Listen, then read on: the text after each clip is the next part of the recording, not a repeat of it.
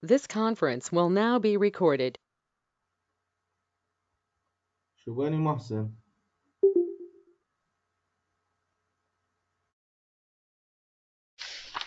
So, hello one and everyone joined in our today's webinar. A very good morning, afternoon, and evening to everyone present here. Before proceeding further, first let me introduce myself.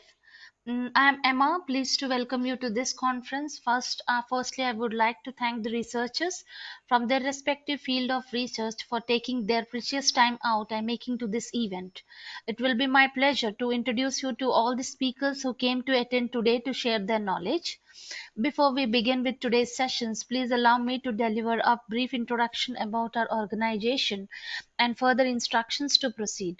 Scisynopsis conferences provides the opportunity to discuss latest cutting-edge clinical and basic scientific research from all the elements and fields of life sciences, medical, clinical, chemistry, technology, medicine, pharma, management, engineering, and technology.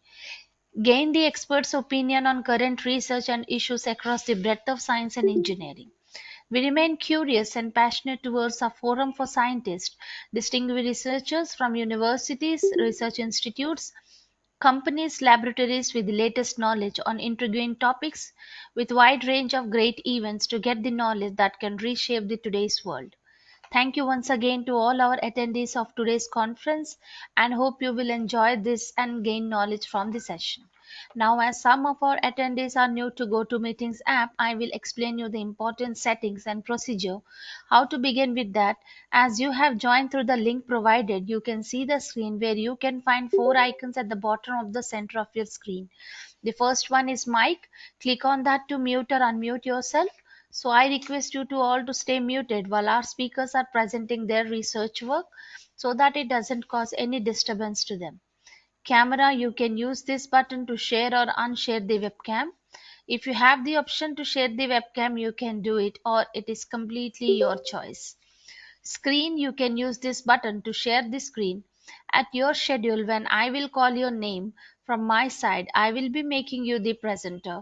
When I will give you the access to share you the screen, then you need to click on this button and you will find a pop-up window which will ask you to share the screen and you can proceed further. For MacBook and Apple device users, once I make you the presenter, then you need to give permission to share your screen in your system preferences. After that, you need to log out from the session and need to join again from the link and share screen for the presentation. Leave, this is your fourth icon. Clicking on this button will leave you from the session. On the top right corner, you can find four icons. The first one is people, which shows you all the attendees of the webinar. The second is chat. In this option, you can chat with any other participants or with me for any queries. Third one is notes, is to write down your notes of during the conference. Fourth is settings. You can use this button to check for the settings for your speaker and microphone. So as mentioned, kindly remain muted during the presentation so that the presenters don't get disturbed. And for any questions, you can ask me or can write in the message box too. Finally, I would like to request you all to give a brief introduction about yourself before starting with the session so that we can know about you virtually. Now let's move into our sessions. So today's session starts with the keynote presentation by Dr. Yang Yu for Zhaotang University, China. And the title of the talk is Si3N4 based integrated functional devices. Hello, Dr. Yang. Hello. Yeah, hi. So can you please click on the share icon on your screen? You are the presenter now. Okay. Yeah, your screen is visible to us. Perfect. Yeah, you can start your presentation. Okay. Hello, everyone. My presentation is organized as following. First, I will introduce background and applications. Then I'll show the supercontinuum generation. Besides, I will introduce polarization beam splitter and dispersion compensation components. Silicon nitride shows low linear and nonlinear loss across the wavelength range from visible to mid-infrared. It has the compatibility with CMOS technology and has the higher fabrication tolerance. Compared with silicon waveguide, silicon nitride has no two-photon absorption, so it is suitable for high-power systems. Thus, the silicon nitride waveguide has been widely considered for the high-power applications such as the following.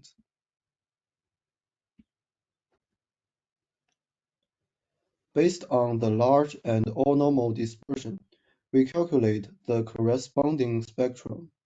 We change the input pulse width, the peak power, and the central wavelength. We can obtain an over 400 nanometer flat and coherent supercontinuum, which across E, S, C, L, and U bands. The generated spectrum is flat with a small dip and peak. The left figure shows the spectral evolutions of the palm pulses along the proposed waveguide. It can be clearly seen that around 5 mm, the spectrum starts to be stable. We can see that the generated supercontinuum demonstrates perfect coherence property over the entire bandwidth. Based on the above search, we know the large negative dispersion could accumulate more dispersion, which is not suitable for broadband supercontinuum generation. We first change the waveguide width in a step of 1000 nanometer. In the next step, we keep the waveguide width as 2000 nanometer and the slot in the middle, and increase the waveguide height.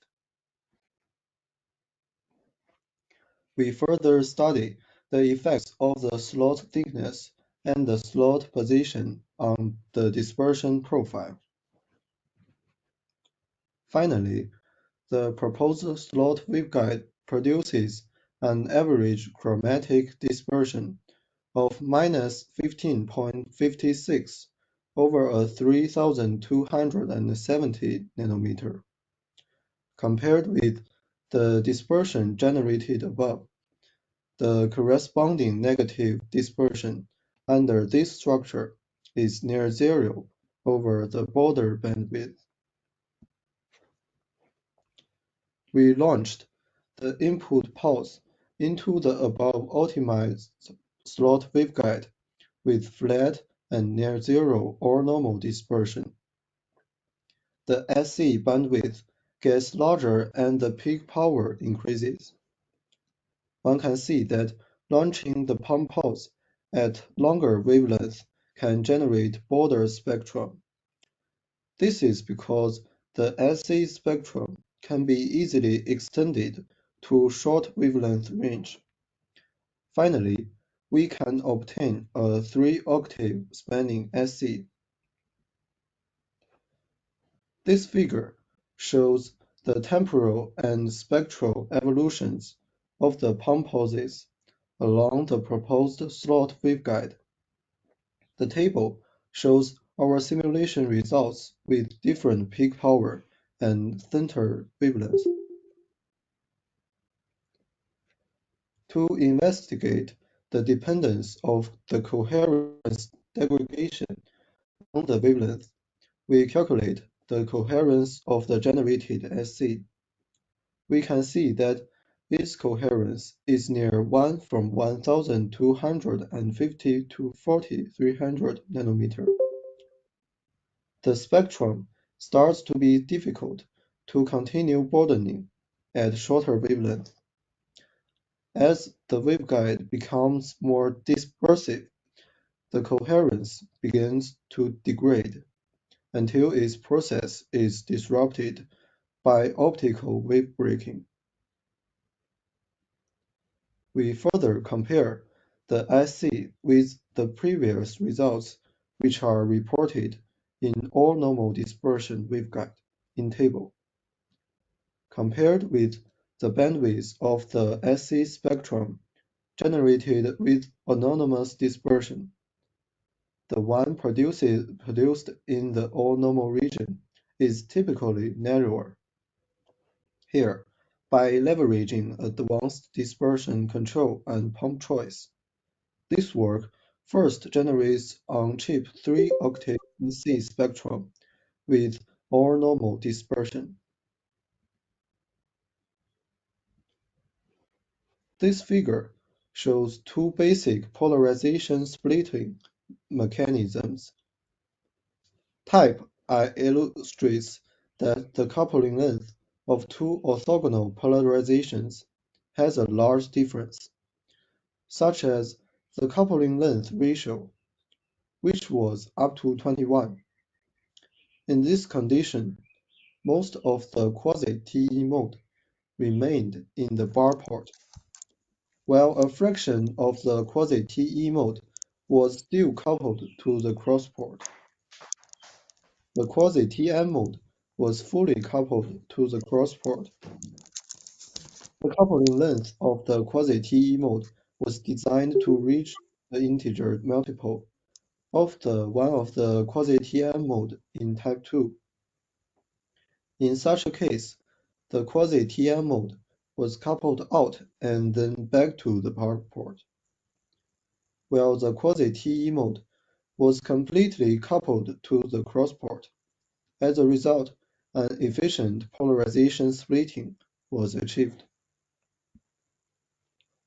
The schematic of the silicon nitride horizontal single-slot waveguide-based PBS is depicted in the left figure, which was based on type 2.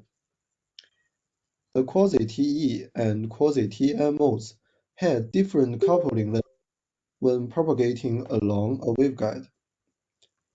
The blue and red lines represented the power transformation of the quasi-TE and quasi-TM mode, respectively. In the figure, different color regions represent different materials.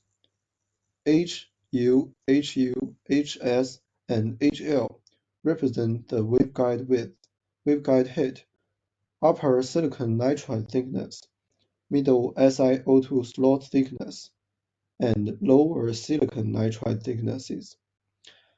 The right figure shows the fundamental TM mode field distributions at different wavelengths. We calculated the effective indices of the supermodes for the coupled waveguide structure using a finite element mode solver.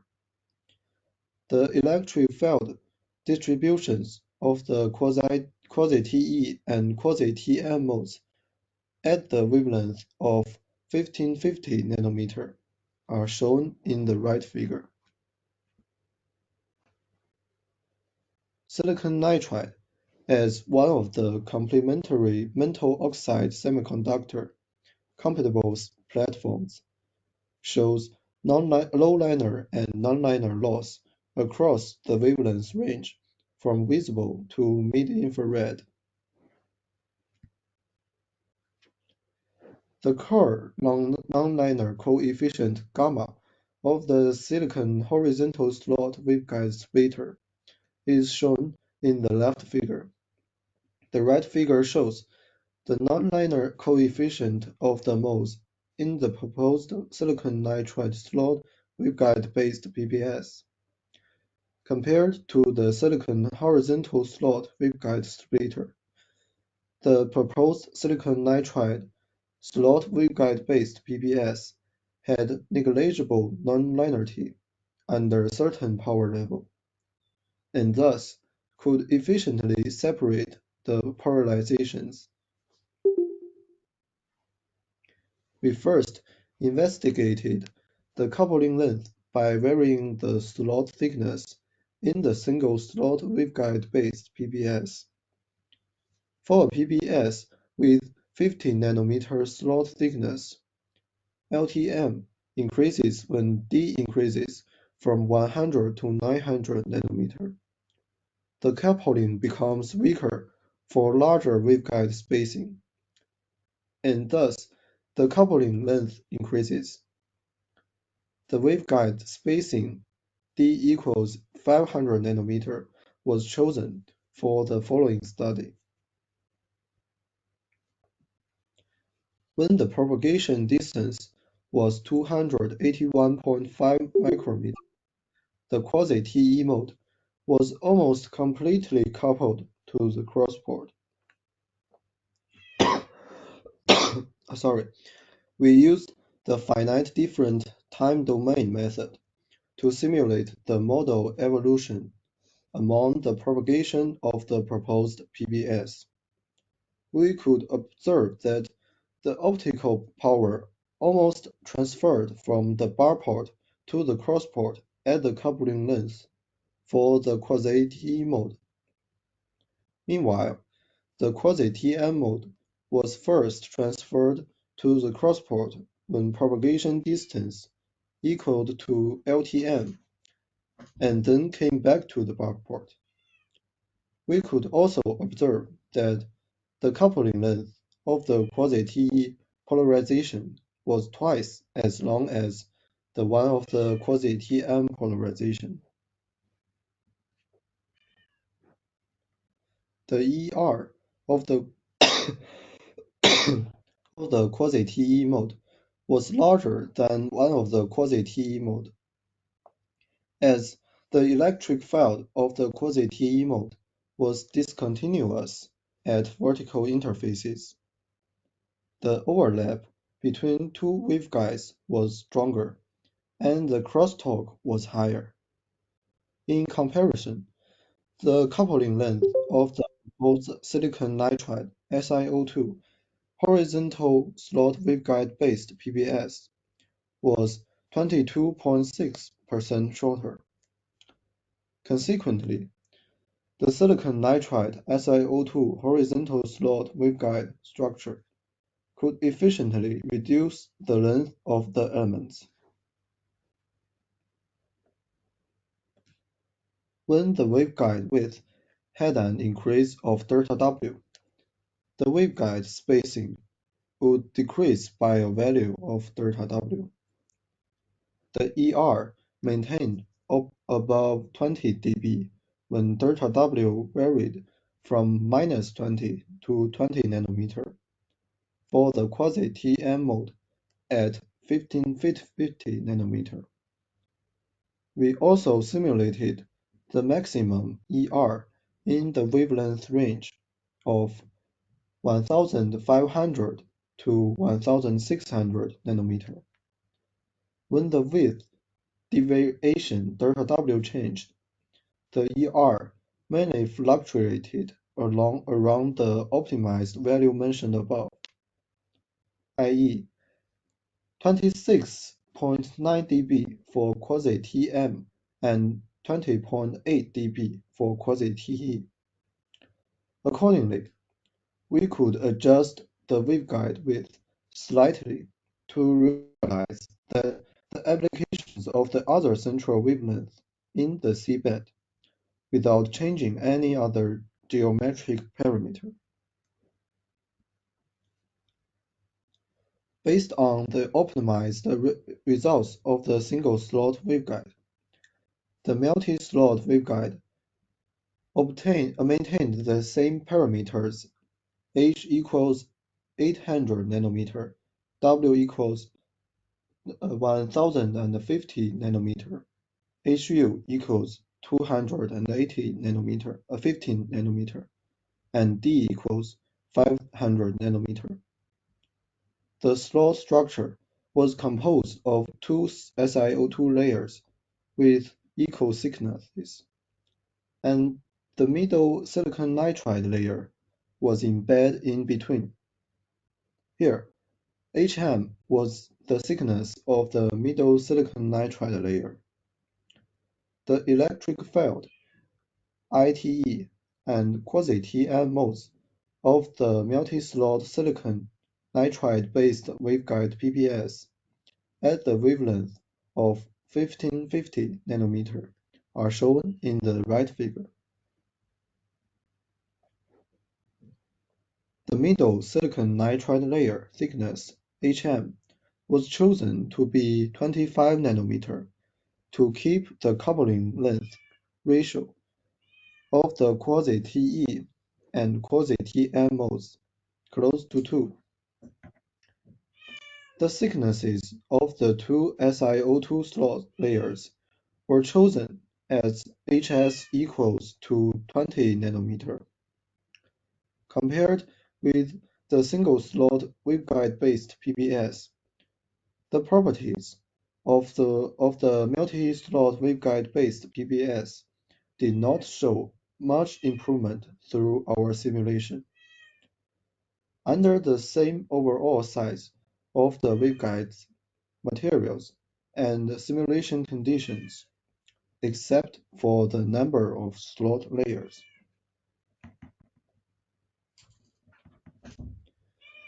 One can see that both the single and multiple waveguide-based PBS showed a similar trend, such that although a shorter coupling length can be achieved by using smaller waveguide space or adjusting other parameters, the corresponding ER would be worse. In sum, we could obtain a shorter coupling length at the sacrifice of the ERs for both types of PBSs.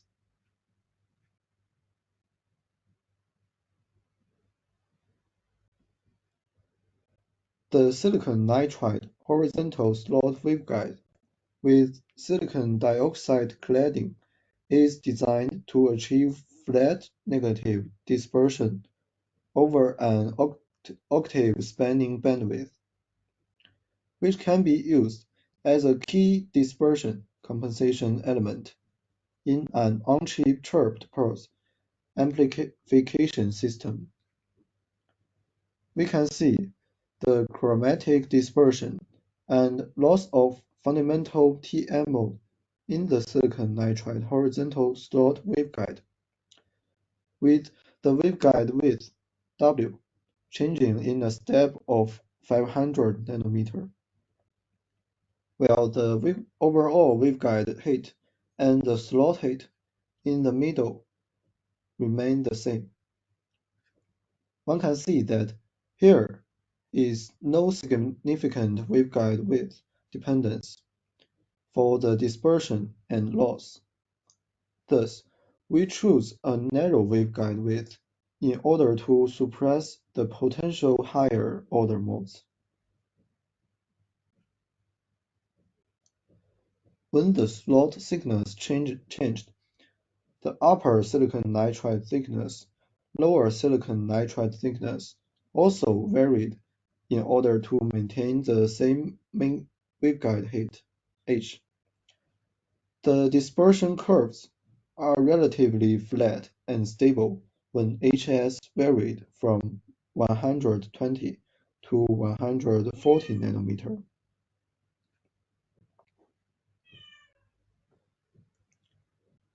Under the premise of optimizing geometric parameters, the silicon nitride horizontal slot waveguide produces an average chromatic dispersion of minus 636 with less than 20 variation over a 13-18 nanometer wavelength range from 782 to 2000 nanometer, which covers more than an octave bandwidth.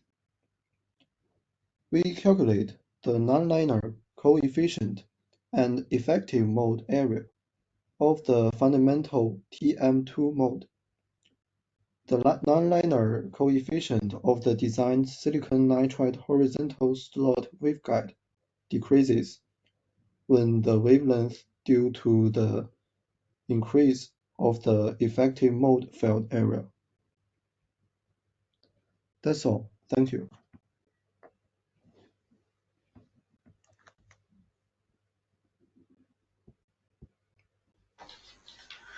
Thank Thank you, Dr. Young, for your presentation. So, any questions from anyone?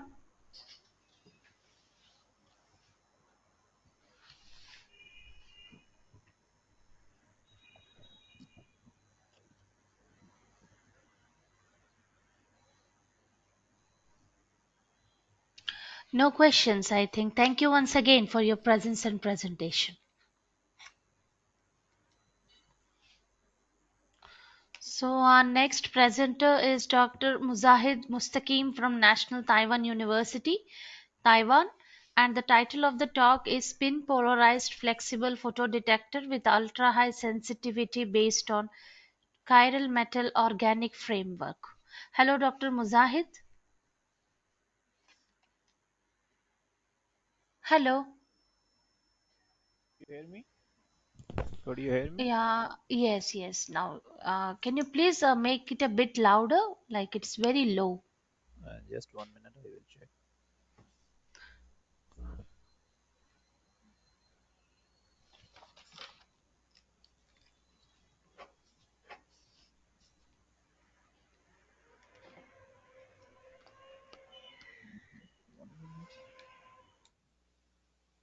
Why it is not showing?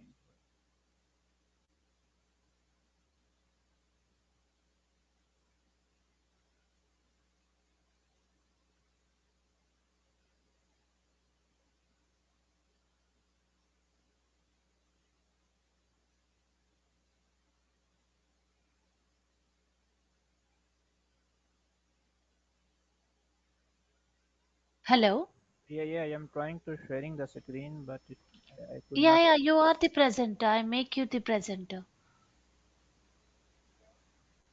So you can see? Yes, I can able to see. You can make it a full screen. Yeah, no, it's okay. Perfect. Yes, please continue. Okay, hello everyone. My name is Mujahid Mustaqim. I am from Department of Chemistry, National Taiwan University, and also I have affiliation with Academia Sinica. Presenting talk is spin polarized flexible photodetector with high ultra sensitivity based on chiral metal organic framework.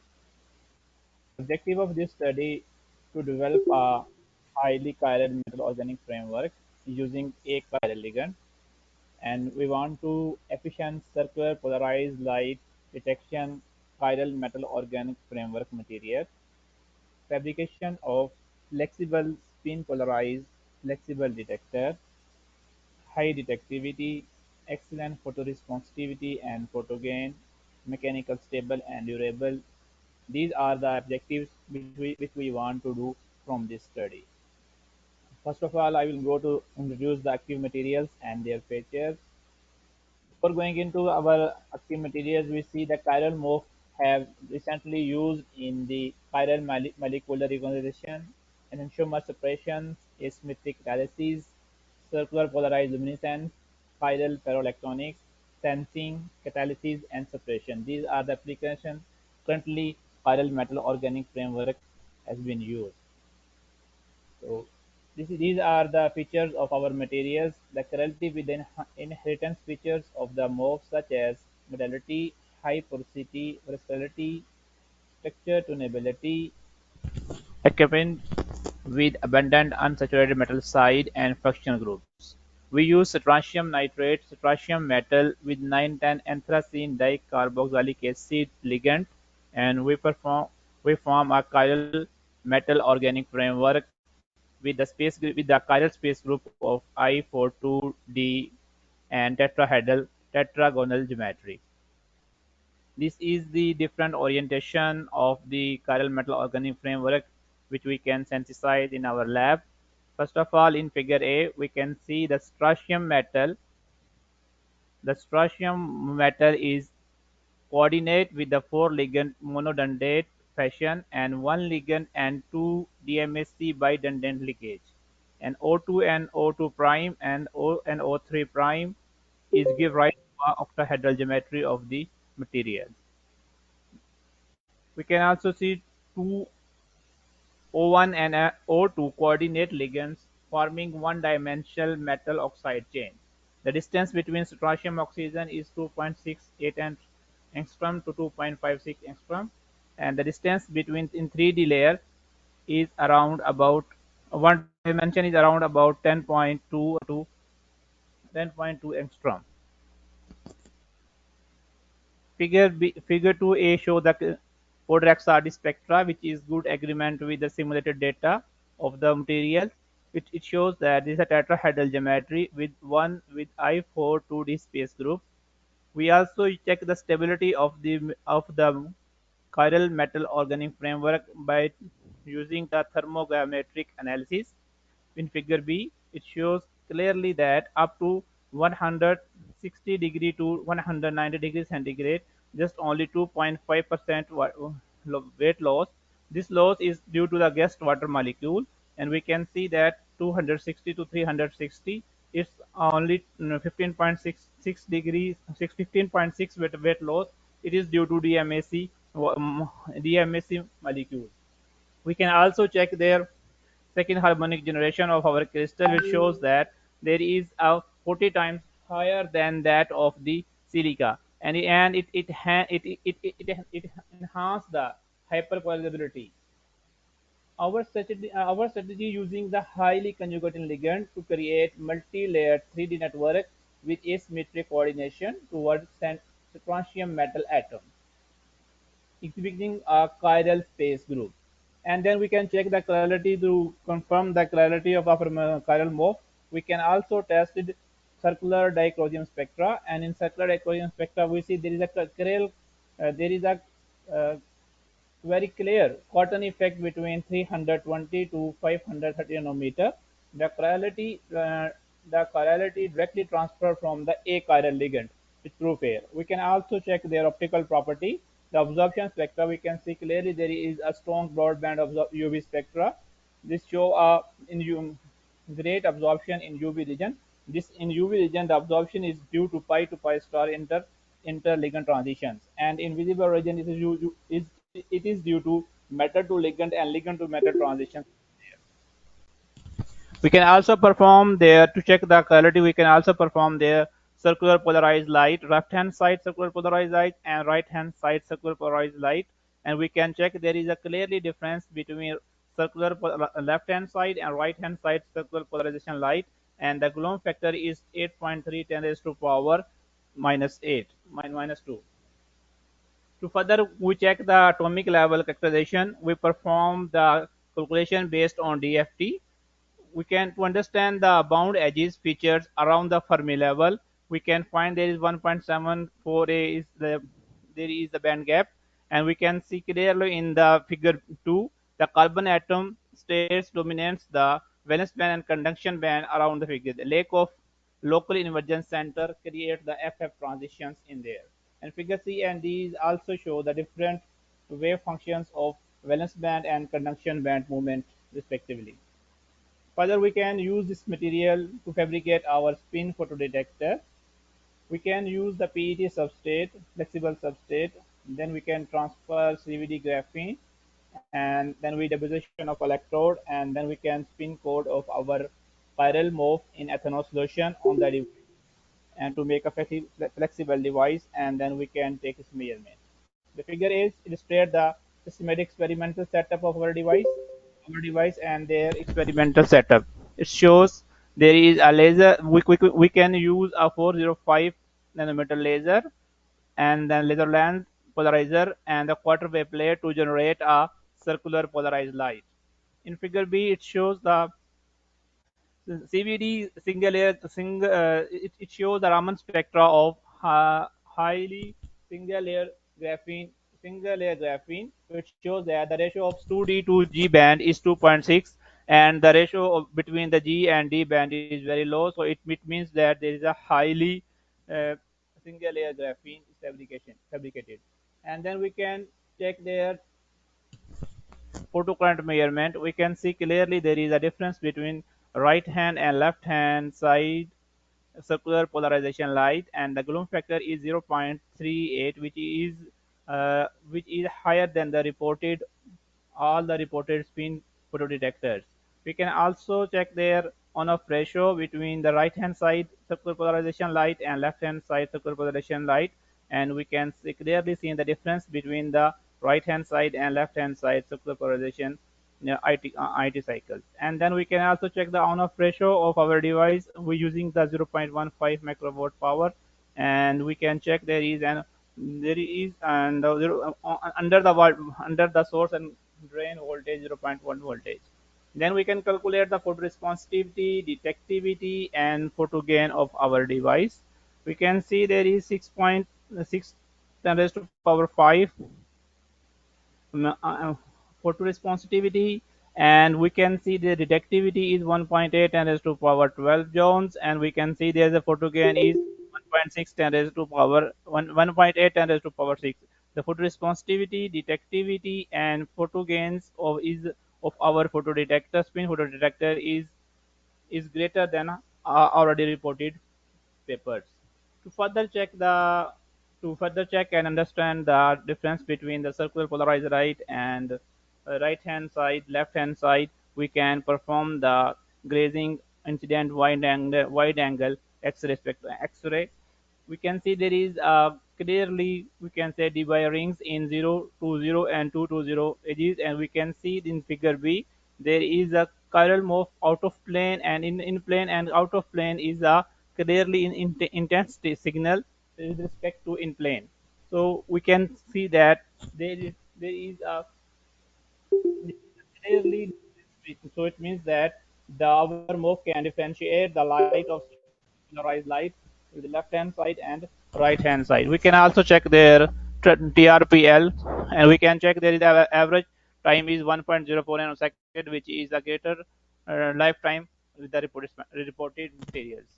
Further, we can check this to make our same experimental to make with use the PET flexible substrate, and we can shine the light with a laser 405 and using the polarizer and butterfly plate to generate a spin circular polarized light. And we can see in figure B there is IV curve, and we can see there is difference between the light left hand side and right hand side circular polarization light, and under the 0.15 microwatt per centimeter of power of laser. And we can see that gloom factor between right hand side and left hand side is 0.14.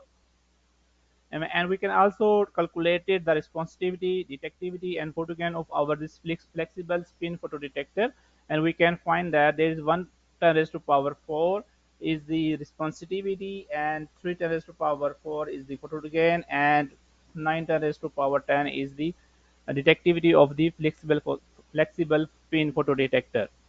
Then further we can check their bending edges. We can see their different bending cycles under the right hand side circular polarization light and left hand side circular polarization light, and we can see there is mm, much stability in our device rather than there is any other, and their gloom factor is also maintained as 0.14. Conclusion: we have successfully synthesized the chiral move based on a chiral building blocks and demonstrate their excellent capability for the application of spin photodetector with features intrinsic clarity, outstanding quality with a high gloom factor of 0.38, low working voltage less than 0.1 volt, excellent detectivity 1.83, and the 10 to 10 raised to power 12 joules, high responsivity 6.0 10 raised to power 5, and photo gain 1.8 10 raised to power 6, outstanding endurance. We believe that our findings were useful in providing an alternative route for developing spin optoelectronics devices based on chiral metal organic frameworks, which can have a wide range of applications spanning from optical communication to pharmaceutical synthesis. Acknowledged to Academia Sinica, International Taiwan Graduate Program, TIGP Nano, Ministry of Science and Education, and also National Science and Technology Council. Thank you for listening. That's all. Thank you, Dr. Muzahid, for your presentation. So, any questions?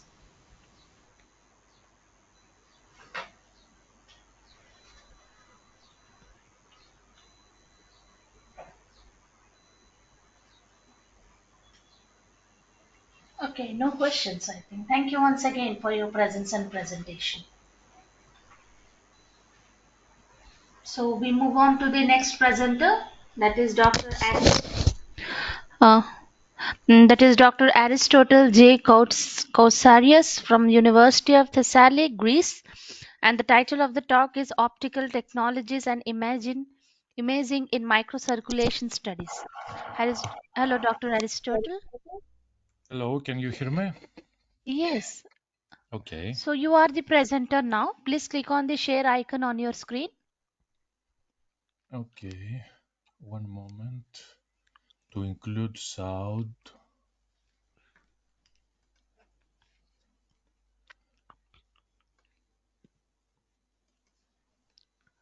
Okay. Yes, we can able to see your screen. Okay. And I can maximize now. Okay. Yeah, you can maximize and make it a full screen. Okay.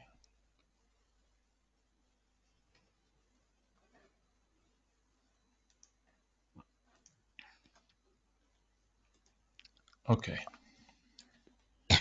So everything is Perfect. okay? Fine. Okay.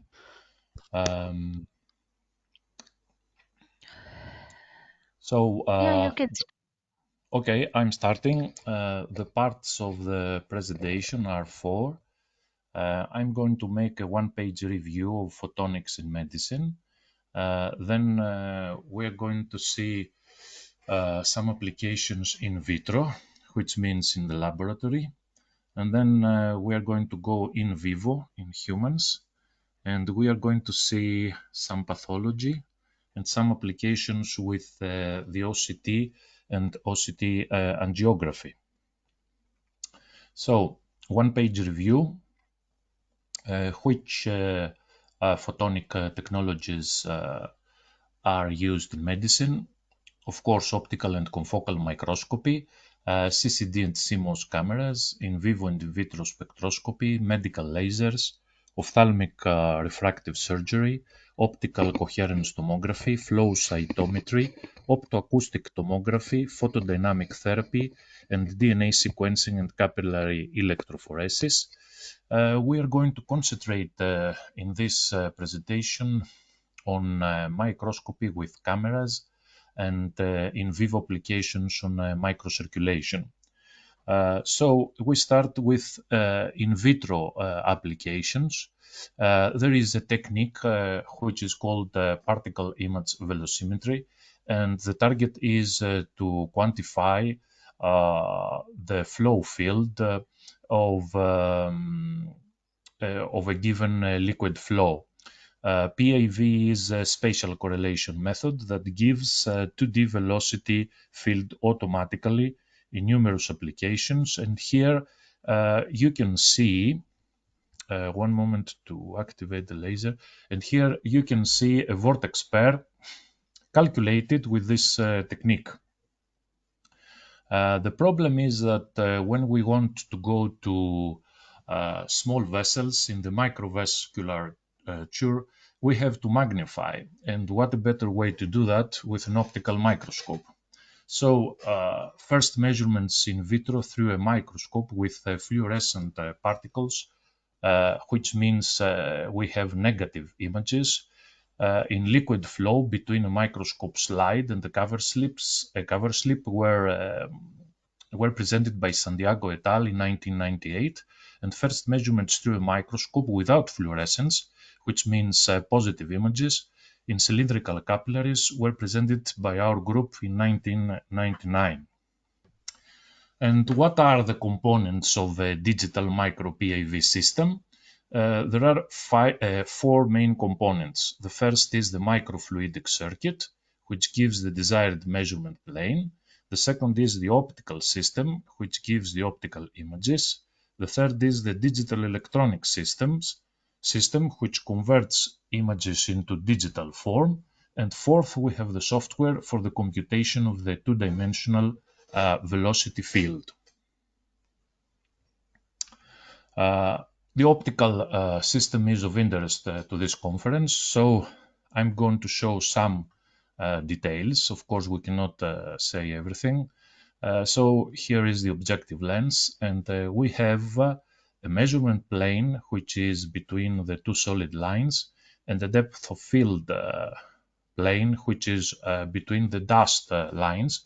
And as you can see, the depth of focus is always much lower than the measurement plane width, and this is a problem that the engineers have to face when using this technique. One of the problems. So another problem is what type of microtube in the in vitro setup is going to be used. There are the cylindrical microtubes and the rectangular microtubes or microchannels. Rectangular microchannels are not very good models for simulating animal microcirculation, but they possess a single geometry with minimum optical distortions. On the other hand, the cylindrical microtubes are better for the simulation of the real microvessels, but they require a good optical matching. So let's see what is the situation here. The typical situation for a cylindrical vessel is that the liquid suspension inside the vessel has a lower refractive index than the surrounding glass or environment.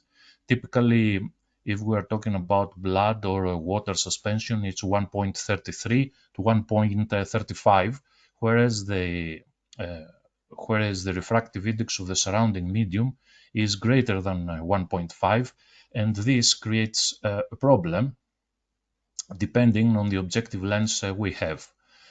So each collecting angle of the objective lens corresponds to a maximum output angle and to a line segment EZ that is lost when we want to image the diametric plane. So if you want to read more on this analysis, you can find it here in 2022 paper. So these are the main, these were some of the applications in vitro environments. And now we're going to go to the in vivo microcirculation and see how optical imaging techniques with microscope can picture the human microcirculation. And there are three windows in the human body for non-invasive measurements in the microcirculation. The first window is the fingernail fold window. The second window is the sublingual tissue window. Both of these can be used at bedside, and they are contact techniques. And the third is the conjunctival tissue window in the human eye, which has the advantage with that there is no contact. So let's see a little bit about these techniques. For the nail fold, here we see the nail fold from where we take the image. We use a technique called nail fold video capillaroscopy. And this is the instrument that takes the image and sends it to a computer. For the tongue, we have a system that is called sublingual video capillaroscopy. And here is a typical instrument that is composed of green LEDs, a CCD camera, and a magnifying lens. And here is a picture that is taken from the human tongue. And the third window is the human eye conjunctiva, which has the advantage of not being in contact with the instrument. The instrument is a classical slit lab, but most of the times is appropriately modified to meet ends and to satisfy the target. And then we have a CCD camera at the personal computer. Here is a picture of the real thing. This is the CCD camera, which is a compact scientific type scientific camera. And this is a system of high magnification, high speed, digital for the conjunctiva. So let's see some applications. Known pathologies that affect exchange microvessel hemodynamics are the diabetes, the sickle cell disease, the heart disease, and COVID-19. Here is the site of measurement. Here is the vascular tree. We begin from the aorta. We go to large arteries, to capillaries, then to large veins, then to the lungs, through the heart, and then again through the heart to the aorta. But we measure here in the smallest capillaries and venules of the system. Here is the site of measurement, and let's see some of the results regarding diabetes. They found Kansari et al. Differences at all stages of diabetic retinopathy. In sickle cell disease, there is a correlation with conjunctival blood velocity, reported by Cord, Valles-Chabad, 2015. And this is some results from the heart disease, very interesting results, because they found that conjunctival blood velocity correlates negatively with cardiovascular risk. As you can see in their results here in this table, this is low risk, intermediate risk, and the third column is high Framingham risk. And as you can see, the axial velocity is higher when the risk is low and diminishes as the risk gets higher. So there is a negative correlation, which is a very important result. And another recent important result was about COVID-19. We all were very troubled about this pandemic, and when the first reports from dead people came about microcirculation, we had the idea of seeing what happens in vivo in living persons. So we designed a project with conjunctival video capillaroscopy to see what happens if we compare 17 patients after COVID hospitalization with controls. And as you can see here, we divided the microvessels in three classes: in capillaries, in postcapillary venules of size 1, and postcapillary venules of size 2. The diameter was matched, so it was not a confusion factor. And here are our results. The white columns are the controls, and the gray columns are the COVID-19s. And as you can see, there is a huge difference in axial velocity between the controls and the COVID-19s in all vessel classes. So we proposed that this could be a very good explanation for the long COVID syndrome. So we are moving now to the final part of my presentation, and this is about OCT angiography, which is called in short OCT-A. This is again in the human eye, but now we are inside the human eye. And what was the problem for many decades was that we could see the fundus in the eye, but we could not see behind the fundus what lies behind. And in the human retina there are many layers. So there was a very important work by Huang et al. In MIT in 1991 to extend low coherence reflectometry to tomographic imaging in biological systems with the name optical coherence tomography. And this technique has as a central component the fiber optic Michelson interferometer, one of the greatest conceptions of the human mind. So they reported then a lateral and axial resolution of the order of 10 microns at a sensitivity of 10 femtovats, and this was much better than the confocal scanning laser ophthalmoscope. We should note that this resolution is not adequate for measuring at the smallest microvessels as the ones I showed you before. But this instrument has the capability of seeing behind the surface, and I'm going to explain this. So this is the first type of instrument that was presented, which was the time domain OCT. And as you can see, there is a Michelson interferometer.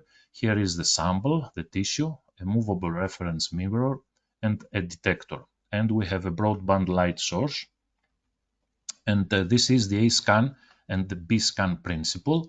So This is the beam, the laser beam, and as the movable mirror makes its scanning, we have a measurement of reflectance along this line, which is this diagram here.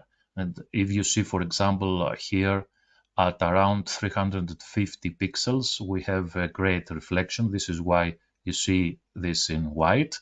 This instrument then was able of taking about 400 A scans per second. This is called A scan, which is along the optical axis of the instrument. And if we combine many A scans along the lateral or horizontal direction, we can make a picture, an image, which is called the B scan. And this is fundamental because it was for the first time in history that we could see below the human inner retinal surface, because the surface is here. And with this technique, we can see all the layers of the retina and into the choroid. So this is wonderful, and it is non-invasive, because we could do this, but in an invasive way with a fluoroscopy. So this is the A scan and the B scan. And in order to acquire an image of the fundus area, many B scans would have to be combined. And this means that there was a great need for speed. And as it was clear from the beginning, the moving parts of the time domain OCT was a great disadvantage. So we moved to the spectral domain OCT. Here there is a basic difference. Instead of a movable mirror, we have a fixed reference mirror.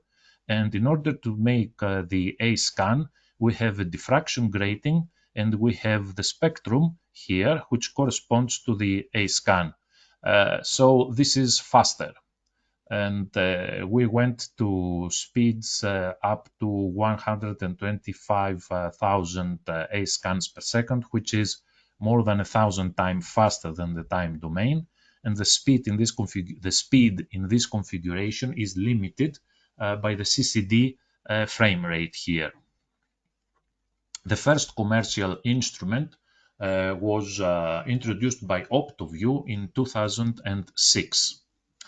Then we moved on to the next generation instruments of OCT called swept source OCT, or SS OCT, which was FDA approved in 2016. So this is a rather recent development. And here we have another change. Instead of a spectrometer here, which is rather slow, there is a simple photo detector, but the light source is now a tunable laser with a central wavelength L0 and a tuning range, which is shown here as a bell-shaped curve. So this configuration is even faster, and the speed can reach to velocities up to 200,000 kilohertz, or this means 200. Not 200,000, 200 kilohertz, or 200,000 A scans per second. So this is the result. This is a non-FAS image from a 3D cube raster scan of the inner plexiform layer of the fundus of the normal right eye. And here in the center, it is the foveal avascular zone of the macula, which is called by ophthalmologists as the center of vision. I want you to notice here that the interesting part is that this layer here is not the surface that we saw before. This is below the surface. So this instrument has the capability of showing us below the surface of the fundus. So this was very cool. And the OCT, of course, was the fastest adapted imaging technique in the history of ophthalmology. And in 2010, the number of ophthalmic OCT scans was comparable to the number of MRI, SPECT, PET, and CT examinations. This is rather amazing. So We're going now to the last part of my presentation, and in ophthalmology, the visualization of retinal and choroidal vessels in high detail has always been considered an important step for a better diagnosis. In this context, one of the relatively novel OCT imaging applications is OCT angiography, or in short, from now on, I will call it OCTA. So this is OCTA, and OCTA means OCT angiography and was commercially introduced in 2014. What does it do? OCTA utilizes the blood movement within the fundus vasculature to construct an angiogram, depicting as black the locations without variance and as white the vessel locations with variance due to the detected blood flow. In this way, the microvessels appear bright in a dark background. I will show you a picture after this slide. The identification of the pixels with blood flow is accomplished with a motion contrast algorithm. So this OCTA thing is more like a software thing than a hardware instrumentation we saw earlier. And things are getting complicated with a lot of image processing. But the results, I think, are rewarding, as you can see here. This is a high contrast OCTA image of the fundus of the normal eye, and the image was taken with the same instrument, which is OptoView Solix, as with the previous slide, but using angiography technology. So you see how black is the rest of the tissue and white is everywhere we can find capillaries or venules or arterioles, which are the microcirculation. I will show you the previous slide to make a comparison and see this is the ordinary OCT image and this is the image with OCTA. However, there is nothing perfect in this world, so there are limitations, and especially on absolute blood flow quantification, because OCTA cannot quantify blood flow in an absolute way, since it normalizes the signal between 0 and 1. So here are the available blood flow velocities, and as you can see through this sigmoidal curve, there is a correspondence to black and white and to gradings between these two values.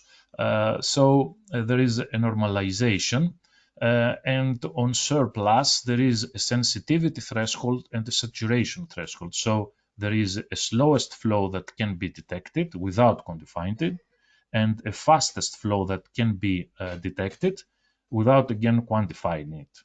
So what I would like to say is that conjunctival video capillaroscopy gives an attractive alternative for the in vivo microvascular study in humans, since it can provide fully quantitative hemodynamic information from the smallest diameter microvessels without mydriasis. If you want to see more on OCTA advantages, disadvantages, hardware and software comparisons, you can see a recent review published by our group in 2022. So one group in China thought that if we combine the two technologies, maybe we would have a better result. So here in this setup, they combined the ordinary slit lamp with the conjunctival video capillaroscopy setting and an OCT sample arm, so the operator can switch between these two modes, and this is rather interesting. So closing this presentation, I would like to say that there is a special issue in the Journal of Biomedicines with the title Blood Microurology in Health and Disease. So if someone of you is in this area of research, he could make a contribution. I have the honor of being the guest editor in this special issue. And that was all. Thank you very much for your attention. These are two images from our hometown here, Larissa, Greece. This is the grave of Hippocrates, the father of medicine, and this is our theater, which is going to be functional after 2,000 years this summer. Thank you very much.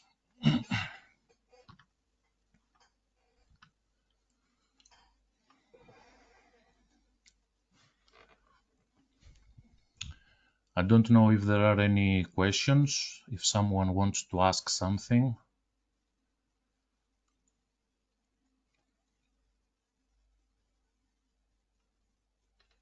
Yes?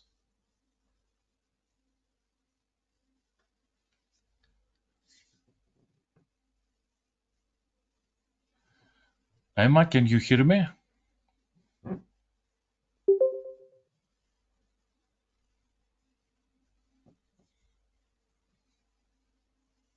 Emilia or Emma, can you hear me?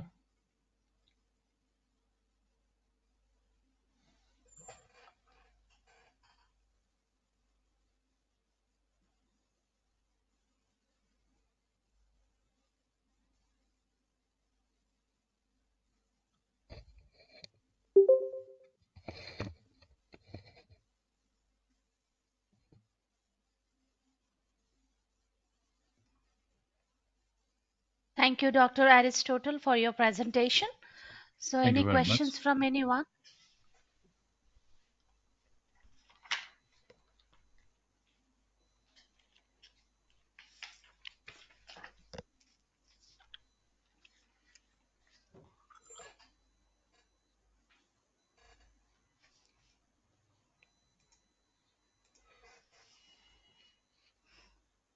Okay, no questions, I think. Thank you once again for your presence and presentation. Thank you, thank you.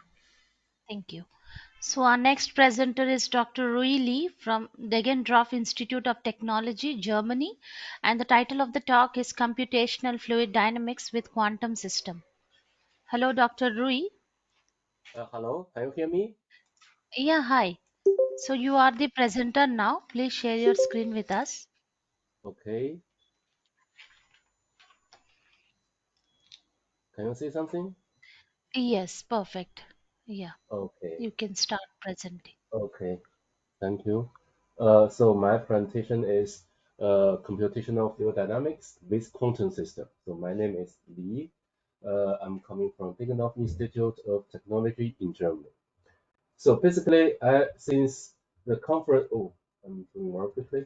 So basically, since the conference is quantum and nuclear conference, I would like to start with my uh, introduction with a case which originally coming from nuclear industry. So nuclear industry is in case if there is something melting in case of accident or some incident. So if the nuclear reactor is melting means the fuel will become liquid. Such liquid is very dangerous. Once as long as the fuel become liquid, this is very dangerous. This is very dangerous. So basically, therefore, if whatever reason, if this liquid start to do a so-named sloshing, then this will be a very, very dangerous accident. Therefore, this is a pure fluid dynamics. Of course, this is coupled with, the coupling with the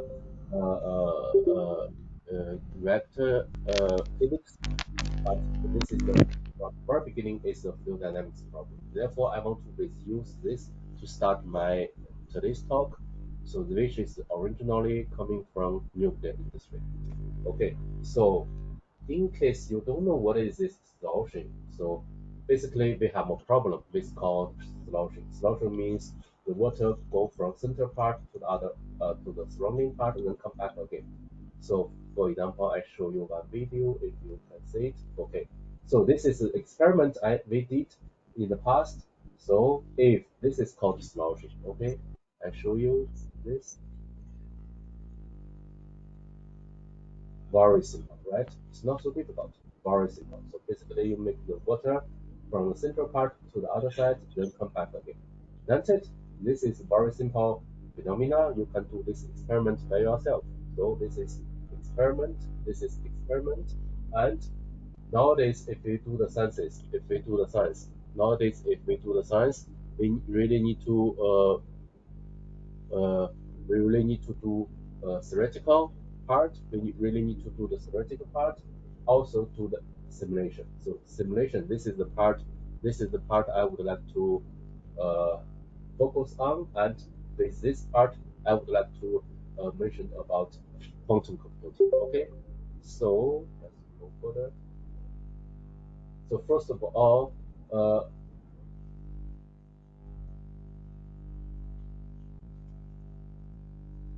so this is the experiment.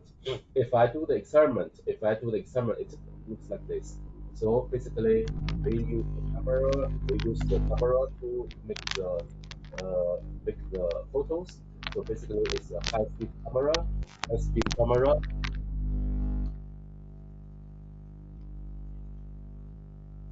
high-speed camera, then 24 frames per second. So it looks like this. I can really remake the experiment like this.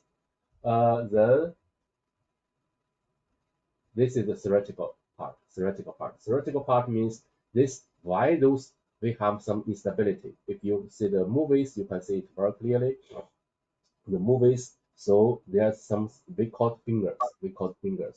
So named Taylor, really Taylor fingers is really important in such phenomena as long as the liquid there's interface. So the interface this is before, then this figure will instability will become bigger and bigger, bigger and bigger. It looks very beautiful, but we call it instability. So this growth rate for such incredible, for example, water is in a linear surface between this, yeah, it's well known, yeah, it's called really Taylor instability, and it's classical textbook result, simply like this. And we really want to simulate this. This is also happening in the nuclear reactor. Also, helps to explain how you drink a wine, how you spill water from a glass, and so on and so forth. Then, in the particular case I showed earlier, it's called they have another name. So basically, when this interface is from incompressible becomes compressible in the and if this planar surface interface become geometrical convergences, then it becomes so it's not flat. It's not flat, but like what I showed earlier, it's like a glass. It's like here. It's like here. Then it's not planet. Now it's a components. This is a cylinder. This is a cylinder. Therefore, this is different. Then therefore we call it Bell palette instability. So this is theoretical thing. This is theoretical thing. We have the experiment. We have the theoretical. Now I would like to show some simulation, which is the main topic of today. So when I want to do the simulation, again, I use the same geometry. I have to choose the fluid dynamics thing, viscosity. I have to choose the particle size. I have to choose the particle. I use the particle method to simulate the fluid dynamics. I need to consider, in between the particles what's the distance, and we have to decide how big is the particle, and we have to also consider the compressibility from the equational state, and we have to do the density. So basically, we have to really implement everything to the simulation. Basically, what kind of simulation is called smooth particle heterodynamics method. So this is usually we said computational fluid dynamics is with mesh, but this method is without mesh. It's totally purely Lagrange partial numerical method. So basically, then this was developed by my colleague, and this we use the 2D, 3D. We also coupling with Paraview with open source software. We also can do a lot of post processing thing. Okay, so if I do this part, do this simulation. If I do this simulation, it looks like this. I will show you one video also. So from the very beginning, it looks like this. Then it starts go over, to touch the surface of the glass, and coming back, then to the inward slouching, then come back. So therefore, I would like to show you. Hopefully, it works. Yeah, with you guys also. Can you see the movie?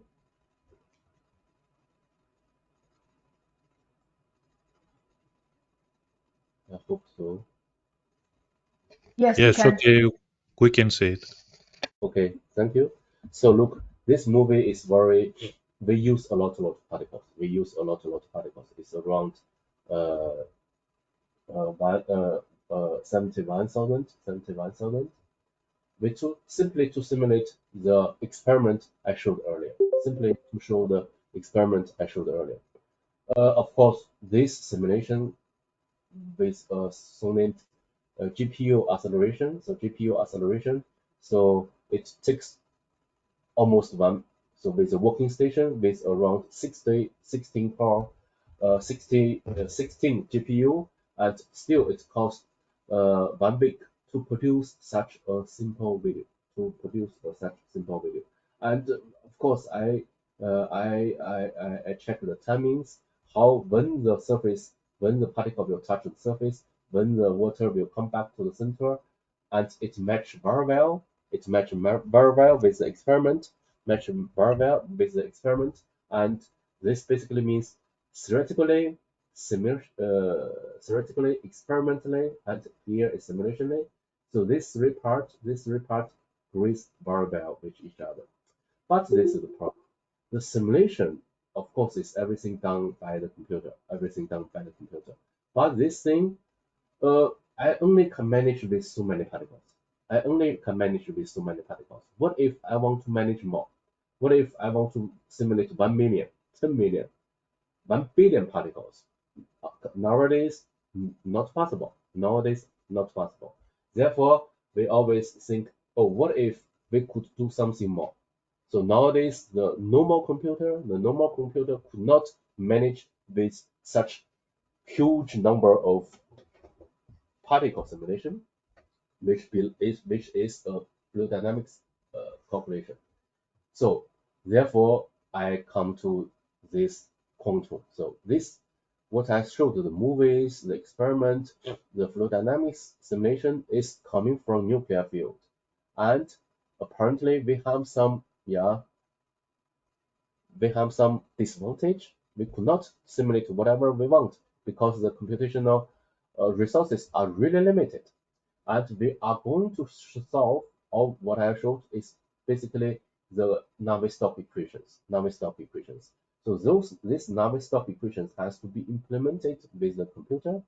Of course, therefore, some physicist says, okay, any fluid dynamics model or numerical approach is temporary, so it's maybe wrong, but the understanding is always forever. So you have to understand the fluid. Therefore, also we have this computational limitations. Therefore, the physicist has to make modeling. I have to decide, yeah, I could not manage so many particles. I probably could only manage a little bit particles, but not so many. However, nowadays I believe you heard quantum computing. So probably quantum computing can give you a possibility to solve such equation, such fluid dynamics problem with a huge capacity, and uh, then we don't have such problem anymore. I can simulate whatever I want. How many particles? I don't care the particle numbers anymore. However, since the quantum computer is a total different computer compared with the normal computer, start with the quantum physics. So in the normal computer, so semiconductor computer, we have either 0 or 1, But unfortunately, in quantum computing, we can have both. So really depends on when you look at the position and how it behaves. So it means possibilities. And in the normal computer, so classical particles, either you can be kind of continuous, but in quantum field particles, you can either be 0 or 1 and in the same time. There's another thing called co-occurrence. So this is also an enlargement. These two guys are really brings you really many uncertainty when you really use this to do a quantum computer. Okay, but this is what quantum physics tell us we have to work on with it. Okay, then instead of in a normal computer we have the logical gates, but here we have some different gates. We have to design the different gates with so-named qubits, and we have the circuits. So they are different from the very normal computer, and we have developed algorithms which only works with those gates. This is not easy. It's not simply you translate something. It's not simply translate something. Really, you have to develop from zero, which means come back to the fluid dynamics problem. Of course, quantum computer can used for many fields. But for fluid dynamics point of view, some people has already tried. For example, for a 2D habitable flow. So we can use so-named lattice Boltzmann method. So to solve this problem, very easy one, I will show you the details. And we have used the quantum computer approach. So basically, to use this lattice means small small grids, and use with quantum circuits. This works already. I put the references already, everything here. I put the reference already here. Also some fluid density. So in the lattice, this density can be solved also with this so-named LBM. So based on this RAC equations or quantum mapping. So basically, you can see such we call textbook problem has to be redesigned, restarted from zero, and use fluid dynamics algorithm to show the result. This is very new. And also with some Burger equations, we can use some transit simulation. Then we turns out to be so-named Fedinate difference method. This is a typical method. Also, we has to transfer to a quantum computer, and so on and so forth. And also even compressible flow to a no-node. This can be also done. This is very new, very new. And we fluid dynamics guys are working on this with a quantum system. So there are some results already. And so I'm going to show you some of them. So for example, the lattice Boltzmann method. This is from this paper, and he is also kind of our partner in this field. He designed a quantum circuit. With procedures with encoding, corruption, propagation, markers, and boundaries. So he designed such quantum circuits, and it works. At least with this LBM simulation. It works at least with LBM simulation. So basically, if we look at the red one is the classical one. And the green one is quantum one. The green one is quantum. It agrees very well. So basically means quantum system can simulate with such simple case. And by the way, this is done by a so-named quantum simulator. So it's not a quantum computer. I believe quantum computer is even more difficult, real quantum computer, but this is simulator. So it can be done. So this is one example, which is done by him.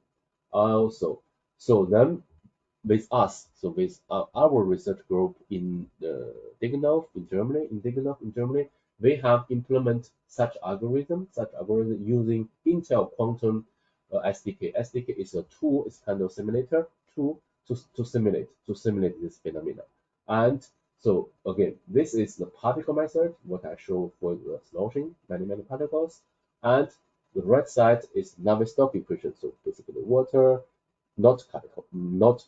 This is not particle. And what I'm just talking about is the name lattice Boltzmann. Lattice Boltzmann is in between.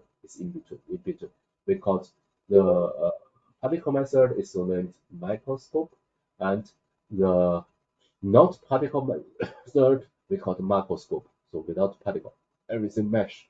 And in between, this is in between. It's called mesoscope. Mesoscope. This is using a totally different result philosophy as the others. So, and this we have done in our group. We have done in our group using this quantum SDK from Intel company, and we designed this. We implement this algorithm with this Intel SDK, and this is was published with our student, our student last, I guess, November, last October in Italy, So this kind of basically, what I would like to show is basically such new field in Europe, at least in Europe, is very new. We're starting to implement this already, and it works also. We really hope at the first step we have to make sure this quantum simulation works. Then we will consider to make a comparison if really it's faster or not. So faster than the normal computer or not. So, so basically, that is Lattice-Boltzmann equation, Lattice-Boltzmann method. But if we don't use this Lattice-Boltzmann, we simply want to solve a partial difference equation. There also can be done. This is how to can be done. For example, how to solve if you smoke. If you smoke, how do you how do you simulate the smoke from your cigarette, and this is very very famous Van Gogh's Starry Night. Look, this is turbulence, which is described by those equations, and we really want to simulate. But now using quantum computing. There's some way to simulate the quantum fluid dynamics. So basically, this is a very, very classical algorithm. Our students are working on it. So basically, when we do this so-named discretization for the space, we have to reduce the partial different equations to a normal ordinary different equations. So reduce, make it simpler. Then use this ODE from PDE to ODE. Then use this we call a quantum algorithm to solve this ODE problem. Then to return. This PDE algorithm looks like this, and is realized by these two paper already. Realized by these two paper already, and we are also trying to reproduce this result. This result. Okay, so look, this is the result from this paper. We are hoping to get the same thing. So basically, look, exact. So this circle is exact, and simulation is the right one. So he has managed to use the not the Lattice-Boltzmann method, but the direct simulation. So with the Navier-Stokes equation with mesh. So to use this. So look, you can see it can be done also. We can manage this also. So with a nodo means some compressible flow. So basically this can be done also. So we are trying to also to do this. So then I come back to the conclusion. So basically what I'm trying to say is the transport phenomena. So transport phenomena, so either the sloshing or the nuclear reactor remains nowadays still a most challenging thing in the computational physics, fluid dynamics also. Also, the high performance computing, we have supercomputing, we have the polarization, we have GPU, we have CPU, but still, this is not enough. And through my presentation, I showed the classical, one of the dynamics method, so named small particle Photonics, so simulation. I showed you over the accident scenario in the reactor.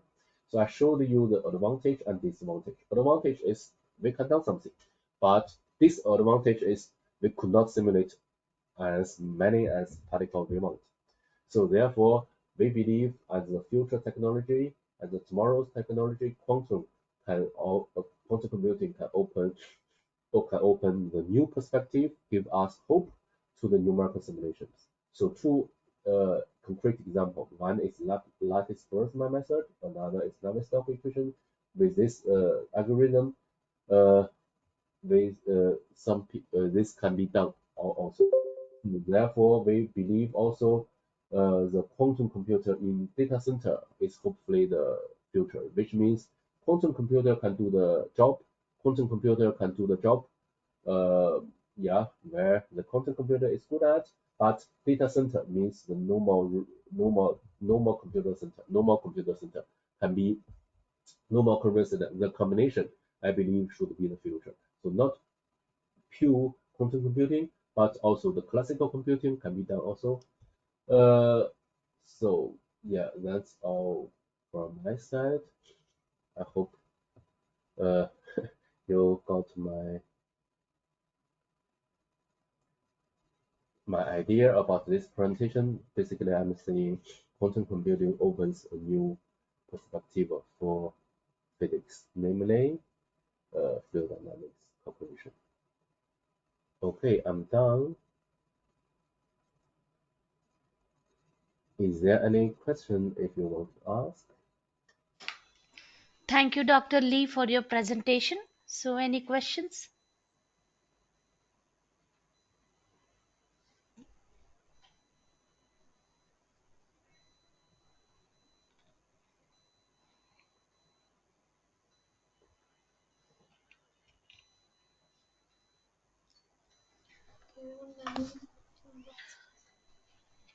Okay, no questions. Thank you once again for your presence and presentation.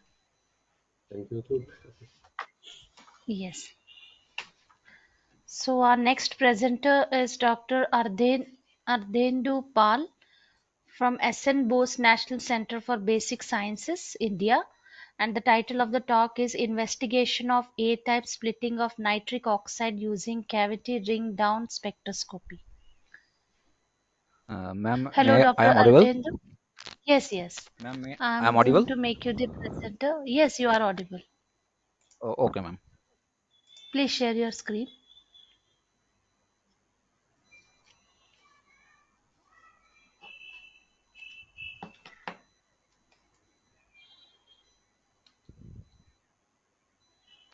So my slide is visible, ma'am.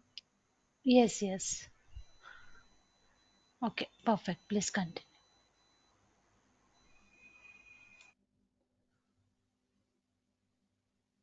So good morning, good afternoon, and good evening to all the respective attendees of this conference all around the globe. So I, Ardhendu Pal, from India, working as the Senior Research Fellow in CBS Department of SN Bose National Center for Basic Science, going to present my research work today. So the title of my talk is Investigation of Lambda Type Splittings of Nitric Oxide using Cavity Ring Down Spectroscopy. So first, I will give you the brief about the outline of my talk. I will first introduce about the nitric oxide molecule and the molecule that is a diatomic and simple molecule made up of oxygen and nitrogen. Then I will speak about the lambda type doublet nature which is found in this diatomic molecule, and I will next explain the cavity ring down spectroscopic technique, the spectroscopic method that we have used in this work to resolve this lambda type doublet in nitric oxide molecule.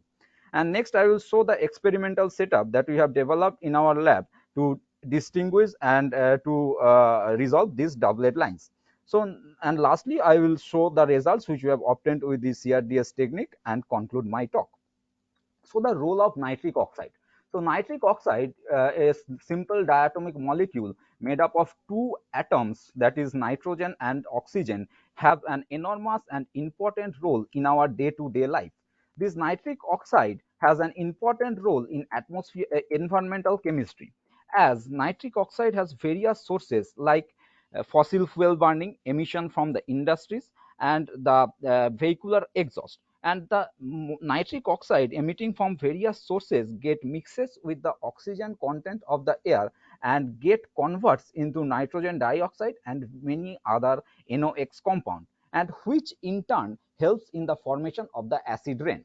Nitric oxide has play also an important role in atmospheric science, as this nitric oxide mixes with the stratospheric ozone layer and causes its depletion, and due to which this nitric oxide plays a crucial and important role in the formation of the greenhouse effect.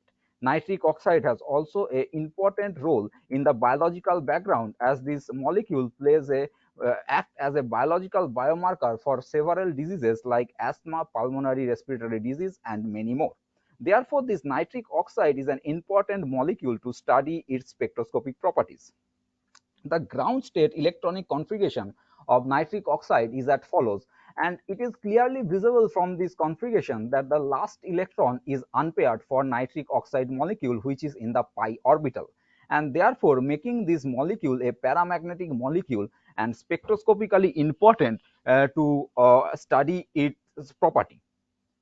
So these are the term symbols which has its respective meaning, and this is the ball and stick model which replicates this nitric oxide molecule.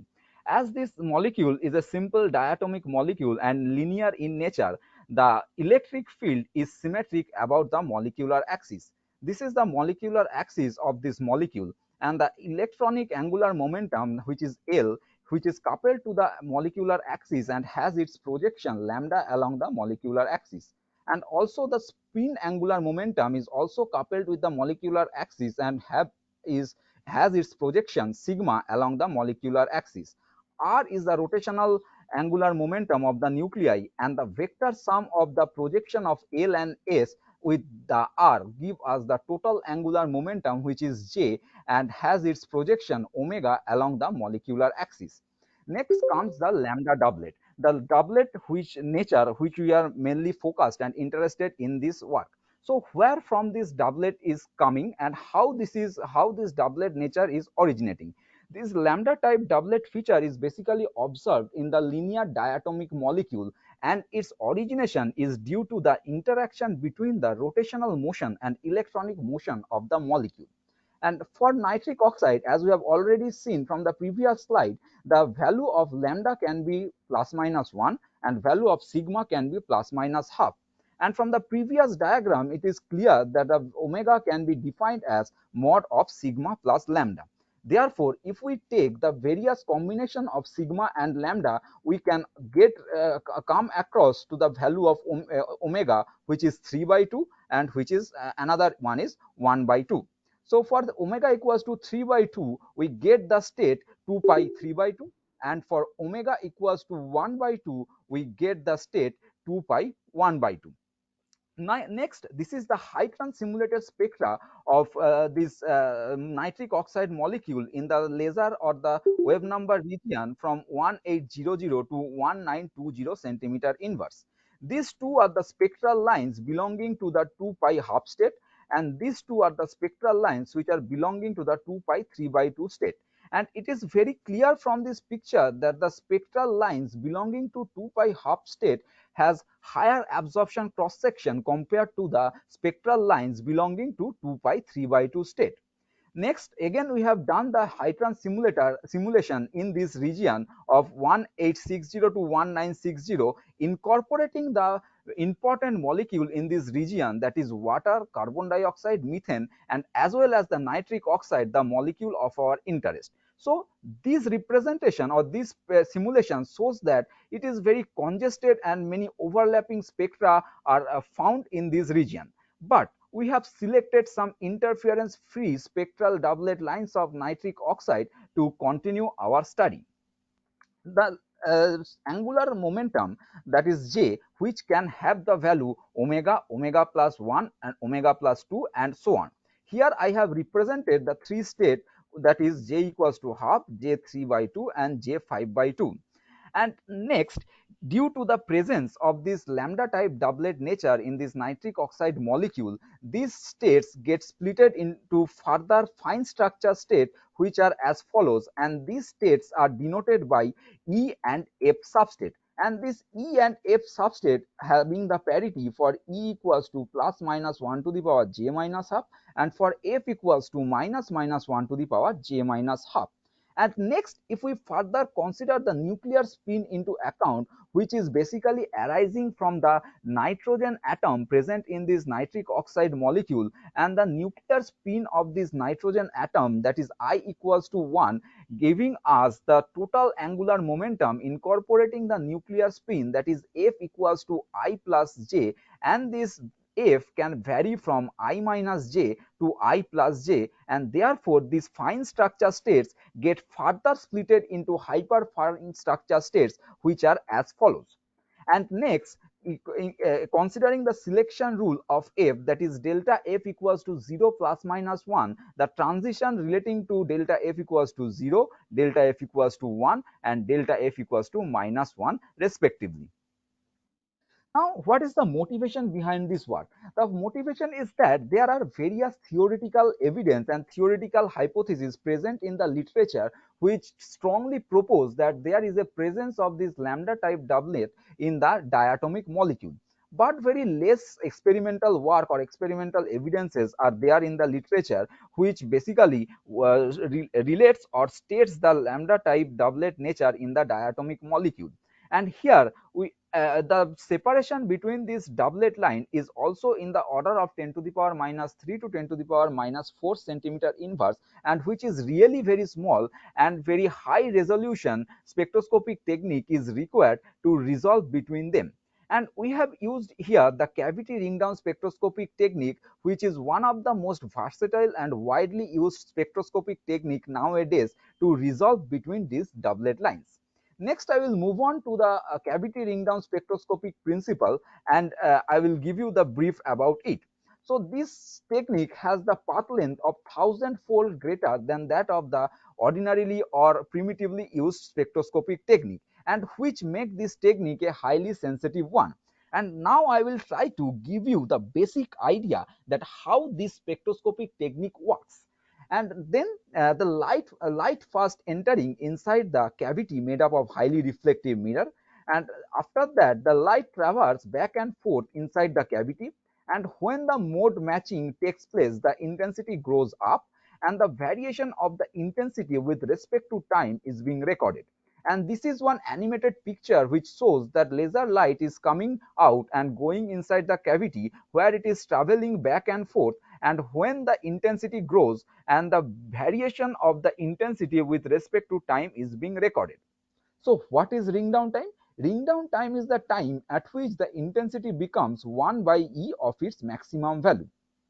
Then comes the mathematical expression, and first this is the trace of the ring down time. This is the tau 0 is the ring down time when the cavity is empty, and tau is the ring down trace for the cavity filled with the sample. And this is the mathematical expression for the empty cavity ring down time, and this is the mathematical expression for the ring down time when the cavity is filled with the sample. Therefore, this extra term alpha d is inserted in the denominator, which is basically arising due to the absorption caused by the sample present inside the cavity, and which makes the ring down to decay much more rapidly compared to that of the empty cavity ring down time, and which is very much well and clearly reflected from this diagram. These terms have their respective meaning, and if we take the length of the cavity to be 50 centimeter and the reflectivity of the mirror to be 99.98%, the effective path length turns out to be 2500 meter, which is 2.5 kilometer, and it is really huge and make this technique a highly sensitive one. Now I will give you the brief idea of few parameters of this setup. So this is the green lines are the spectral mode matched lines which we are obtaining due to the modulation of the cavity length. And next, these red stresses are the ramp voltage given to the piezo attached with one of the highly reflective cavity mirror, so that we can achieve the mode matching very easily and effectively. The free spectral range of these spectral lines are 300 megahertz. This is the ring down trace that we are obtaining with the help of our LabVIEW programming interface. The empty cavity ring down time for our setup is around 8.6 microsecond, and the minimum detection limit for the setup is around 10 to the power minus 8 centimeter inverse. We have also done the Allen variance test to find out the optimum integration time for our setup is around 70 seconds. Next, I will give you the brief idea and the overview of the setup. This is the schematic diagram of our setup operating at 5.2 micrometer laser region.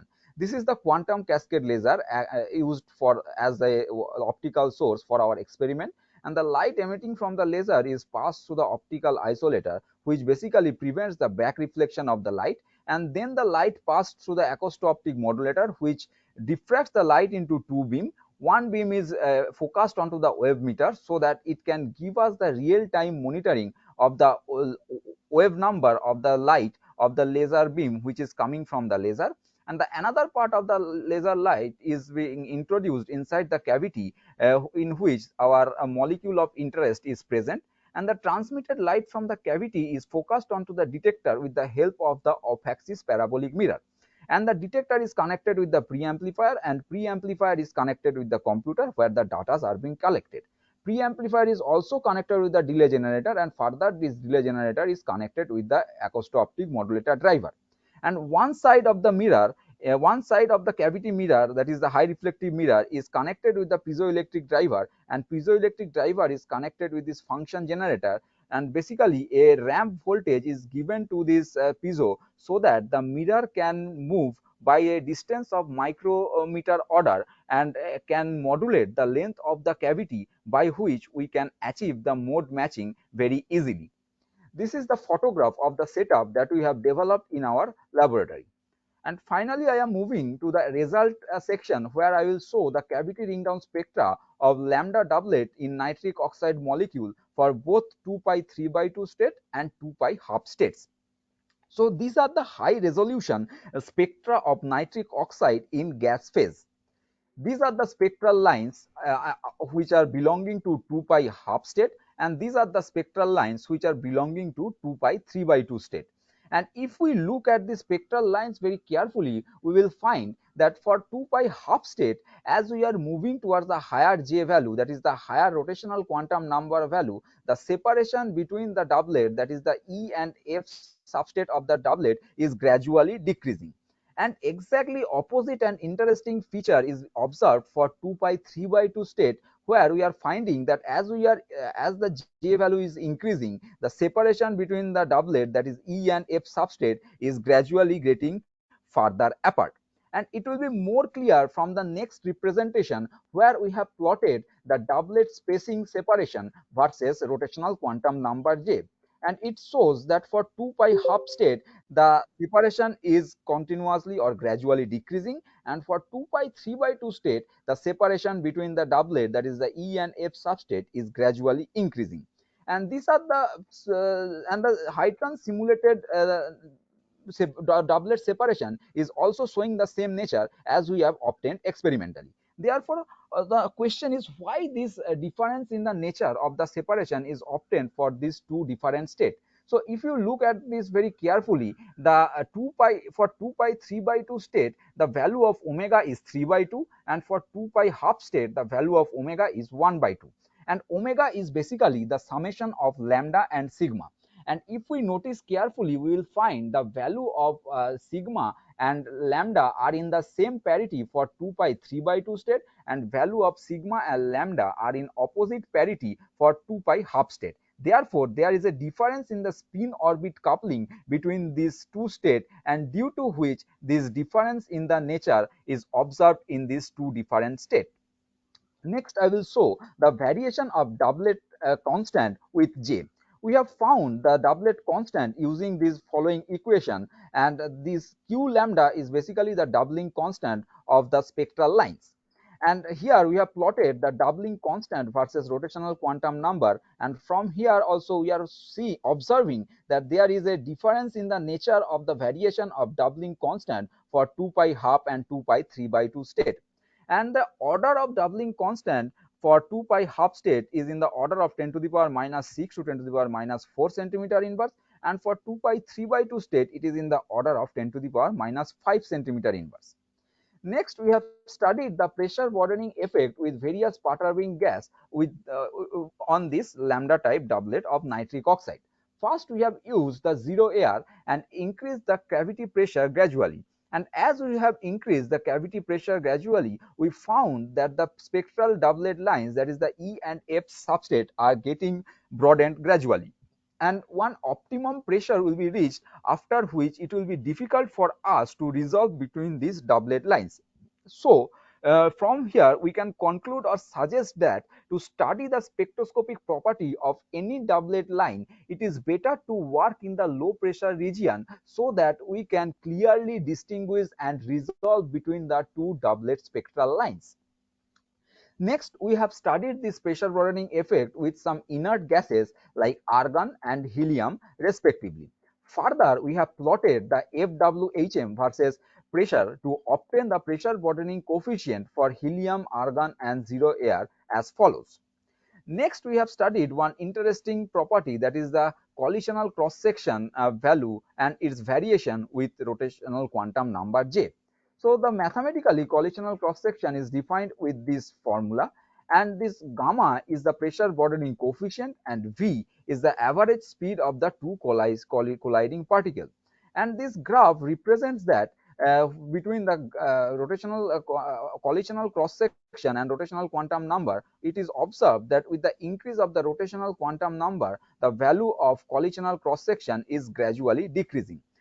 And another one interesting observation is also hiding in this representation, is that the more the mass or the dimension of the perturbing particle, it has the more impact on the mother molecule, or has a more impact or more probability to change the angular momentum of the mother molecule. Therefore, from this representation, it is clear that the value of collisional cross section is minimum or lowest for the helium molecule, as the helium is the lightest among these three, and the value of collisional cross section is maximum for the zero air, which is the most heaviest among these three. So lastly, I want to conclude by saying that we have selected some interference free spectral doublet lines of nitric oxide for our study. We have used cavity ring down spectroscopy coupled with quantum cascade laser. We have studied the doublet spacing variation with J. We have studied the pressure broadening effect, and we have also observed the variation of collisional cross section with J. So to sum up and to summarize, this study help us to gain the idea of the presence of lambda type doublet feature in this diatomic nitric oxide molecule, and the various spectroscopic properties or the parameters which we have determined, like doublet spacing, doubling constant, pressure broadening effect, pressure broadening coefficient, and the variation of collisional cross section with J, helps us to gain the spectroscopic knowledge about this nitric oxide molecule more fundamentally and deeply. So this is the recent publication in the Journal of Molecular Spectroscopy regarding this work. So lastly, I want to acknowledge my supervisor, Professor Manik Pradhan, for his continuous guidance and support, to all my lab mates for their immense help, and to SN Bose National Center for Basic Science for my fellowship, and to all the organizers of this great conference for giving me an opportunity to present my research work here. Thank you. Thank you, Dr. Ardendu, for your presentation. So, any questions?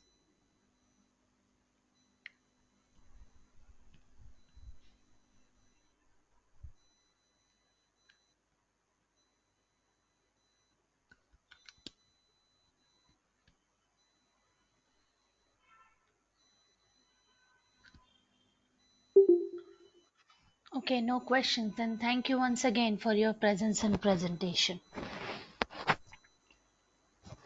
So our next talk is Dr. Praveen Kumar from Indian Institute of Technology, India. And the title of the talk is Application of Monte Carlo Methods in Nuclear Medicine and Radiotherapy. Hello, Dr. Praveen. Hello, ma'am. Hello. Am I audible? Hello. Hello. Yes, you are audible. Yes. Yeah, Can I start I'm going sharing? to make. Yeah, Ah, sure. You can start sharing. okay.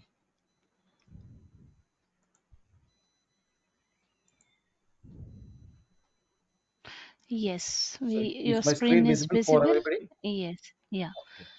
Please make your full screen.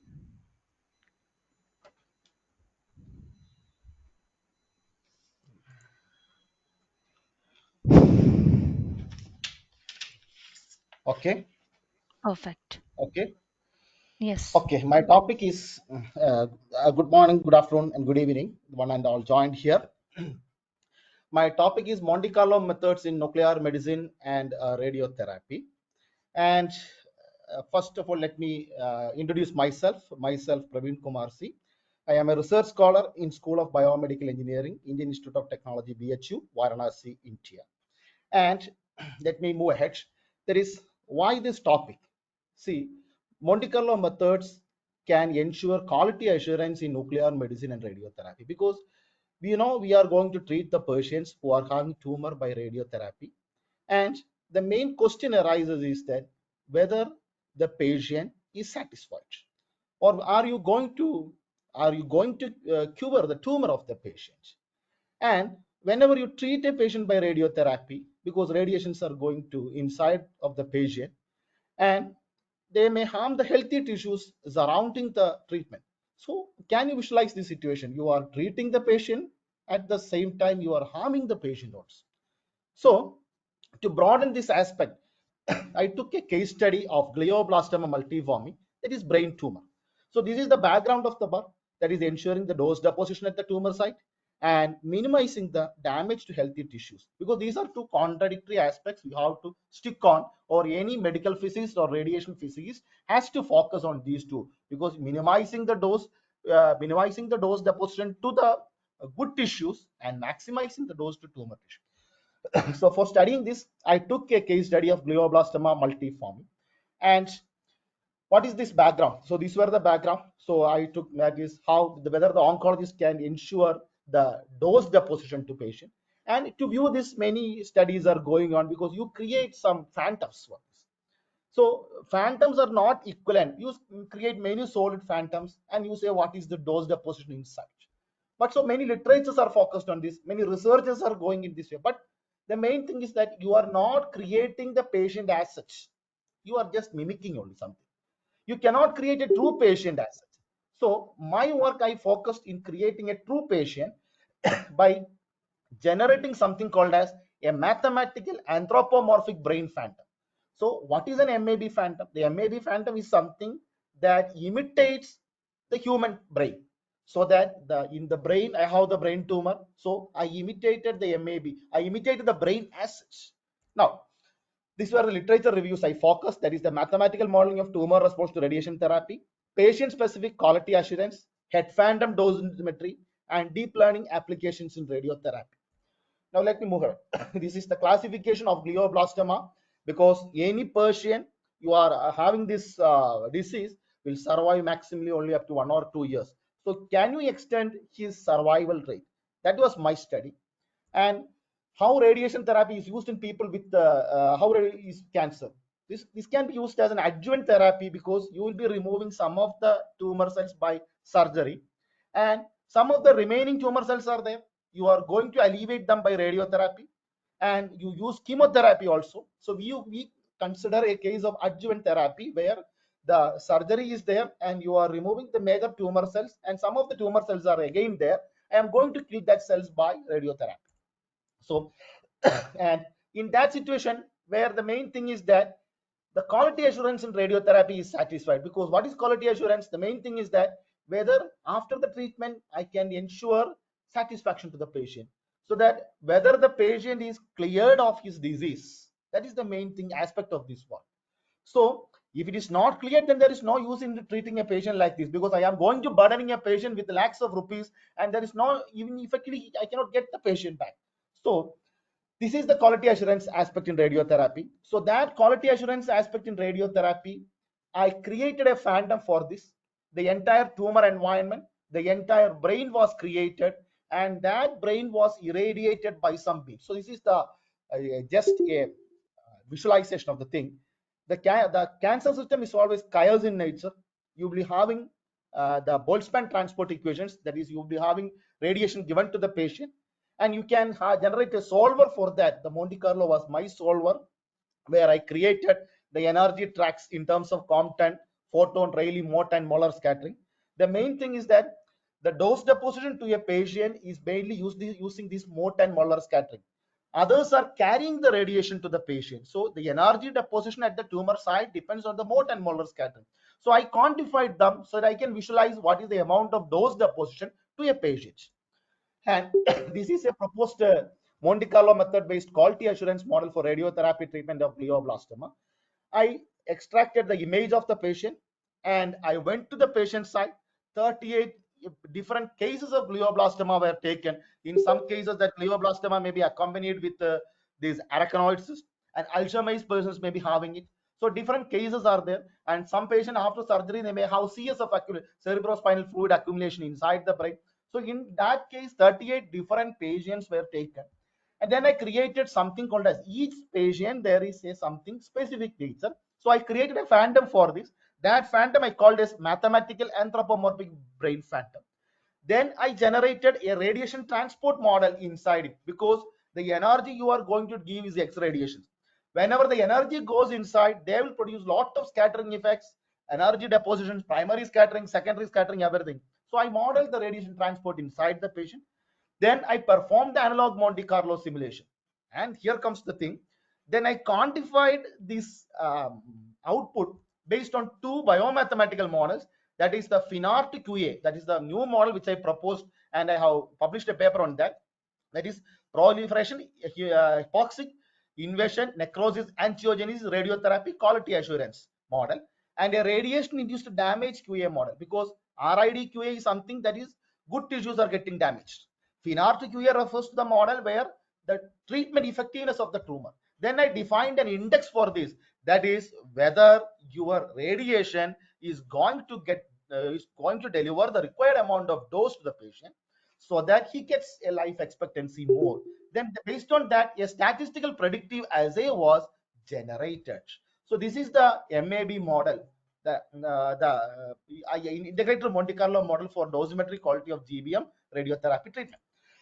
Now, this is the decision system I made. I created Monte Carlo simulation outputs.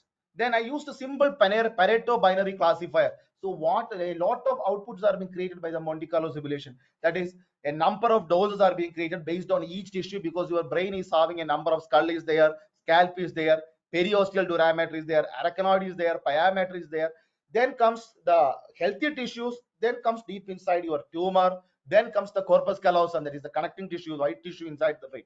So each one I quantified the dose deposition. I called the entire RQG, that is the RQG denote the dose deposition to the tumor site, where I quantified it as normoxic, hypoxic, and vascular cells. So if the entire radiation dose reaches the tumor site, then I can say these normoxic, hypoxic, and vascular cells get destroyed, so that the tumor is thrown off from the situation. Now, secondly, I defined one more index called as RQN, where I defined a quality index for dose deposition in the healthy tissues surrounding the tumor. That is the scalp, skull, dura, arachnoid, subarachnoid, pyometer, and gray white matter. And this is not the case, because whenever you are having a radiation transport inside some material, there is scattering. So to quantify the scattering, I defined some scattering index also, that is SDQ. SDQ for GBM. What is the GBM? GBM is the glioblastoma tumor tissue. Then SDQ for GRWM, that is for healthy tissues. Then for pyometer, subarachnoid, arachnoid, then dura, skull, and scalp. So I quantified this based on a simple.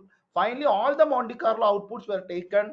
Then I quantified it using a Pareto binary classifier rule, where substantial dose was given and a marginal dose was computed. Then I defined an index for that, high as well as low. So the majority of the treatment cases, 38 patients I took, only 76% only I found has major dose deposition inside the tumor site. The others doesn't have any tumor, doesn't have any major dose deposition. Their goals gets deviated many sites. So this is a case where we have to think of, that is where you are delivering the exactness to the patient. And the main thing is that the machine cannot say you are delivering radiation therapy to a patient through the treatment machines. This is IMRT is there, CRT is there, and the machine cannot say whether you are the entire thing is happening inside a patient. So you have to visualize it using some phantoms. And many studies they generate solid phantoms. Solid phantoms are no way equivalent to the patient. So in order to create that, you can create a patient itself. That is the MAB phantom. And for this predictive approach, all the treatment environments were taken. Then Then I defined a database from the UniProt database, Swiss model database, and peptide atlas. I took the amino acid composition of each brain tissue like dura mater, pia mater, arachnoid, and all tissues I took. Then I computed the elemental fraction. What is the carbon, hydrogen, oxygen, and Scisynopsis, and the elemental trace element concentration. So based on this, I moved to the NIST, that is National Institute of Standard Technology, ESTAR database of America, where I went there. Then I recreated the material there. So from that, I could get many things. That is, I recreated the scalp, skull, everything inside that used on the parameters from it. Then these parameters were extracted. Then I took the image of the patient. So I have to know where I want to give the radiation. So because I am not doing any image work or machine learning work, I am entirely concerned with the physical transport or the radiation transport inside the patient. So I want to see whether where I have to get the dose deposited. So that for that I took the CT scan neuro images superimposed on a Turnox system, that is Tellerac Turnox grid system. Then I found the exact position of the tumor. Where is the tumor? And from this, I quantified again the positions of different tissues. What is the width of each tissue? What is the width of your scalp, skull, and dura, pia, and everything was quantified there. And these materials were created. And then I generated a head and brain dosimetric model for this. And finally, the things were transported to the EGSNRC radiation transport platform, where I created EGSIN SINP files and DAT files for the compiling of the visualizing the radiation transport. And finally, the doses are generated and they are being quantified using MATLAB simulation for using Pareto binary classifier. And then a predictive assay was generated. How good will be your treatment? What is the purpose of this treatment? Where you are going to quantify where you are going to effective cure the patient.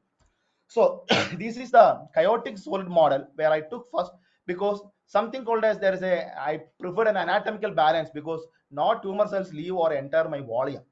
And then I took some chaotic solid GBM model, that is the reaction diffusion equation, where the tumor cells are always in a motion. So I want to, based on the concentration, I have to see what is their motion. And finally, the reaction equation was modified like this. Then I took the Boltzmann equation balance, that is because I closed the GBM area using something, that is I defined a boundary for it. Then I defined a balance, that is something goes inside, something comes outside. That is, I want to see the tumor cell density was kept constant. Then the Boltzmann equation was solved using Monte Carlo radiation transport platform. This is the Boltzmann solver that generally we use. Generally, it's a GBBS solver. Is that grid-based solvers are there. Monte Carlo is there. I preferred Monte Carlo because Monte Carlo could generate better results. But the disadvantage I seen is that here is that the time consuming, because each simulation, each creating each patient on your server and everything, it creates around 4 hours for one patient. Because if I have a solid patient, GBM patient, I create the entire brain of the patient, simulate the particle transport, because 1 into 10 raised to 8, I have to create 1 crore particles. Then only I can see what is the exact dose deposition. So in such a case, it took some time, because the main drawback of this is that if you go for Monte Carlo, the exactness of the result is more. But the main thing is that the time consuming is a factor there.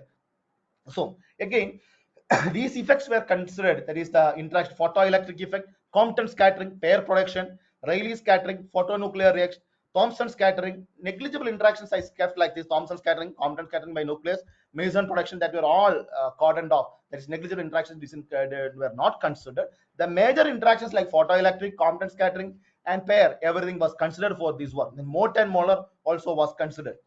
And the next purpose was this: how I should place the brain, how I could define the position of the tumor. For that, I defined that, took the CT scan of the patient. Then there is an anterior commissure line and posterior commissure line. So I drawn that line over the CT scan, then located the position of the tumor and different tissues based, because all these things the machine does from it from the CT scan. But when you have to visualize it in particle transport, you have to create all these things ourselves. You have to create the tissue, or you have to recreate the tissue on the Monte Carlo radiation transport platform. Nextly, this is a grid that I defined the position of the different tumor and good tissues, skull, scalp, and everything, pia, dura, where everything were derived from based on this Tellerac Turnox grid.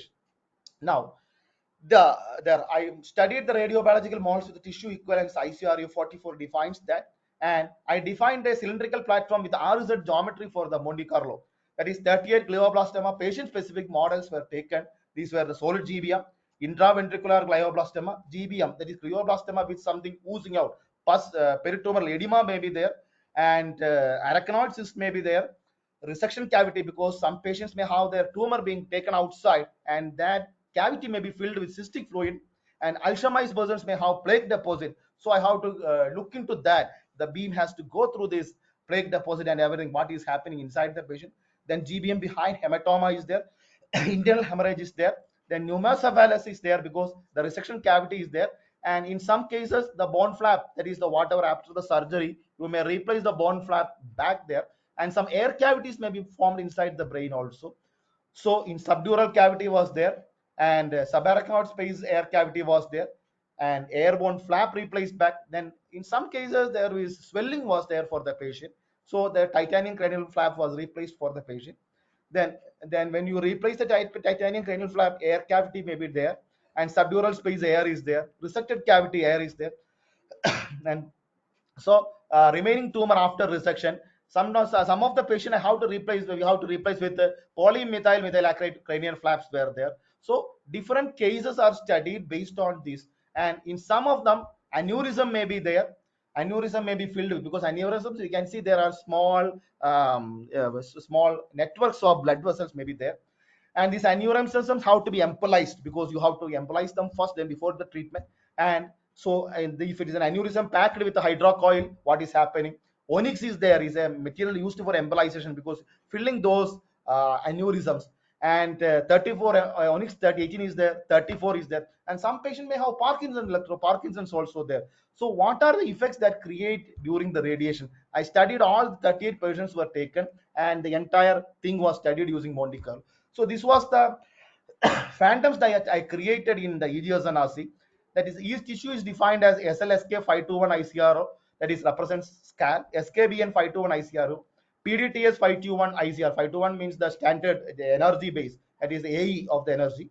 ARTS 521 ICRCO. Then subarachnoid space was there, diameter was there, gray white matter was there, and glioma tumor tissue was there. Then corpus callosum was taken. So these were the different phantoms that I synthesized for this. And I have shown only 8 environments here. Different environments were taken for this study, and the computed dose energy was quantified, and I found that deviations in the dose each treatment environment, because for I quantified for tumor tissue what is the dose, gray white matter what is the dose, that for the 38 environments, diameter what is the environment, subarachnoid space what is it. See these air cavities and everything, drastic deviations in the dose was there, because at the boundary is where the air cavities lie, the radiation goes in a different pattern. So all these were quantified using this. And finally I quantified for arachnoid tissue, durameter, then the skull was quantified, scalp was quantified.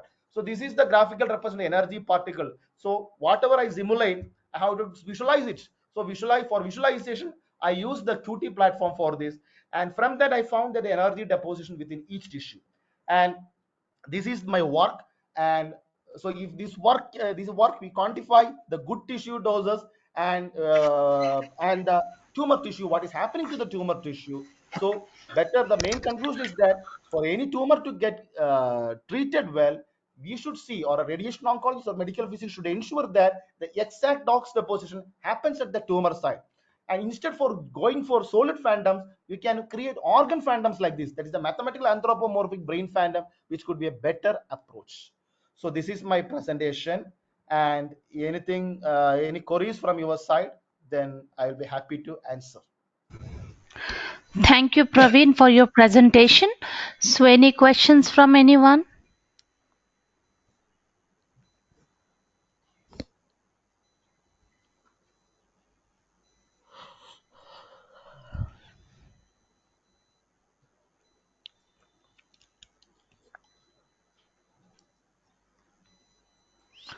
Okay, no questions, I think. Thank you once again for your presence and presentation. Thank you, ma'am. Thank you so much for giving the conference. Thank you for giving me a Thank you. wonderful opportunity. Thank you. And I thank the Thank you organizers very once again for much. giving me a wonderful opportunity. Thank you so much. Thank you. Thank you very much. So, our next presenter is Dr. S. Srinivasu from Indian Institute of Technology, India. So we'll wait for him as he has not joined till now and we are contacting him.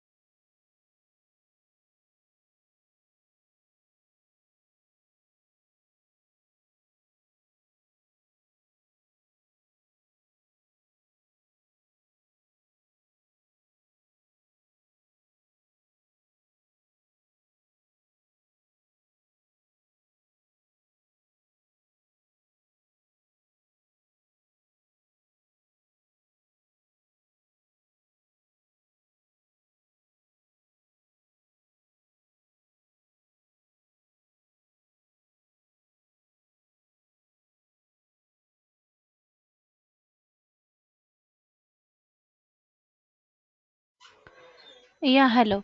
So Dr. Srinivas will join in a few minutes. So we'll proceed with the next talk from Dr. Dahua Maklov from University of Monastir, Tunisia, and the title of the talk is Enhancement of the Nonlinear Optical Rectification in Vertically Coupled INGAS Quantum Dots under Applied Electric Field. Hello, Dr. Maklov. Hello. Yeah, are you ready with your presentation? Hello, can you hear me? Yes, yes, I can able to hear you. Thank Can you you. please share your screen? Okay.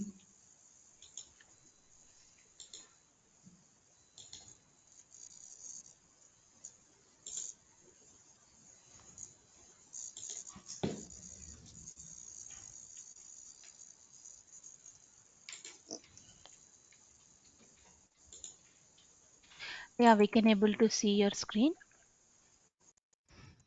Okay, so Yeah, full please screen. make it full screen. Yeah, it's okay. Yeah, perfect. I can start. Yeah, you can start. Thank you. So thank you. My name is Duha Maklouf. I'm a doctor in physics science in the Faculty of Science in Monastir, Tunisia. So it's a pleasure to present to you my research work entitled Enhancement of the Nonlinear Optical Rectification in Vertically Coupled and ENGIS sur GIS quantum dots under applied electric field. So the outline of my presentation will be as follows: a general introduction presenting the subject. Then I will present a theoretical overview of the nonlinear optical properties and the used numerical method. The third part will be devoted to the optimization of the nonlinear optical rectification in vertically coupled quantum dots. And finally, I will sum up with a general conclusion. So after having mastered massive materials, quantum wells, and quantum wires, the attention of researchers has turned to the study of the zero-D structures or called quantum dots. In these nanostructures, the carriers are confined in three directions of space and the density of state is discrete. In such structures, the transitions between the energy levels of the same band are called intra-band transitions. On the other hand, the transitions between the energy levels of the valence band and the conduction band are called interband transitions. These transitions are exploited in electronic and optoelectronic domains with the development of the light-emitting diodes, laser diodes, and photovoltaic cells. Besides, several materials have been used, such as the indium phosphor, indium gallium arsenide, and the indium arsenide. The aim of this work is to design a resonant structure with intra-band transitions to enhance the nonlinear optical properties using the indium gallium arsenide and the gallium arsenide materials. Now our problem is to solve the three-dimensional Schrödinger equation. So in the formalism of the envelope function and the effective mass approximation, this equation is given as follows. So to solve this equation, we have adopted the finite difference method. In fact, after the diagonalization of the Schrödinger equation, one can obtain the energy eigenvalues and the attributed envelope wave function, allowing the study of the nonlinear optical properties. So when the electric field of the incident electromagnetic wave is greater than the interatomic field, nonlinear effects occur and the electronic polarization of the system is expressed as follows. So in this work, we search to adjust the nonlinear optical rectification given by this equation, which is a function of the incident photon energy and the geometric factor, which is a function of the main transition dipole moment and the associated mean electron displacement. In fact, during the epitaxy process of the indium gallium layer on the gallium arsenide, significant segregation of indium atoms arises, causing a change in the EN distribution profile inside the wetting layer along the growth direction. Those desegregation effects greatly influence the electric and optical properties of quantum dots. Therefore, to study the indium segregation phenomenon, we have considered the Moroz's model. The indium concentration in the nth layer can be calculated as follows. In addition, during the capping process with the gallium arsenide material, it is found that the indium atoms diffuse from the inside of the quantum dot to the GIS material, and gallium atoms in the reverse region. This phenomenon leads to an inhomogeneous indium distribution inside the quantum dot. So to investigate the indium-gallium intermixing phenomenon, we used a Gaussian distribution to take into consideration the vertical and radial indium compound patterns for lens-shaped quantum dots. Therefore, the following equation gives the indium concentration inside the quantum dot. Now, to test our proposed model with experiments, we have considered the same structure investigated by Maiola, where authors investigated a single lens-shaped quantum dot with a radius equal to 10 nanometers and a height equal to 4 nanometers. So the interband transition energies of such a nanostructure as a function of the quantum dot height at a fixed quantum dot radius and for low temperature show that when using an homogeneous endium distribution inside the quantum dot and the wetting layer. So our obtained results didn't match the experimental data. So the experimental data. However, when considering the EN segregation inside the wetting layer and the endium-gallium intermixing phenomenon inside the quantum dot, our findings show a good agreement with the PL measurements for a quantum dot height equal to 4 nanometers. We have also investigated the impact of the quantum dot height on the transition energies. So we can observe that an increase in the quantum dot height led to a decrease in the energy levels confined in such a structure. This behavior is due to a reduction of the confinement phenomenon. Therefore, the endium-gallium intermixing and endium segregation phenomenon must be considered in all remaining calculations.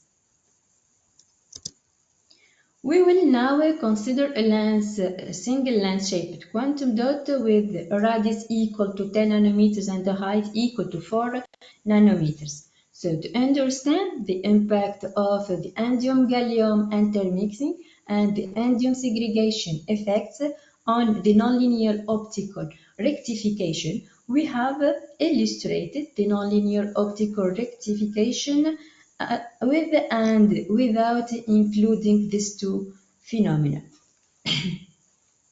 We can note that the structure displays resonance energy at omega resonance equal to 72.8 millielectron volts, which agrees with the PL data. In addition, we can clearly see that when a non-homogeneous endium distribution is considered, the annular spectrum shifts to higher energies and exhibits an increment in intensity. Therefore, to accurately determine the optical behavior of endium-gallium arsenide quantum dots, the endium-gallium intermixing and endium segregation effects will be considered in all remaining simulations. In our previous work, we have demonstrated that an optimum annular spectrum is obtained when a bimodal lens-shaped distribution is considered, and the lateral spacer width is said to be 0 nanometers, where the two quantum dots are highly coupled. In this work, we have considered two stacked layers of endium-gallium arsenide quantum dots separate by a vertical coupling thickness noted LV of a GIS barrier material. So to start, we have studied the impact of the vertical coupling thickness on the annular spectrum.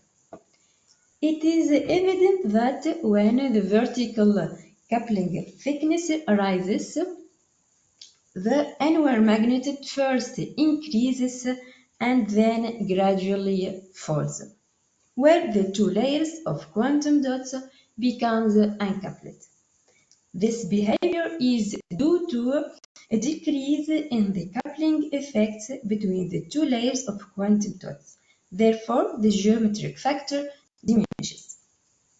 Besides, the annular spectrum exhibits a red shift in the terahertz region. Hello. We can also note that the nonlinear optical rectification reaches its maximum value for a vertical spacer thickness equal to 9 nanometers. So therefore, for the rest of the study, we should assume a vertical spacer thickness of 9 nanometers. Consequently, the vertical coupling thickness can be used as a tuning parameter to adjust the nonlinear optical rectification. Now, to make this work more consistent, we have additionally introduced the influence of applying an external electric field along the growth direction. The variation of the NOR spectrum as a function of the energy incident energy photon for different intensities of the electric field show that by increasing the electric field intensity, the annual resonant peak experiences a blue shift in the terahertz domain. Besides, the annual magnitude increases and then drops. The physical factor for these tendencies can be attributed to the variations of the resonance energy and the overlaps between the electronic states. In fact, the applied electric field converts the confinement potential into a triangular shape and breaks the symmetry of the structure. Thus, a change in the matrix element and the mean electron displacement were achieved, causing a decrease of the geometric factor and consequently the annual magnitude. Therefore, the annual magnitude rises and achieves its maximum value for a negative electric field equal to minus 10 kilovolts per centimeters. So therefore, the annual coefficient is significantly affected by the applied electric field orientation and intensity. To sum up, we have numerically solved the Schrödinger equation and the effective mass approximation using the finite difference method to study the electronic and optical properties of vertically coupled indium-gallium arsenide lens-shaped quantum dots. Our findings reveal that the indium segregation and the interdiffusion phenomena significantly affect the annual coefficient and should be considered appropriately. Besides, obtained results show that the vertical spatial thickness between the two stacked layers of indium-gallium arsenide quantum dots plays an important role in coupled decrease of quantum dots. Furthermore, we have demonstrated that the annual coefficient is significantly affected by the electric field orientation and intensity. So these findings may be valuable and helpful for researchers on both theoretical and experimental sides to design optoelectronic devices for terahertz applications. And finally, thank you for your attention. Thank you, Dr. McClough, for your presentation. So, any questions from anyone?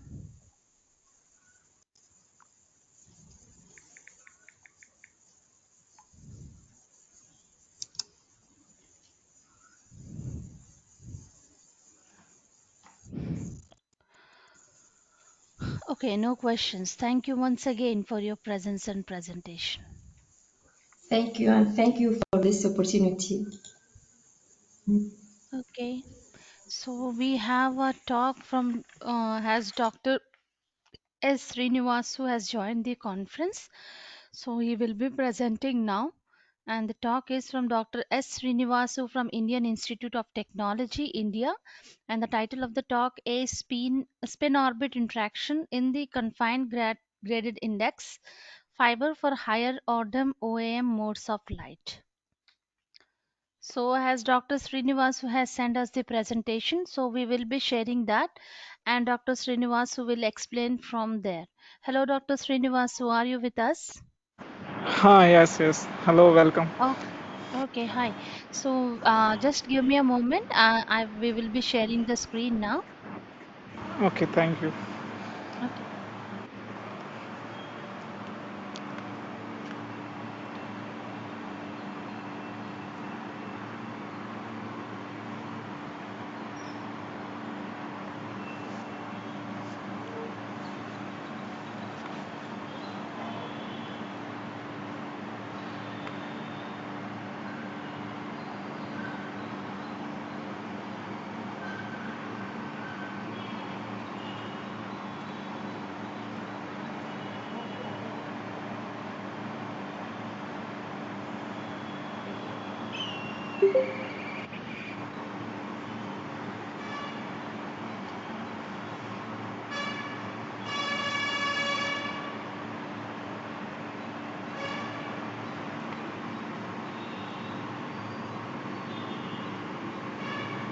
Hello.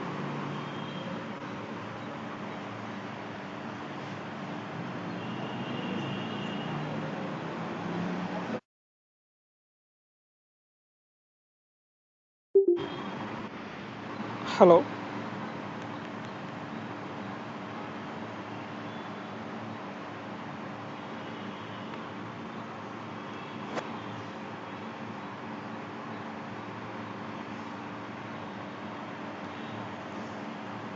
Hello.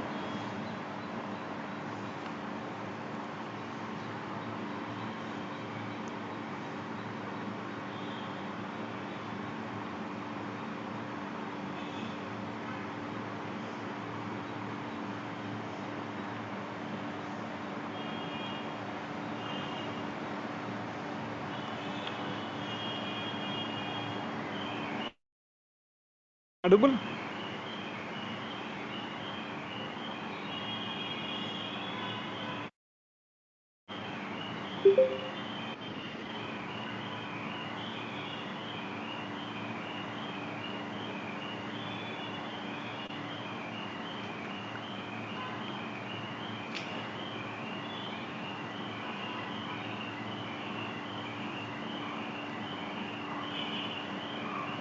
Hello.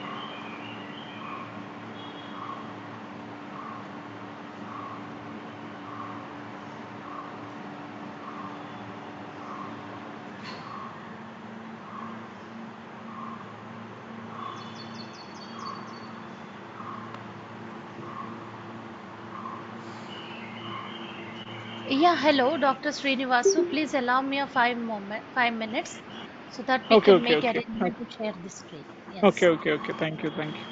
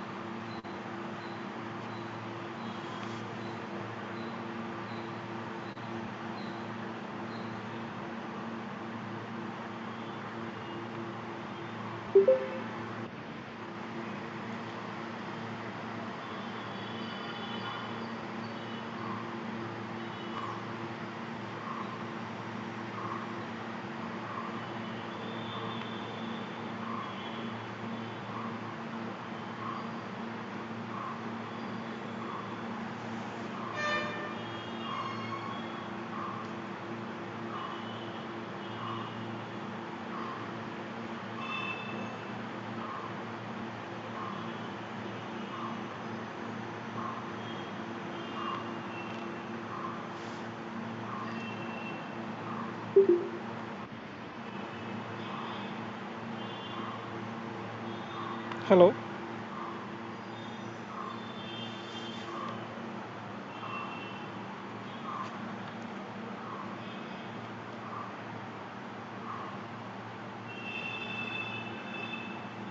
We can hear you. Please go ahead. Yeah, hi, Dr. Srinivasu. Please continue with your presentation and you can just let us know when we have to move forward. Okay, thank you very much. Thank you for giving me this opportunity. Myself, Srinivasu. I am from Center for Lasers and Photonics from Indian Institute of Technology, Kanpur. Today I am going to present about spin-orbit interaction in the graded index fiber. So please, next slide.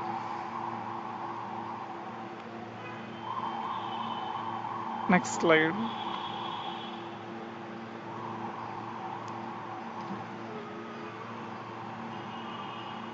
My plan of the today's talk is we have 4 parts.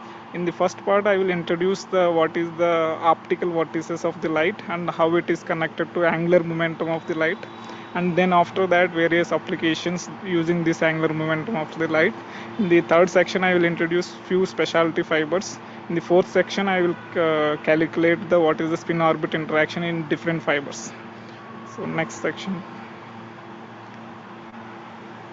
So this is the first talk. It is introduction about optical vortices. Next slide.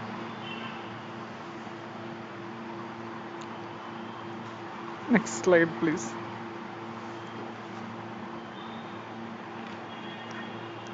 So for light, we know that there is a polarization of the light, which is right circularly polarized light and left circularly polarized light. But this polarization of the light is considered as the spin angular momentum of the light. So one for a given electromagnetic wave based on the electric field vector and magnetic field vector, E cross B will give you the momentum vector. Corresponding R cross E cross B will tell you the angular momentum density of a electromagnetic field. So we can integrate over this angular momentum density to know the what is the angular momentum contained in a given electromagnetic field.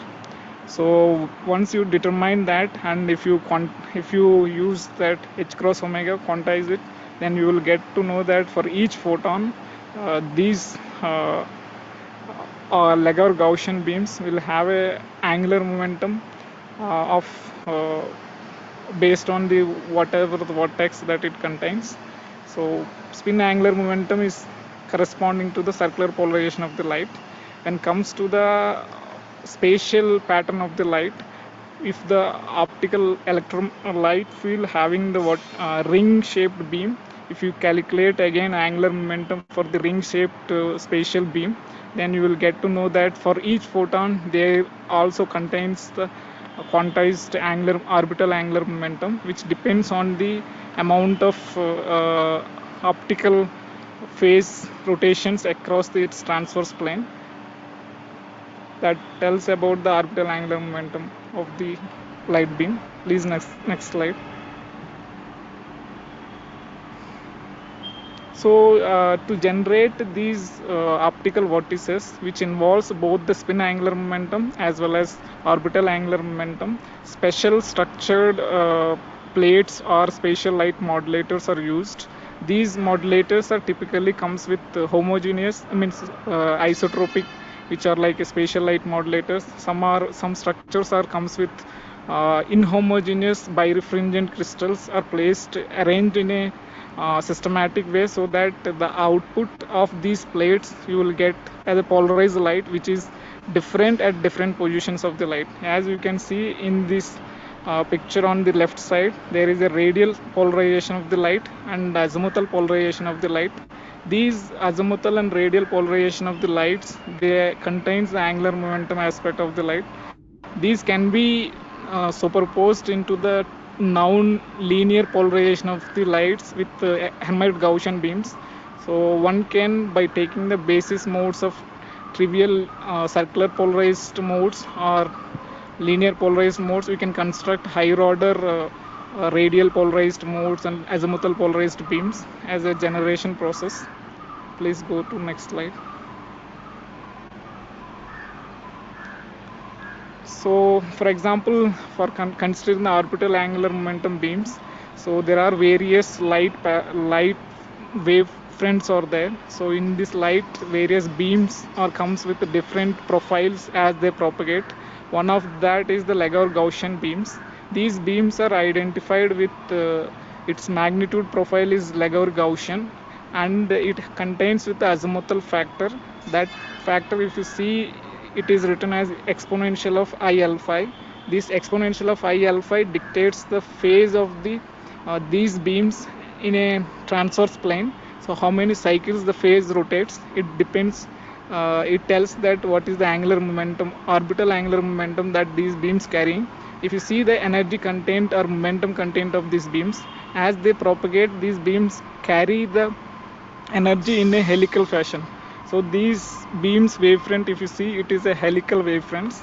And if you determine its angular momentum versus energy density relation, it turns out to be LH cross by H cross omega. From this understanding ratio, one can say that for each photon of H cross omega energy, you will have which is corresponding to LH cross. Please go next slide. So you can see different patterns of these beams. For example, the intensity of these beams vary from the different. For typical fundamental mode, the intensity is like a Gaussian. As you increase these L numbers, the wavefronts will be helical, and the transverse profile of these beams becomes like a donut shape. As L number increases, this donut shape size also increases. So these beams phase profile, if you look at based on the L number, you can see the phase that many number of rotations these vertex beams will rotate. We have another set of beams they call perfect vertex beams. Those beams are like as L number increases, the size of the beams are beam is constant. But currently in this talk we will discuss about Lagrange Gaussian beams. Please go next slide. So as I said previously, to generate these beams, one need to have inhomogeneous or spatially varying structures. One such structure is a spatial light modulator. In this, you will have some patterns of gratings.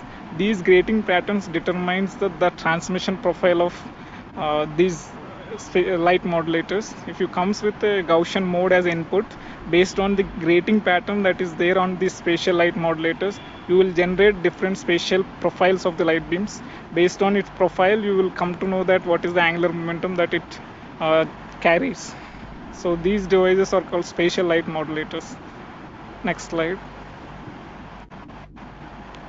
So in a summary of this this part 1, I described that circular polarization is the spin angular momentum of the light, and helical wavefronts are corresponding to the orbital angular momentum of the light. The spin angular momentum and orbital angular momentum together is called total angular momentum. So for a light beam, both angular momentums are present. Next slide. So that is about part 1. In the second part, these different angular momentum beams are used in different applications that we will discuss in the next slides. So for example, the applications, for example, optical phasers, in which micron-sized particles are trapped, or their movement is controlled based on the different spatial profiles of the light beams. These beams, since they have spatially varying intensity or polarization, they carry the force which is applied on these micron-sized particles also spatially varying. You can have different varieties of optical trapping mechanisms. So one such mechanism is with this light beams, you can make these micron-sized particles to rotate around a center. So they carry this orbital angular momentum from light to the micron-sized particles. This is the one application. And another applications are, for example, in nonlinear optics also people are studied using these beams of Gaussian beam. You can generate into higher second order or second harmonic generation, where second harmonic generation not only increases the frequency but also increases this L value. So this also naturally this shows that every photon in the nonlinear optics, not only frequency, and this angular momentum also becomes doubled in the nonlinear optics. So please, next slide. So you can see that here various journals are reported that the structured light has different applications. For example, in communications, and for example, you have in various devices, or for example, integrated photonic devices such as angular gratings on integrated platform are demonstrated for the generation of these optical vortices. And you can see various light beams also one can generate and use it for different applications. As these light beams or structure is increased, means complicated, you have the optical, means the structured matter is also used to study the interaction between these two to have a different applications of structured light. In the next slide, please. So in the part 3, I will describe about few specialty optical fibers starting from step index fiber. So go next slide, please. Please, if you have any questions, you can ask in between or you can ask at the end. Am I audible, right? Hello? Hello? Please go back next section. I'm starting from the step. Next slide, please. From starting from the first step index fiber. Typically, step index fibers are used commercially for single mode operation for all optical communications. But to increase the optical data transmission in these step index fibers, people are increase the core diameter so that they can carry the more modes. That then these fibers are called typically few mode fibers. So for example, step index fiber is considered as the refractive index varying as a constant in the core, which is a high refractive index, and the cladding refractive index is low. So high refractive index confines the modes in the core based on the phenomena of total internal reflection. You can see that how many number of modes a typical fiber carries, it depends on the V parameter. So you can see on the right side, based on the V parameter, the number of modes allowed by the fiber is changing. At higher V numbers, you will have higher modes. Hello? So you can see that here, please go back once. One slide back, please. Here you can see that the modes that you have is these called LP modes. LP01 is a kind of Gaussian mode.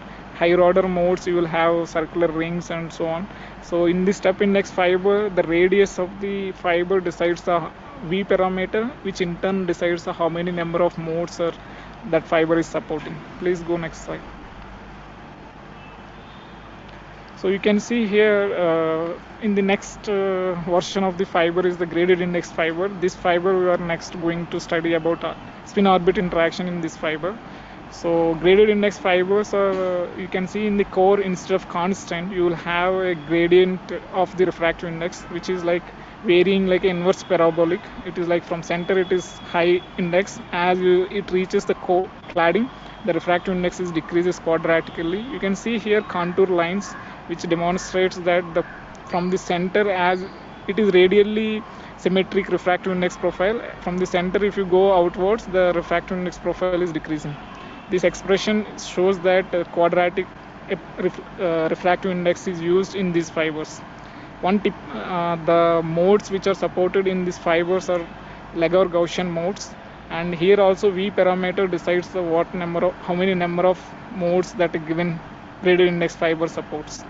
Here typical mode profile is shown. Here for example, LG10 mode contains a vortex kind of beam profile. For example, here right circular polarized light is shown here. Please go next slide.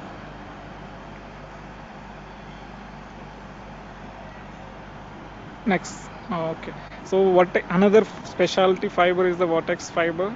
The profile of these fibers are like at the core you will have almost like a air. There is no high index, and after that there is a ring shaped high index refractive index profile is there, which confines the OAM mode or vortex modes as a fundamental mode. and they carry these OEM modes as a natural mode to travel, and they offer between OEM modes, because of the confinement, they offer different refractive index contrast, so that different OEM modes can carry without cross talk. Here it's shown that typical vortex mode of different angular momentums are shown here. Please go next slide. In the last part, we have seen different specialty fibers. So these are the different fibers to enhance more modes into the optical fiber, so that you will carry the more information in optical communication.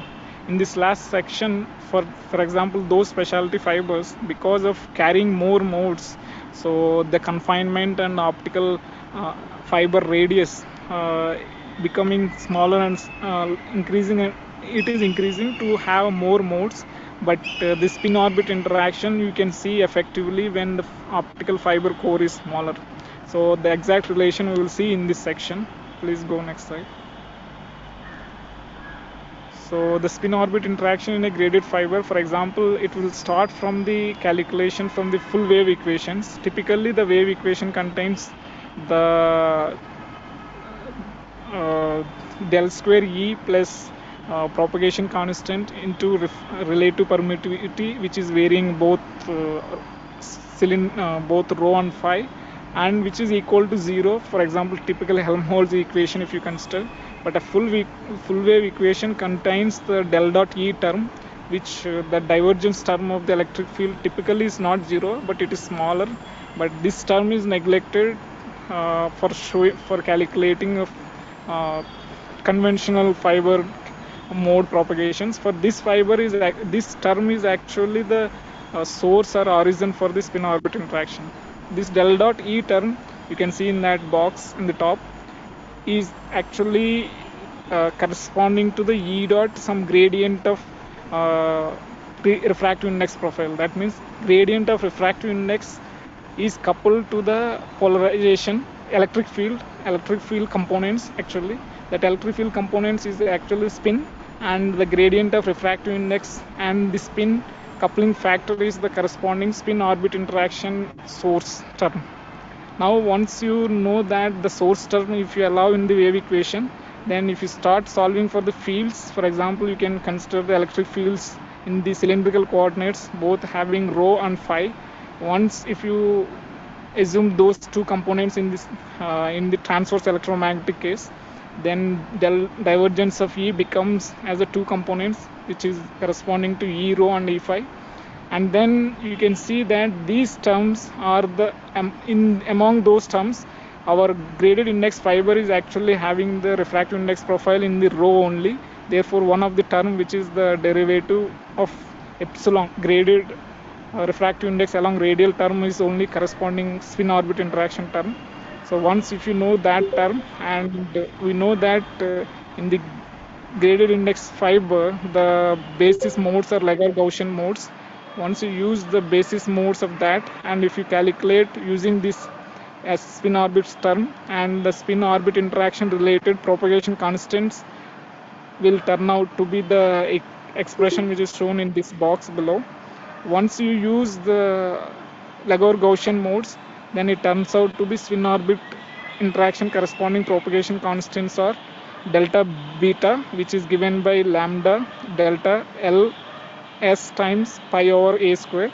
So where L and S are the orbital angular momentum and spin angular momentum. Here LS is the product, which is the one which is contributing the spin orbit interaction. Therefore, if LS together, if both the signs of the OAM and spin angular momentum is same, then that beam is having same extra spin orbit interaction phase. If L and S product is opposite, they have different spin orbit interaction phase. Therefore, this LS align and OAM and SM anti-align are the two different sets of modes in a given fiber is having different propagation along these fibers. This is the mathematical section of the spin orbit interaction. Please go next slide. So once you have derived the spin orbit interaction corresponding propagation constant expression. You can use that, and for typical green fibers you have delta, that is a refractive index contrast from the core and cladding, which is for example 0.05, and for I have used here lambda of 0.8 micrometers because to compare the literature where they have provided some spin orbit interaction constants at this lambda, and then after that I use the core radius as 3 micrometers and the core refractive index is 1.5. By using these typical numbers, and I calculated the spin orbit propagation constants, which turn out to be in the green fiber it is about 28.3 over centimeter. That is a propagation constant due to the spin orbit interactions. In the literature it is reported few mode fiber as 22.1 centimeter per centimeter, and the for vertex fiber here I have actually calculated for a given numbers of effective index, it is turned out to be 23.4 over centimeter. You can see that for given specifications of typical parameters, all these fibers are having closely same propagation constants in the typical fibers. Please go next slide. So you can see that to enhance the spin orbit interactions in a, for example, green fiber, if you see the expression, the only parameter which is in hand is that the radius of the fiber. If you make it radius to be smaller and smaller, the spin orbit interaction is increasing with the square of inverse, means it is inverse square. If you decrease it, the spin orbit interaction is increases that much. So for example, typical wavelength of 0.8 micrometer if you taken, then I'm seeing here different core radiuses. My as core radius is decreasing, the V parameter changes accordingly. From, for example, 3 micrometers, corresponding V parameter is 11. For example, 2 micrometer, corresponding V parameter is 7. So for given V parameter, I know that how many modes that core green fiber supports. You can see that the allowed modes are more when core radius is more. As core radius is decreasing, the allowed modes also decreasing, you can see. So there is a in the table green row I highlighted because that is the core radius at which if you go below that, your OAM modes won't be allowed in the fiber. So at that radius, it is for a typical wavelength of 0.8 micrometer case. If you change the wavelength, the core radius and the allowed modes will again differ. But for 0.8 micrometers, 1.2 micrometer is the radius at which you can have the OAM mode with high spin orbit interactions. That is around 88.4 per centimeter is the one. If you have the core radius are confined, still you can have OAM mode to be present. That OAM mode present will have high contrast in effective phase due to the spin orbit interaction. You can see on the right side the allowed modes as radius is increasing, different OAM modes are having increase in the spin orbit interaction term. After certain radius you won't have any OAM modes, hence there is no spin orbit interaction. So that is about the calculations for the gradient index fiber to enhance the spin orbit interaction in these fibers. Please go next slide. So that's about the spin orbit interaction calculations and the corresponding enhancement and comparison with the reported results. You can see that spin orbit interaction is the crucial thing when you have a confined fibers or even you have higher order fibers, then they can couple each other and they can travel with the different propagation constants. As a summary, in the part 1 I introduced the different optical vortices which are having spin as well as orbital angular momentum, which is respectively polarization and the helical wavefront of the beam. And in the second part I explained that there are few optical structural lights are used for application, for example optical phasers and integrated optics and communications and so on. In the part 3 I explained that there are specialty fibers are there. These fibers are designed to carry the OAM modes, specifically more OAM modes with less crosstalk so that they can carry more information. In the last part, when they have many OM modes are traveling together, then because of the confinement of the core radius, their spin and the orbital angular momentum interact with each other, and they can have different phase. And once this coupling allows you to different OM modes to go with different propagation delays, and different spin and OM combinations will go as a different propagation phases. So that's all about my talk. If you have any questions, please ask, and if you have any suggestions, or if you want to have any questions, you can contact me.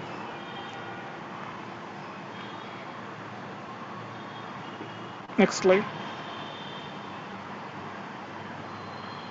Thank you very much for your attention.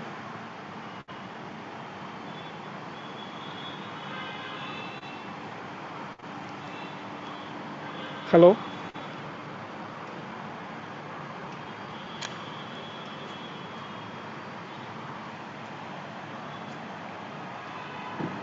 Hello.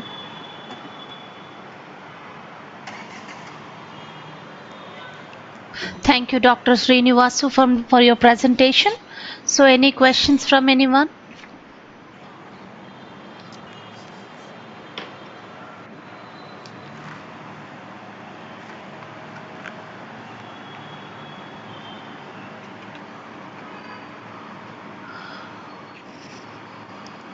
Okay, no questions then. Thank you once again for your presence and presentation. Thank you very much for this opportunity. Thank you. So now we have the video presentation from Dr. Vladimir Shirignov from Hong Kong University of Science and Technology, China. And the title of the talk is Photo Alignment and Photo Patterning by Nano-Size Azodide Layers, Physics and Applications. So due to some important work, Dr. Shirignov has not attended the conference, but they have provided us the video of his presentation, so which we will play now.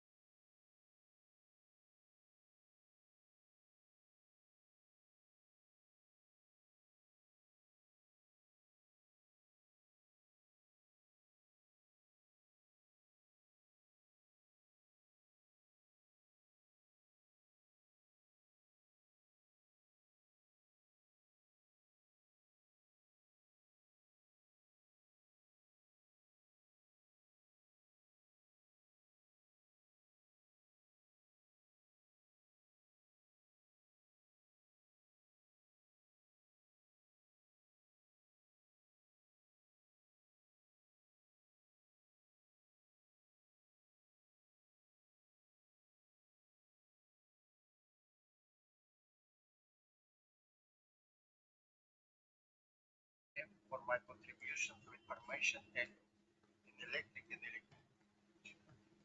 Here is my indexes in Google and the Web of Science. I have 38 United States patents, 6 books, and I continue working in the research of religion. I have a lot and physics and applications.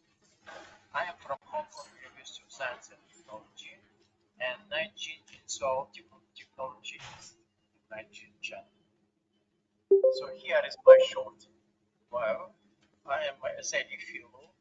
I got Zlotovaki Prize in 2018, and I am a fellow of National Academy of Technology for my contribution to information and electric and electric. Here is my indexes in Google and the Web of Science. I have 38 United States patents, 6 books, and I continue working in the research of religion. I have a lot of collaborators, including Hong Kong University of Science and Technology, also my colleagues and my former PhD students in China, as well as overseas, like Martin Schacht, Switzerland.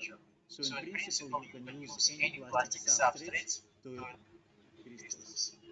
If you like to stabilize the element, you put liquid crystal monomer and then polymerize it after alignment of ISO die. In this case, ISO die will be in polymer net and can no longer change its alignment.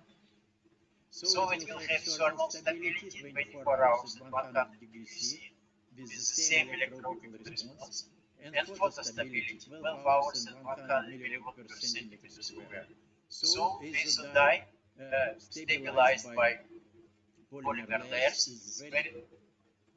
If you compare the X-ray characteristics with other made by photo and thermal polymerization with rapid polyamide layers, you can see that number of ions on the surface and in the bulk is comparable, very small, and quark energy is very high, and image sticking effect is really very good.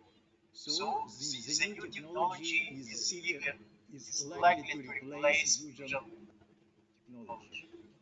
Not only uniform azo dye alignment can be done, but also azo dye can be used to write diffraction gradient, for instance, in two steps. One step is uniform alignment, another step realignment by perpendicular orientation of light polarization. So you can have 1D gradient. If you align and rotate azo dye layer, you can also get so-called Q plates. Q is the number here, and these azo dye layers in Q plates can be used in optical data processing. In particular, they can be used in making direct and inverse Fourier transportation by cutting some spatial frequencies in the focal plane. Also, azo dye layers can be used to align liquid crystal inside the fiber. So, because you need to have some new elements to control light in the fiber, and rapid technology is not possible here, but azo dye is very well served here. So you can see here, so you can make many elements to control light in the fiber, like filters, tunable wave plates, tunable gradients, polar emitter. So azo dye and another layer technology not only replace usual rapid technology, but it can be used in other fields where usual rapid technology is not possible to use, like fiber communication, like efficient alignment of curved and flexible substrates, and new optical elements can be envisaged, like tunable optical filters, lenses with switchable focal length, and so on. So here is a picture which I got from the Sakai plant, where usual television liquid crystal technology, which use some defects and pattern layers, can be continuously replaced by photoalignment technology. So you can see on the right image that photoalignment technology is much better than usual technology for TV. And it can get much higher transmittance and much higher characteristics, much higher contrast ratio, high optical efficiency, fast response time, and improved production efficiency. And it has been introduced in Sakai and Kamiyama plant by Sharp in 2009. The technology is called UV2A. This is new technology for TV. So here is a typical TV image which you can get. So it's with high resolution, full color image, and high quality, fast response time, and very good. Next, another example of application of azo dye nanolayers is optically rewritable e-paper. So the idea of this paper is very simple. One molecule of azo dye nanolayer, if it changes its alignment by polarized light, can change alignment of million molecules of liquid crystals in the bulk. So if you rotate this molecule, you change the twist angle of liquid in the bulk. So you can put the image from your computer, put the image to LCD module, shine up the light, and put the image on liquid crystal layer. We call it as a new type of pixel, because usual pixel can be done only one time, but here you can do this writing and erasing times. So dependent on the location of the polarizers, depending whether they are parallel or perpendicular, you can have white symbols on the dark background or dark symbols on the background. If you like to have color symbols, you can use color polarizers, or you can go fluorescent dyes inside liquid crystal, so you can have any two color picture. If you don't like anybody to see the picture, you just get out the polarizer, so you can use it in purity applications. So in recent development, we have very high quality images by this our optically readable paper, and the resolution of the images is high. You can also have 3D image in optically readable paper if you have two images for your left and right eye and put lens array here. Also, you can use these applications for plastic cards, price labels in supermarkets, ATM cards, and so on. So for instance, this label can be used for your ATM card. You put your ATM card to the machine, get your new state of your account, and no fee, except fee. You can also see the price labels in supermarkets addressed by RF. Usual price label in supermarkets here, they cost about 5-10 US dollars, but our price labels are cheaper. You can also use this e-paper in outdoor applications, but if you use an outdoor application, you should protect your e-paper from rain. So if you compare our new e-paper with electronic ink, which usually used, for instance, by the top company, you can see here that because we have no TFT array, we have wide temperature range and bright, very high quality color image because we have many gray levels. Our paper can successfully compete with electronic ink used for the purpose, and it can be lightweight, high contrast ratio, low cost, no electrodes, and so on. So we now continue working in full color picture and optically readable paper on flexible substrates. Another example of isodynamic layers for liquid crystal technology is field sequential ferroelectric liquid displays. You know that a usual liquid crystal display is not green because they use color filters which absorb 70% of light and then use the polarizers which absorb 55% of light. So you have only 5% in display. But you can put colors time sequentially, and then you can have your eye will not degrade and you will have full color picture. But for this you must have very fast response liquid crystals. This way I can tell you that we start working on ferroelectric liquid crystals, and after Noel Clark and Sven Lagerwolf, together with my friend and colleague Martin Schad, Pozhdaev and Apis Srivastava, we get a lot of new electro-optical modes, like before helix ferroelectric effect, bistable and multistable mode. And all this mode based on azodie layers. For instance, first surface stabilized ferroelectric mode is here. It is just switching phase retardation plate, but unfortunately this mode is not reliable because of the defects in contrast ratio. Using azodie layers, we can get much better modes like electrically suppressed helix mode, where we can get total mechanical stability and very fast response time and high contrast ratio. We can have contrast ratio 11 to 1 up to frequencies of 3.5 kilohertz. And the voltage, applied voltage is very small, so we can successfully use this electro-optical mode for different display application. We have a color triangle 130% of NTSC, 15 microseconds response time. And if you compare our mode with other liquid crystal mode, you can have fast mode, but we should apply high voltage. Our mode have very fast response time with very small voltage. So in principle, we can use CMOS backplane plates for our mode, which can open a new way to ferroelectric liquid crystal on silicon microdisplays here. Because ferroelectric CMOS modes cannot get too high voltage. So you can foresee different applications: military, medical, augmented reality, virtual reality,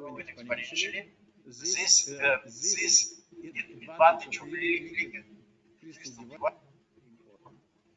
You can use liquid crystal devices uh, photolined by exodyne contigu plates, as I told you before, for processing. And if you have a digital mirror device, you can write and erase liquid crystal patterns, which are simple, high transmittance, reconfigurable, flexible design, and these patterns, these slides has been harnessed by me, by Professor Bayhu in the university. If you use special configuration of liquid crystal cell, you can in principle use beam steering by liquid. So you just change orientation by photo line leaves of dielectric substrates, and you can change orientation, for instance, for several degrees with very, very high efficiency. You can also foresee liquid crystal sensors. For instance, you like to sense invisible objects, bacteria in water. And maybe bacteria has the same diffractive index as water, so you can see bacteria in the water. But if five four Stokes parameters, for instance, this one is the difference of intensity of this and this subpixel, S2 is difference of intensity of this and this subpixel, and put it on the CMOS image sensor, you can simultaneously detect not only the transmittance or reflectance of the light and color, but you can detect electricity of the light. So you can have complete detection of visible objects. Another sensor which we can use is used fiber break grating, is attached to liquid crystal cell, and when you have a reflective wave can shift the grating resonance wavelengths, and you can measure electric field, and you can measure also pressure and velocity if you penetrate electric field. This is already used by our colleagues in Australia in mining lines. So this is completely new sensor which can measure pressure and velocity in, for instance. Another possibility is liquid crystal lens with variable focal distance, which can be used for different applications shown here. You don't need to change the distance mechanically lenses. You just need to apply voltage, and you get different distribution of the molecules. And distribution of the molecules at the center of the lens is obtained by nanoside layers. So you can have different distribution of retardation. You can change refractive. You can change the focal distance. You can do it not only for non-polarized light, but also for. And if you don't have uniform distribution, in non-uniform distribution you don't see. So you can have some image like if you have Fresnel lenses, have color images. If you have LED light and Fresnel lenses, you can have color images. So you can have completely transparent glass, and all of a sudden, if you need, you will have image on your glass what drives the color. You can also make bunch panorama, so you can simultaneously analyze right and left-handed circuit light, which good for optical interconnects, spin photonics, and optical framing. So you can analyze simultaneously left and right-handed of the light. We actually make some work together with my colleague in Taiwan, and we made the glasses for people who have different diopters for different eyes. Not only adjust the number of diopters for their eye, but also memorize. And finally, I would like to tell you that we can make reconfigurable liquid crystal antenna. So if we change impedance of antenna, this is an antenna element, and liquid crystal changes the direction. So you change dielectric constant of liquid crystal, you can change of antenna, so you switch between 10 and 11 gigahertz here. If you have antenna array, then you can change phase retardation between two neighbor antenna elements. So you can not only change impedance of antenna, but you can also change the direction of antenna radiation. Now we try to go for 5G and 6G antennas, and we have liquid crystal materials which change their dielectric property. So it can be used in microsatellite smart card windows. So in summary, liquid crystal devices for display photonics are dominating in the market. Photoalignment materials can be effectively used in liquid crystal alignment for new generation of liquid crystal devices with extremely high resolution and optical quality.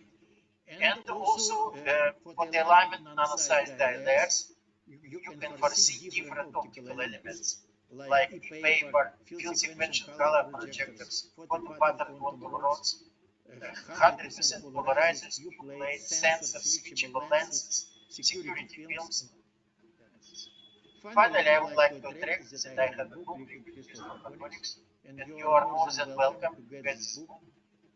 In this book, I not only describe liquid crystal technology, but I describe photoalignment, in particular photoalignment of isocyanalyzed layers, and I describe what kind of photonic devices can be done using. So thank you very much for your kind attention, and you are welcome to send me.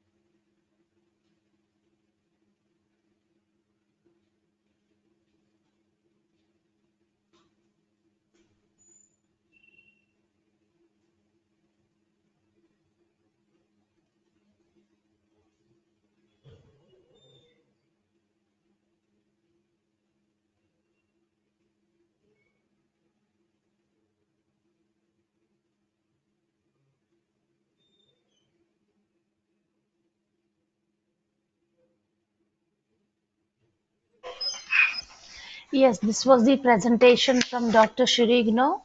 I know that the sound is very low, but we have checked with the original video, the sound was very low, but he has sent it to us, so we have played that one. If you have any queries or questions, please let us know. We will forward to the Dr. Shirigno and we'll get back to you. So now we have the presentation from Dr. Michael I.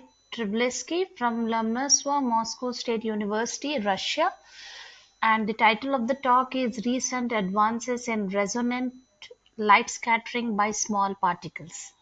Hello, Dr. Michael. Greetings to everybody, and thank you for the opportunity to give a talk. I will share the screen. Yes, we can able to see your screen. Do you hear me properly? The volume No, is that's okay? yeah, we can able to see your screen. Just open the No, presentation. I am asking about the sound. Do you hear me properly? Yeah, it is okay. You are audible properly. Okay. I will tell you something about a very old problem, which now exhibits new and very exciting features. So before I start, let me introduce myself briefly. I'm the head of a laboratory at this university. This is my university. This is the first and the oldest and the largest university in Russia, which has more than 250 years old history and still remains number one in the country. So outline of my talk. I will give a brief introduction, the physical grounds for new phenomena, light scattering, where I remind you the main points of light scattering, very well known. And then we will discuss Rayleigh scattering, and we will see that in some important cases, Rayleigh scattering uh, fails to describe the reality, and another type of scattering, which we call anomalous scattering, arises, and this anomalous scattering has practically nothing in common with the conventional Rayleigh case. So then we will consider high index dielectric particles, tunable scattering diagrams, giant field concentration, so-called funnel effect, dynamic effects, and then we arrive at conclusion. Main publications and funding. So light scattering by a sphere. This is a very well-known problem solved more than 150 years ago.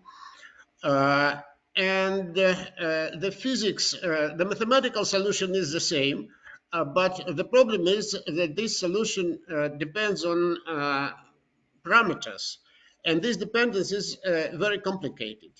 And now new ranges of parameters are available experimentally, and it gives rise to new physical effects. Especially it is important to nanotechnologies because there are two very crucial questions in this field. How to overcome the diffraction limit, how to manipulate with material objects at the scale much smaller than the wavelengths, and how to tailor and control the radiation pattern at a sub-wavelength scale. So these two questions, they have two aspects, academic interest and of course numerous applications, medicine, biology, data processing, telecommunication, and so on. And the interaction between these two branches is very helpful and enhances academical study on one side, and then the academical results produces new prospects, open new doors into applications. So light scattered by small particles. So I remind you the Rayleigh formula, very well known. You could find it in any textbook. Sigma scattering, it's the scattering cross section. X, it is a dimensionless quantity which is called size parameter. Lambda is the wavelength of the incident wave, plane wave, and R is the radius of the particle. You could see that this expression diverges when epsilon equals -2. So then the scattering cross section becomes infinity. If we take into account finite dissipation, so it contributes some imaginary part to epsilon, which cannot be cancelled with purely real number 2. We will have something finite in the denominator, but it doesn't help much, because if the dissipation is very weak and there are no fundamental restrictions for the value of the dissipation at a given frequency, then it could happen that a particle with the sizes of a few nanometers has a cross-section of a few square kilometers, which of course is nonsense. So what is wrong? The wrong is that we do not take into account that a particle is a cavity, it's a resonator. It has its own eigenmodes. And when the frequency of the incident light coincides with the frequency of the eigenmodes, we have typical resonance phenomenon. And then the amplitude increases dramatically, and this amplitude corresponds to the oscillation of charges inside the particle. And the oscillating charges emit radiation. So then we have what is called radiative losses, which produces no dissipative damping, even if the dissipation is strictly zero. This effect is also well known, but usually it is very weak and is neglected.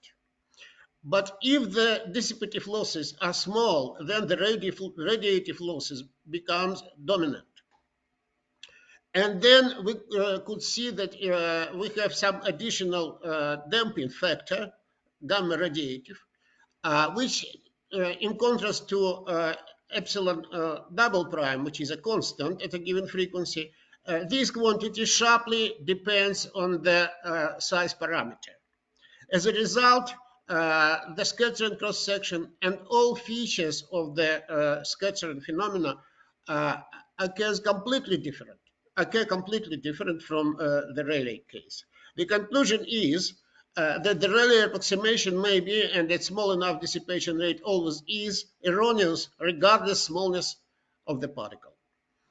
The calculations show that in this case we have what is called inverted hierarchy of resonances. For a small particle, the quadrupole cross-section is larger than the dipole one. Octupole is larger than quadrupole, and so on. And all we have a completely unusual frequency dependence, and so on and so forth. Unfortunately, I don't have time to discuss all features of this scattering, which we call anomalous scattering. I tell you how to describe it. Fortunately, we have to do very little because the exact solution exists, which is called the exact solution. And because it is exact, it automatically includes the radiative losses and non-dissipative damping. So what we have to do, we have to extract from complicated exact solution the terms responsible for this effect. What actually we have done. Let me briefly remind you the main features of the exact Mie solution. It actually is a so-called multipolar expansion when the scattering field is presented as a sum of dipolar, quadrupolar, octupolar, and so on modes. And the amplitudes of this expansion, which in turn are split in two parts, so-called electric and magnetic submodes, they have all information about the scattering process. All the rest is just the formal mathematical expressions. But unfortunately, this explicit expression of for these coefficients are very cumbersome, as I said. Then it is convenient to introduce the dimensionless scattering efficiency to normalize the scattering cross-section by the geometrical cross-section. And then in Mie solution, the extinction and scattering cross-section are presented as an infinite series of these multipolar contributions, and the absorption cross-section is the difference of these two quantities. Fortunately, the expressions for partial efficiencies are very simple. It is presented here. But as I said, the devil in detail is in detail. The devil is in these dependents, which are very complicated. I will give you just the brief description of a single feature of the anomalous scattering. That's the structure of the field in the vicinity of the particle. This is a very small particle. The size parameter is, as written here, 0.3. So it's much smaller than the wavelengths. And we could see we are in the vicinity of the dipole resonance. The exact dipole resonance at this size is given by this value. And you will see that when we approach the exact resonance position, the structure of the field become more and more complicated. This is the Poynting vector field. The color corresponds to the value, and then we have the streamlines here. So we have a number of singular points. This is the center of localized plasmons, which are eigenmodes, which I mentioned. And then you could see, what is important, that this is funnel effect. We could see that you can see two separatrix, and the energy flow from downstream is collected by this large area and then transported to the immediate vicinity of the particle. And because of the energy conservation, it results to a huge concentration of the electromagnetic field in the sub-wavelength scale. This is the key point of the phenomenon.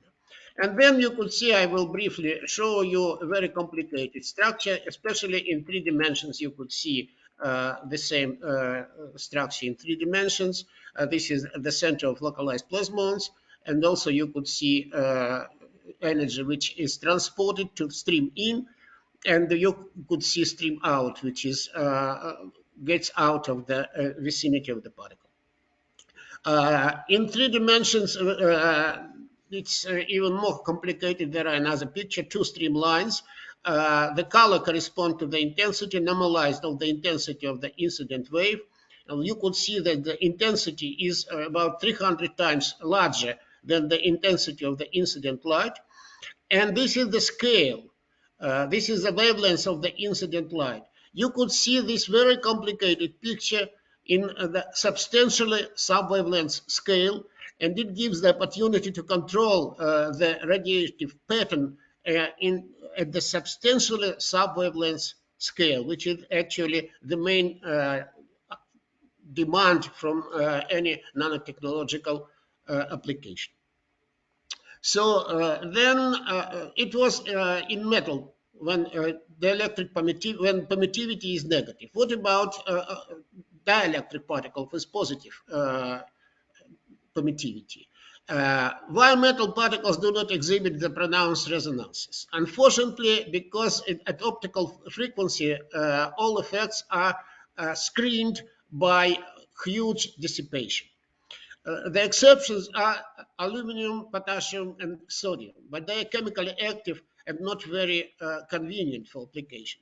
Then the idea is to replace the metals by dielectrics.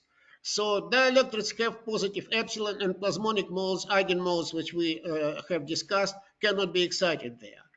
But however, instead of them, we can use the modes related to the polarization of the particles, and then they would be as good as plasmonic modes. Then oscillation of the electric polarization may be used instead of the oscillation of the free electron gas, and the displacement current may be used instead of the conduction current. So then we consider a particle with high refractive index. Why we need high refractive index? Because advantages of this is low dissipative of dielectric particles are low dissipative losses at resonance. There are plenty of materials with low dissipative losses. And disadvantage is that particles should be relatively large to fulfill the resonance condition. But if we have a particle with higher refractive index, with high index particle, then the wavelength inside the particle is inverse proportional to the refractive index n.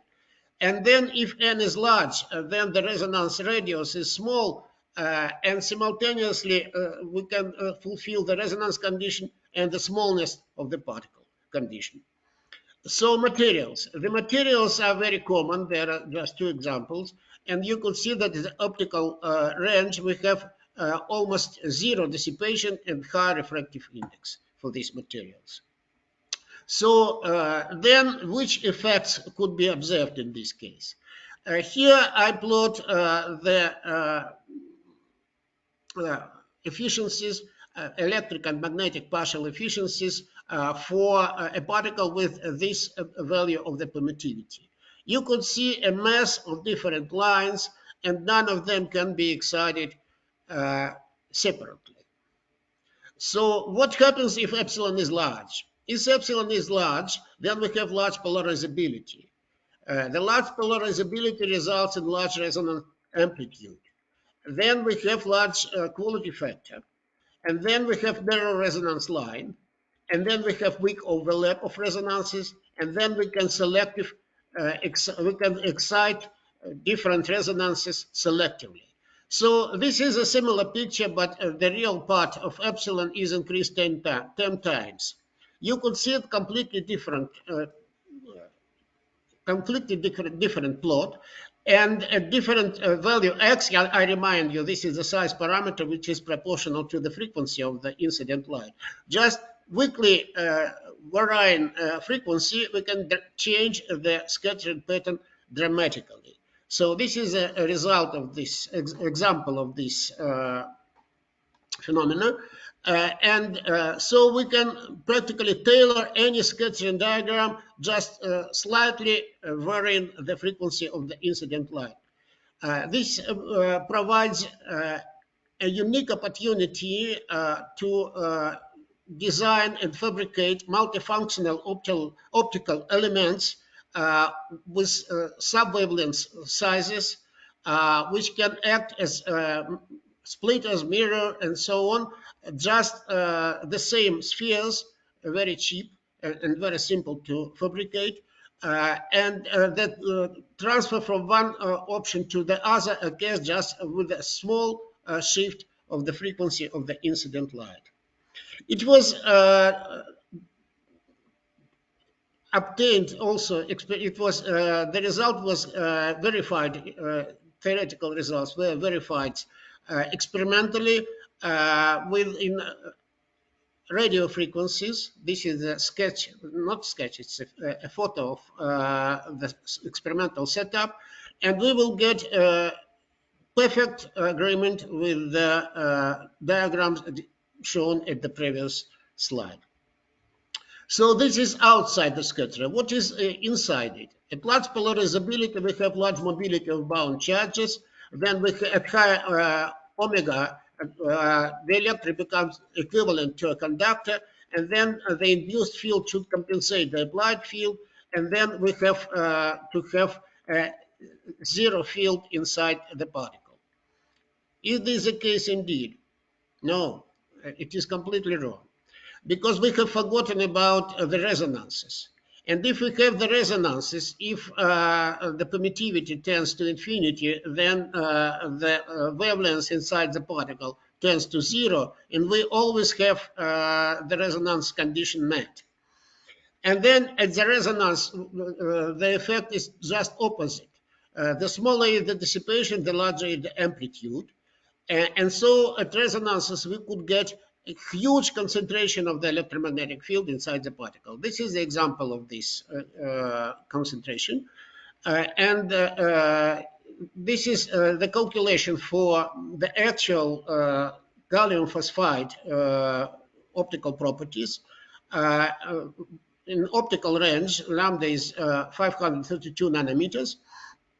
And the size of the particle, is 2.318, so it is still the subwavelength size. And again, all quantities are normalized over the values of the corresponding values of the incident light, and we could see that the non-magnetic particle exhibits the enhancement of the magnetic fields 4,000 times.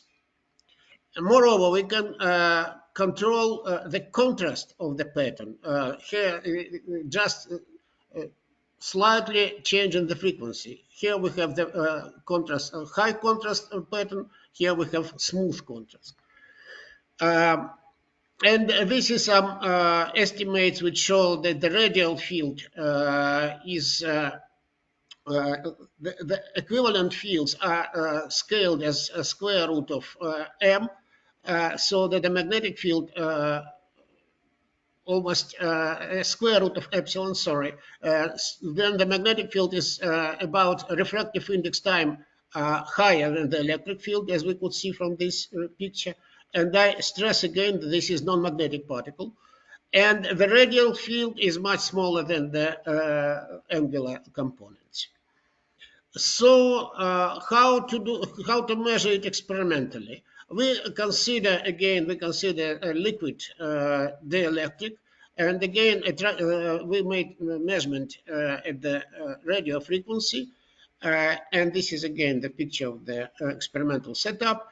And this is the result of this experiment, and you could see this is the calculation, this is the experiment. You could see the perfect agreement, and we did not achieve 4,000 enhancement of the electric field, but we can achieve 300 times enhancement of the magnetic field inside the particle.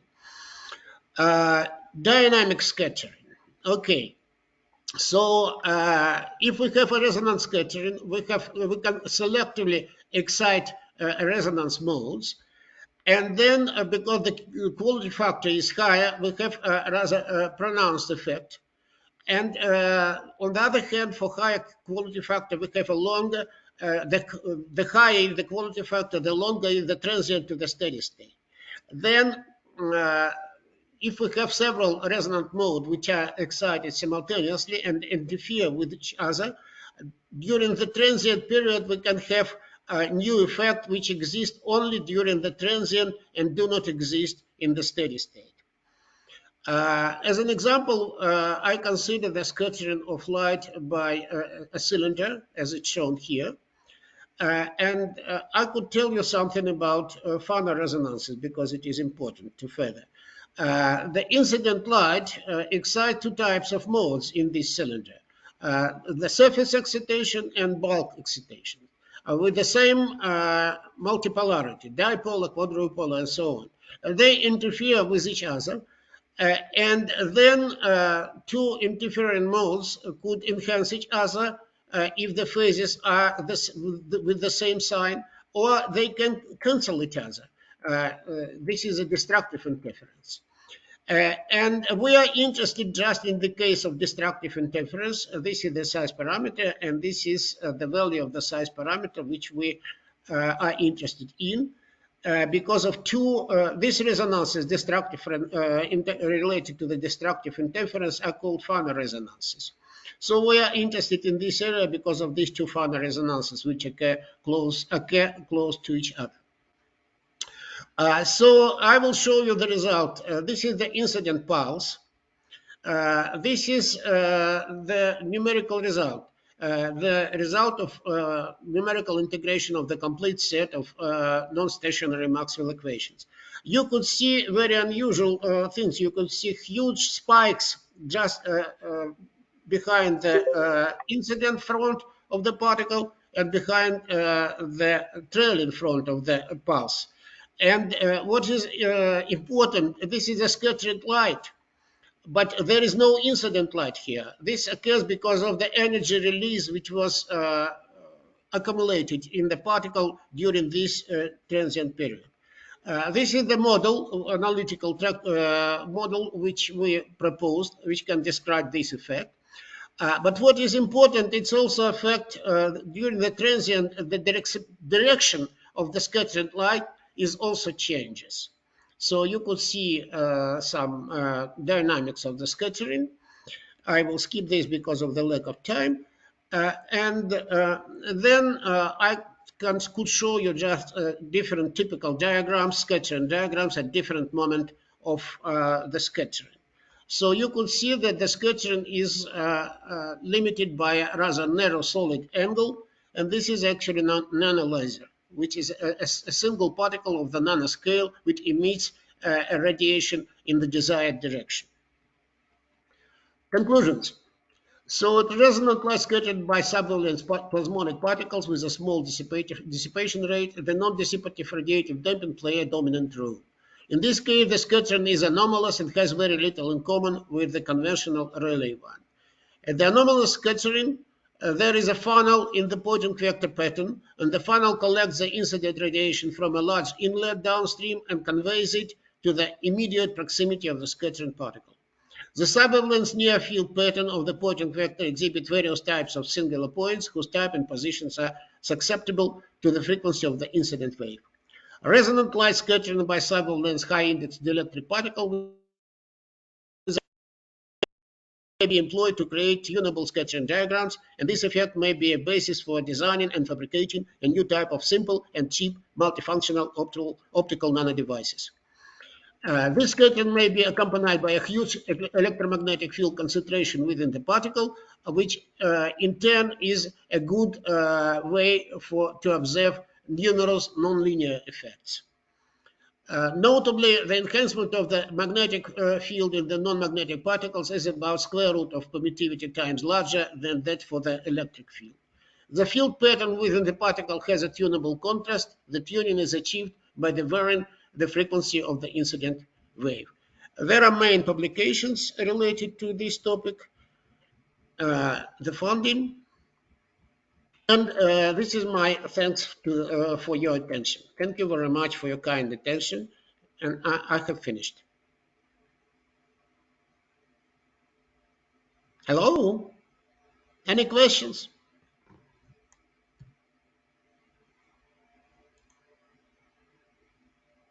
Hello?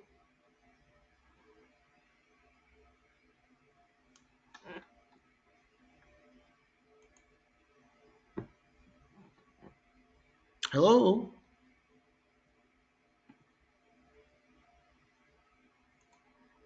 No questions?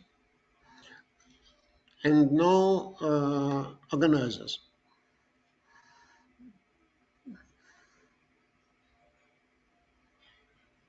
Does anybody, is anybody here?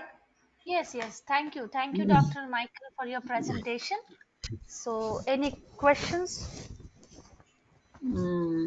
I already asked. No, nobody has any questions. Probably. Yeah, nobody is. So, thank you once again for your presence and presentation. Thank you. Thank you for the opportunity. And once again, I thank the audience for being so patient to hear all this long speech. Thank you. Thank you. Thank you very much. So, our next presenter is Dr. Mara Lucia Goncalves Diago from University Nova de Zulho, Brazil, and the title of the talk is Effect of Blue and Red LED on Inflammatory Acne Case Studies. Hello, Dr. Mara. Hello, Emilia. Hello, Yeah, hi. everybody. Yes. So you are the presenter now. Please share your screen with us. Okay. Yes, we can able to see your screen. Yeah, you can see. Yes, yes. You can make it a full screen. Let me see. I Yes, think is perfect. now. Yeah. Yeah. Let me change my orientation. Oh, sorry. Okay. Thank you, Emilia and team, for the invitation. Thank you, everybody, for listening me in this conference. My name is Mara. I'm a nurse.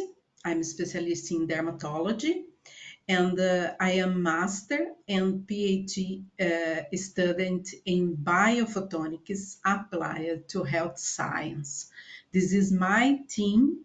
These students help me to with my research. Uh, and so, what are we studying? Our study is a clinical study. We decided the made this study uh, uh, because you use LED and the photobiomodulation in acne inflammatory. So this is a clinical study, controlled, randomized, blind, and the comparative with the blue head and combined blue and red LED in inflammatory acne. We have 144 participants. The study is in progress. We have 4 groups and 36 participants per group.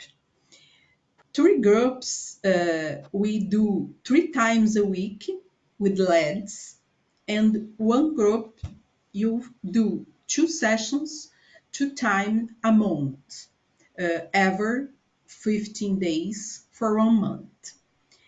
And we made the case studies with the 20 participants, or 5 per group, and decided to study the acne because acne is so important, and acne is the first cause of the search for dermatological medical offices in Brazil and worldwide, like United States and London, and 10% of the world population, about 650 million people, have the disease.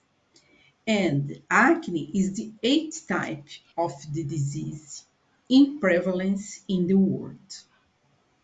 And cause consequences like post-inflammatory hyperpigmentations, scares, and psychological damages like anguish, stress, and included suicide, because people have a terrible appearance in some cases. About the pathophysiology of acne, you can see the unit. You can see the pilosebaceous unit. You have a hair follicle and you have a sebaceous gland. What is occur in this situation in acne inflammatory? You have inflammation, you have sebum excessus, and you have keratinization, hyperkeratinization, and you have a improve of Cutibacterium acnes, and you have inflammation, and you have some types of progression about the lesions of acne. You have some kinds of lesions. You have non-inflammatory lesions, open comedones. The black points is open comedones. The black points is the first lesions of acne. You have papules, white papules. This is closed comedones.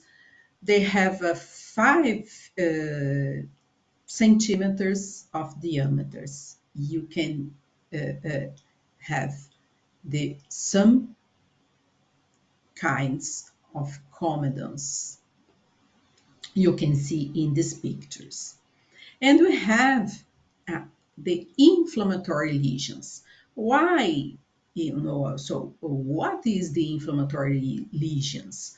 Look at the face of these participants of our research, our study. You have a papules, and you have a pustule, and you have a erythema. This is red face, and you have an oiliness face in these cases. In the world, you have some scales of comparison the acne in the world, because you need scales for the dermatologists made the diagnostics of acne, because you have some grades of acne like 1 and 4. And when you have a 1 is no inflammatory lesions, and the grade 4 is the worst kind of lesions. You have severity process, including scars. Let me see. The simple grading of acne is important by the Global Alliance to Improve Outcomes in Acne, and you have IEGA by the FDA scales. Is the same, but in this EGA, you have a grade 0, different of the others scales in the world.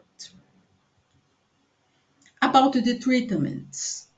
What the treatments use in acne? You have topical products like retinoids, like acid retinoid and isotretinoin in topical, and you have oral medications like isotretinoin, is a retinoid, and you have antibiotics.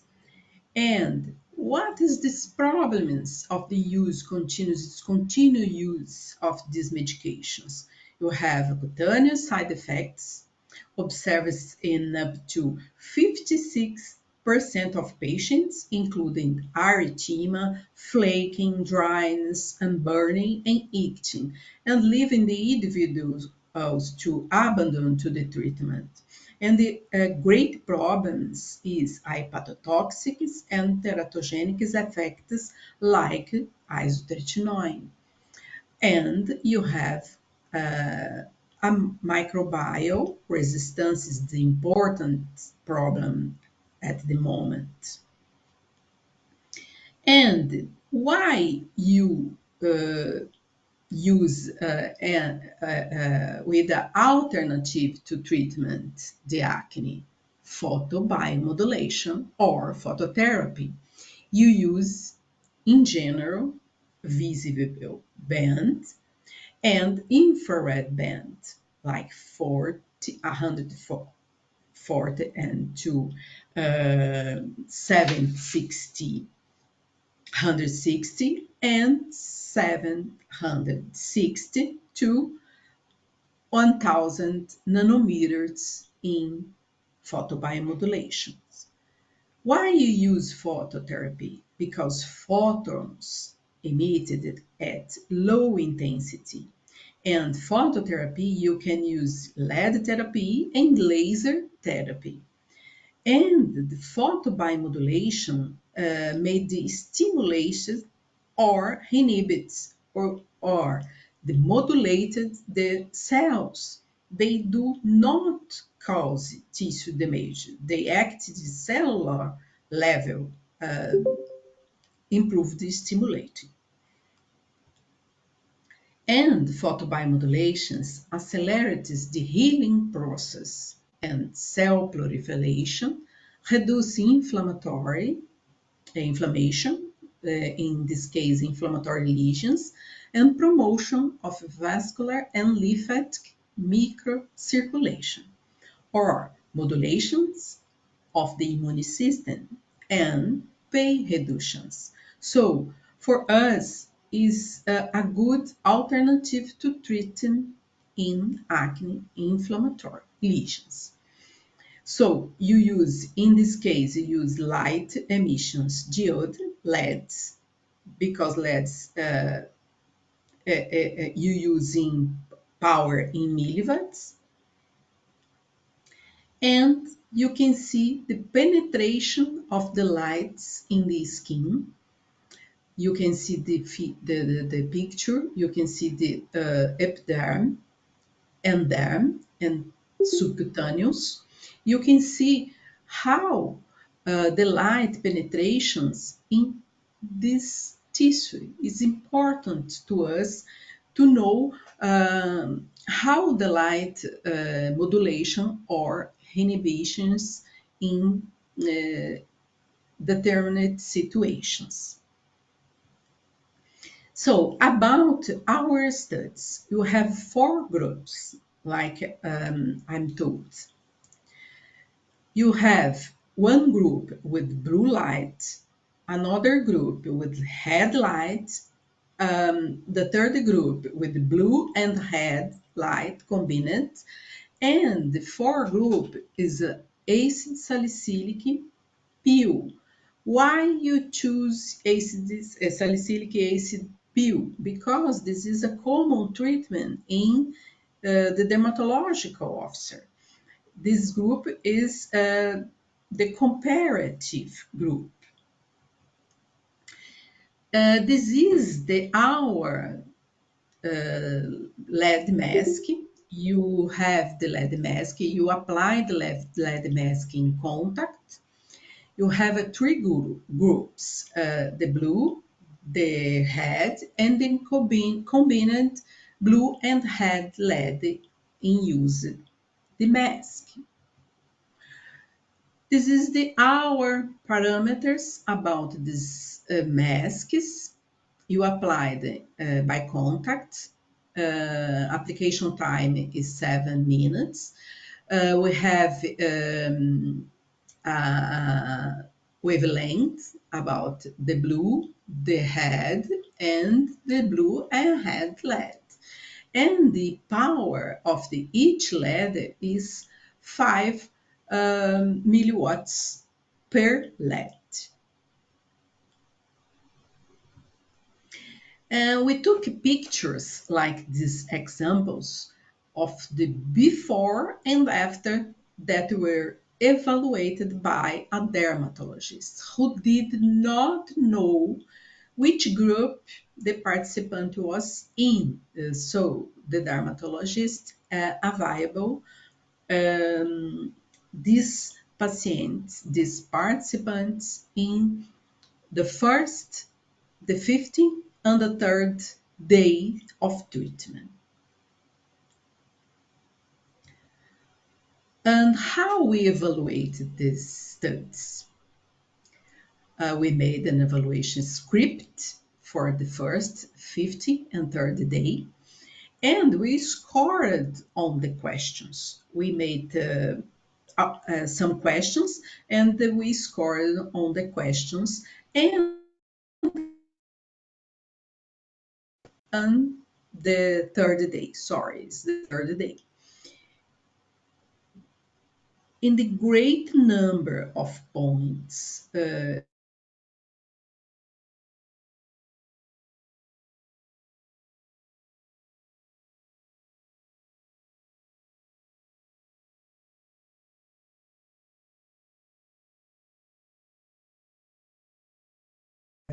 serious case of acne. And what do you evaluate?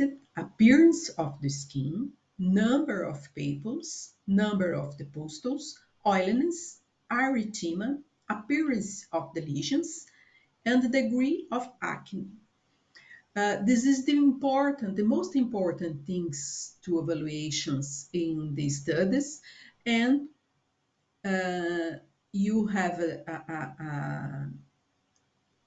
some script of these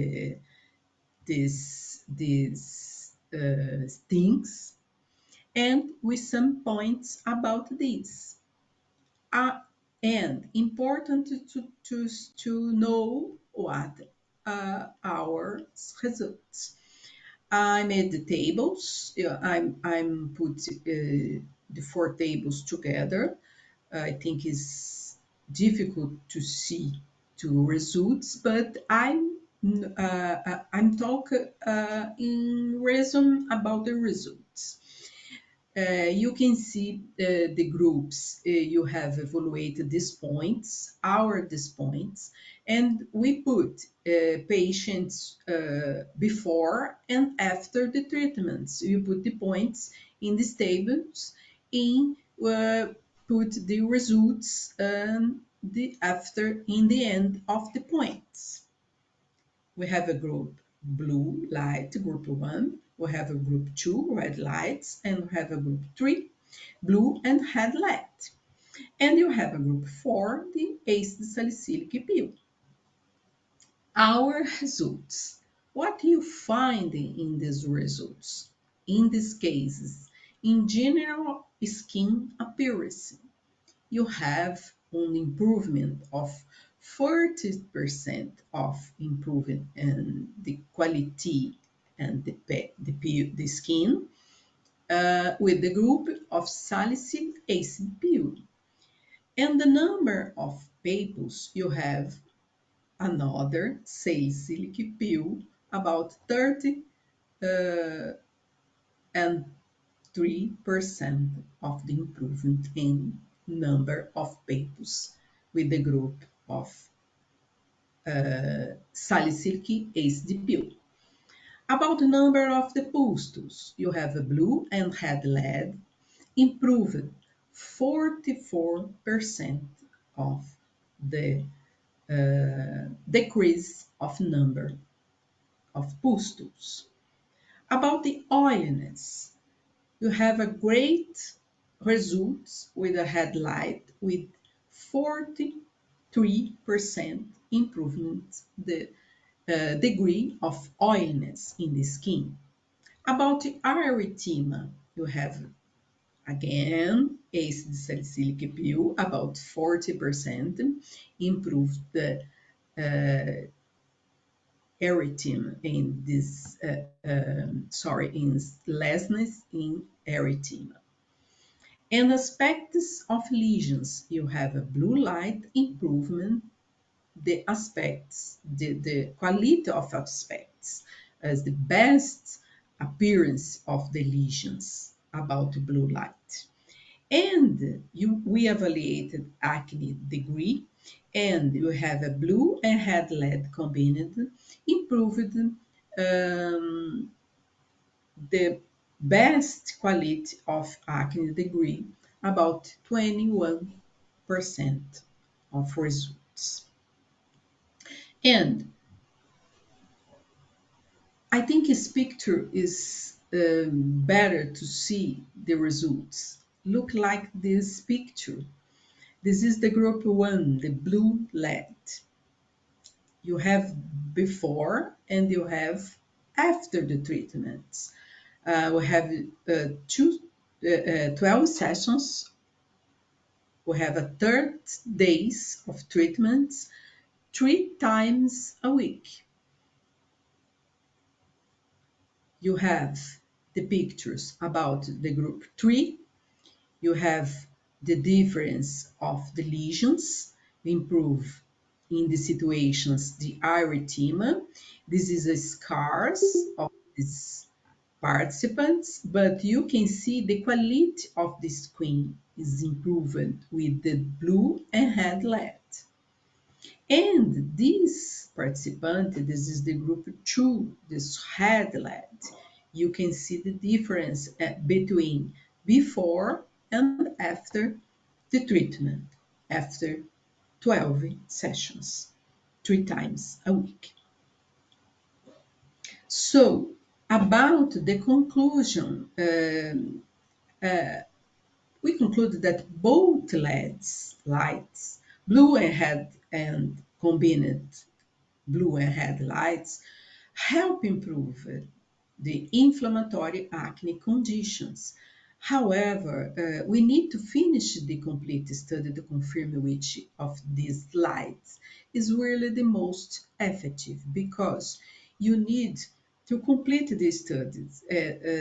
These case studies show us is the important to know with the great the different end of the studies of the research. You need to finish by 145 patients to be conclude the results. But you can see in the practical clinicals improvement in acne inflammatory. This leads with a good conditions to treat acne inflammatory and help another kind of treatments like lasers or like medications. You need to improve, you need to know about our or other kinds of treatments to class the resistance, microbial resistance. It's important to study about this. So thank you. I think is for now is this. If you have any questions, I'm here for answers. Thank you. Thank you, Dr. Mara, for your presentation. So, any questions from anyone?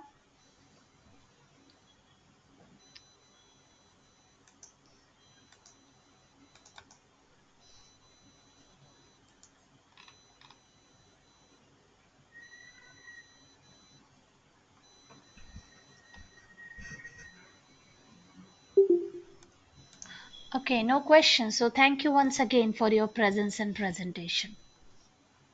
Thank you, Emma. Okay, so we have a presentation from Dr. Prasanta K. Panigrahi from Indian Institute of Science Education and Research, India, and the title of the talk is Comparison between Compass State and Squeezing of the Displaced Number State. So in place of Prashanta, so one of his student will present the talk. So hello, Dr. Prashanta, can I know who is going to present on your behalf?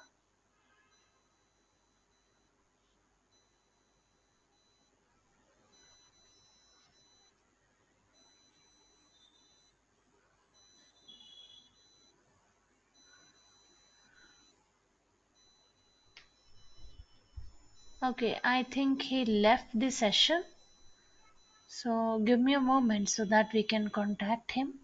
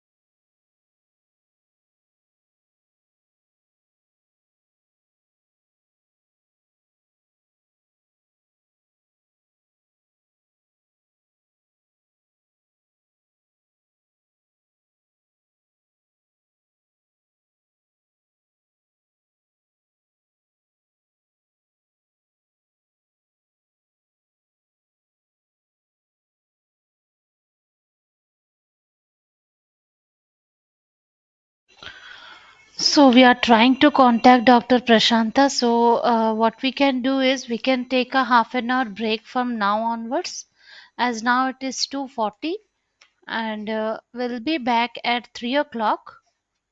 That is 15. So from that we can continue our sessions as we are left with few more. So in the meanwhile, their time also can match to the presentations because already we are ahead of the scheduled program. Thank you and please stay connected. This conference will now be recorded. Thank you for staying connected with us. So we'll be back with our sessions. So now we'll continue with your session from Dr. Prashanta Kumar Panigrahi. Hello, Dr. Prashanta.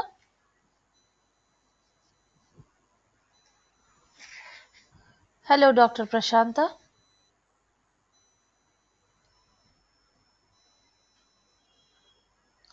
Hello, are you connected with us? Hello, can you hear me? Hello. Hello, am I audible to you? Yes, yes. But your voice is not audible to us. Okay,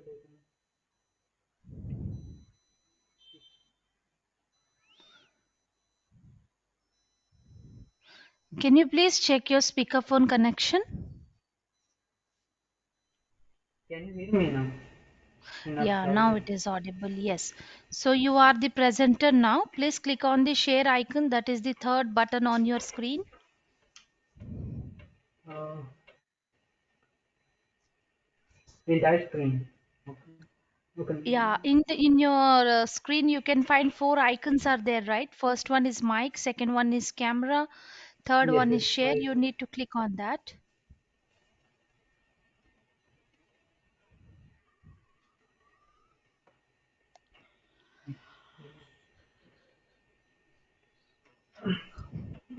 Yes, we can able to see your screen. Perfect. You can yes, you can start presenting. Okay.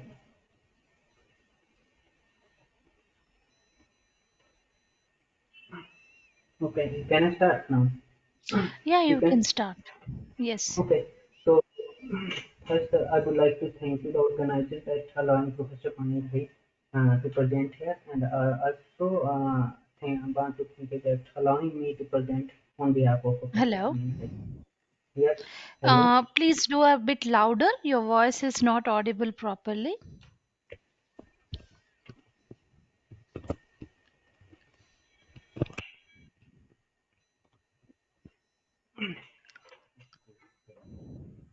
Hello. Now you can hear me. Yes, yes. Yes. Okay. So I would like to thank you, these organizers, that allowing Professor Panigrai and on behalf of him allowing me to present our lab's work. Uh, so let me start that. I will be presenting that comparison between the compass state and the squeezing of the displacement number state. So my plan of the talk is, so I will introduce but are the gas state and compass state and their uses, and then work how these gas state are produced and experimentally they are seen, and then I will propose two states that will be used to compare with the compass state with the help of Wigner function and number distribution and fidelity and variance, and these two states will be compared with the compass state. Then we will look at Bhattacharya Hamiltonian for preparation of these two proposed tests. Then I will summarize my work. So, what are the cat states? So, cat state is a superposition of the two coherent states. So, coherent state is basically state with the Poissonian distribution and which follows minimum uncertainty principle. So, here cat alpha shows the coherent state representation. So, here cat state is the superposition of these two coherent states with the opposite sign, and theta is a relative phase. Then compass state is superposition of four coherent states with the different orientation in the phase space. Basically, for the compass state, it is north, south, and east and west on the phase space. So, for example, even cat state is closely related to the ground state of the double Bell potential, and the O state can be considered as an excited state of this same potential. Then cat and compass state, this can be produced through a highly nonlinear curve medium through unitary uh, evolution of the coherent state. Then again, cat state is also a eigenstate of the square of the annihilation operator, and it has the property of reverting back to the its original parity state uh, after two photon loss, which has led to its uses in the cat code, basically in the quantum error correction. So, what is the uses of the this state, and that if you define the information, quantum information that is logically qubit in the higher dimensional Hilbert space, that allows to preserve the information for the longer time. Another benefit is that co- uh, with increase in the coherent amplitude of these states, this also allows to correct the errors, uh, uh, increases the probability of success of correcting the errors in the system. And because of the interferometric structure in the phase space, these states are extremely sensitive to the small, tiny fluctuation external to the system, which allows to which makes this state extremely useful in detecting small shift due to the external perturbation. uh, that's how it can be used as a probe state. So now Agarwal's work and the experimental generation of the cat state. uh, so what Agarwal did that is he studies uh, photon subtractor squeeze state in the presence of the damping and also absence of the damping. So he showed that if a single photon is subtracted out of the squeeze state, this is also equivalent to the squeezing of the single photon state. We also see that in our coming slides that how the Wigner function will look like, and under master equation dynamics how this squeezing of the single photon state will almost look like cat state, and how these states are cat state are produced in the experimental, that you allow the squeeze state pass through the beam splitter and allow uh, al- arrange the beam splitter's transmittivity in such a way that only 3 to 4% intensity is coming out on the one of the output port. Then on the other output port you can uh, have cascade. But this method is only limited to the small amplitude production of the state. Uh, uh, so there is also recently work was done by the Ulrich Anderson group at the TU Delft University for the preparation of the compass state. This was basically theoretical analysis. So they used two types of the single photon subtractor state as input. Uh, if you use in place of a two photon subtractor squeeze state, instead of these, if you use gas state, then fidelity can increase to the larger extent. Production of these compass state is still challenging in optical platform. Uh, it might be little bit easy in the microwave superconducting circuit, because there is interaction is uh, with the field of field and atom can be large as compared with cavity QD dynamics. So now you see on the left hand side, this is the Wigner function of the single photon state with the dip at the origin. This describes the negativity of the single photon state, and the Wigner function for the squeezed single photon state on the right hand side. So we will see that now in the next slide that under the master dynamics, that's how this will look like. in the with the two lobes. Here you can see on the left hand side the same state under master equation dynamics, that the two lobes are nicely coming out and interface pattern also visible. So this is this is similar to the catch state, and on the right hand side it is the same, again same state displaced to the right hand side. So okay, now for the compass state we propose two type of state motivating from this previous work. uh,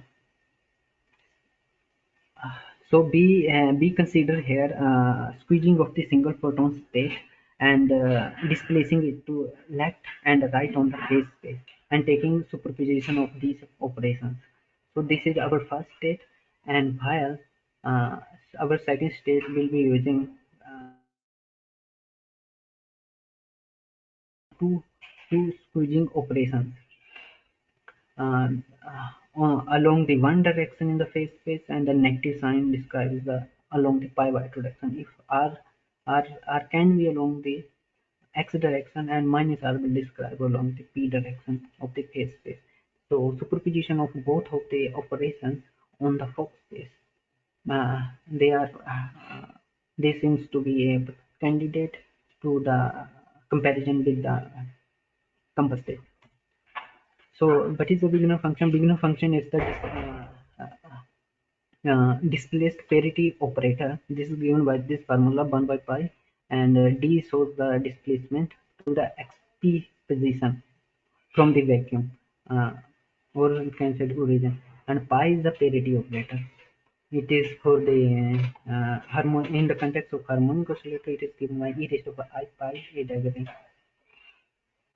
And beginner function is useful in describing the non-classical nature based on its activity in the phase. So we now see the beginner function of first compass state. Compass state's beginner function.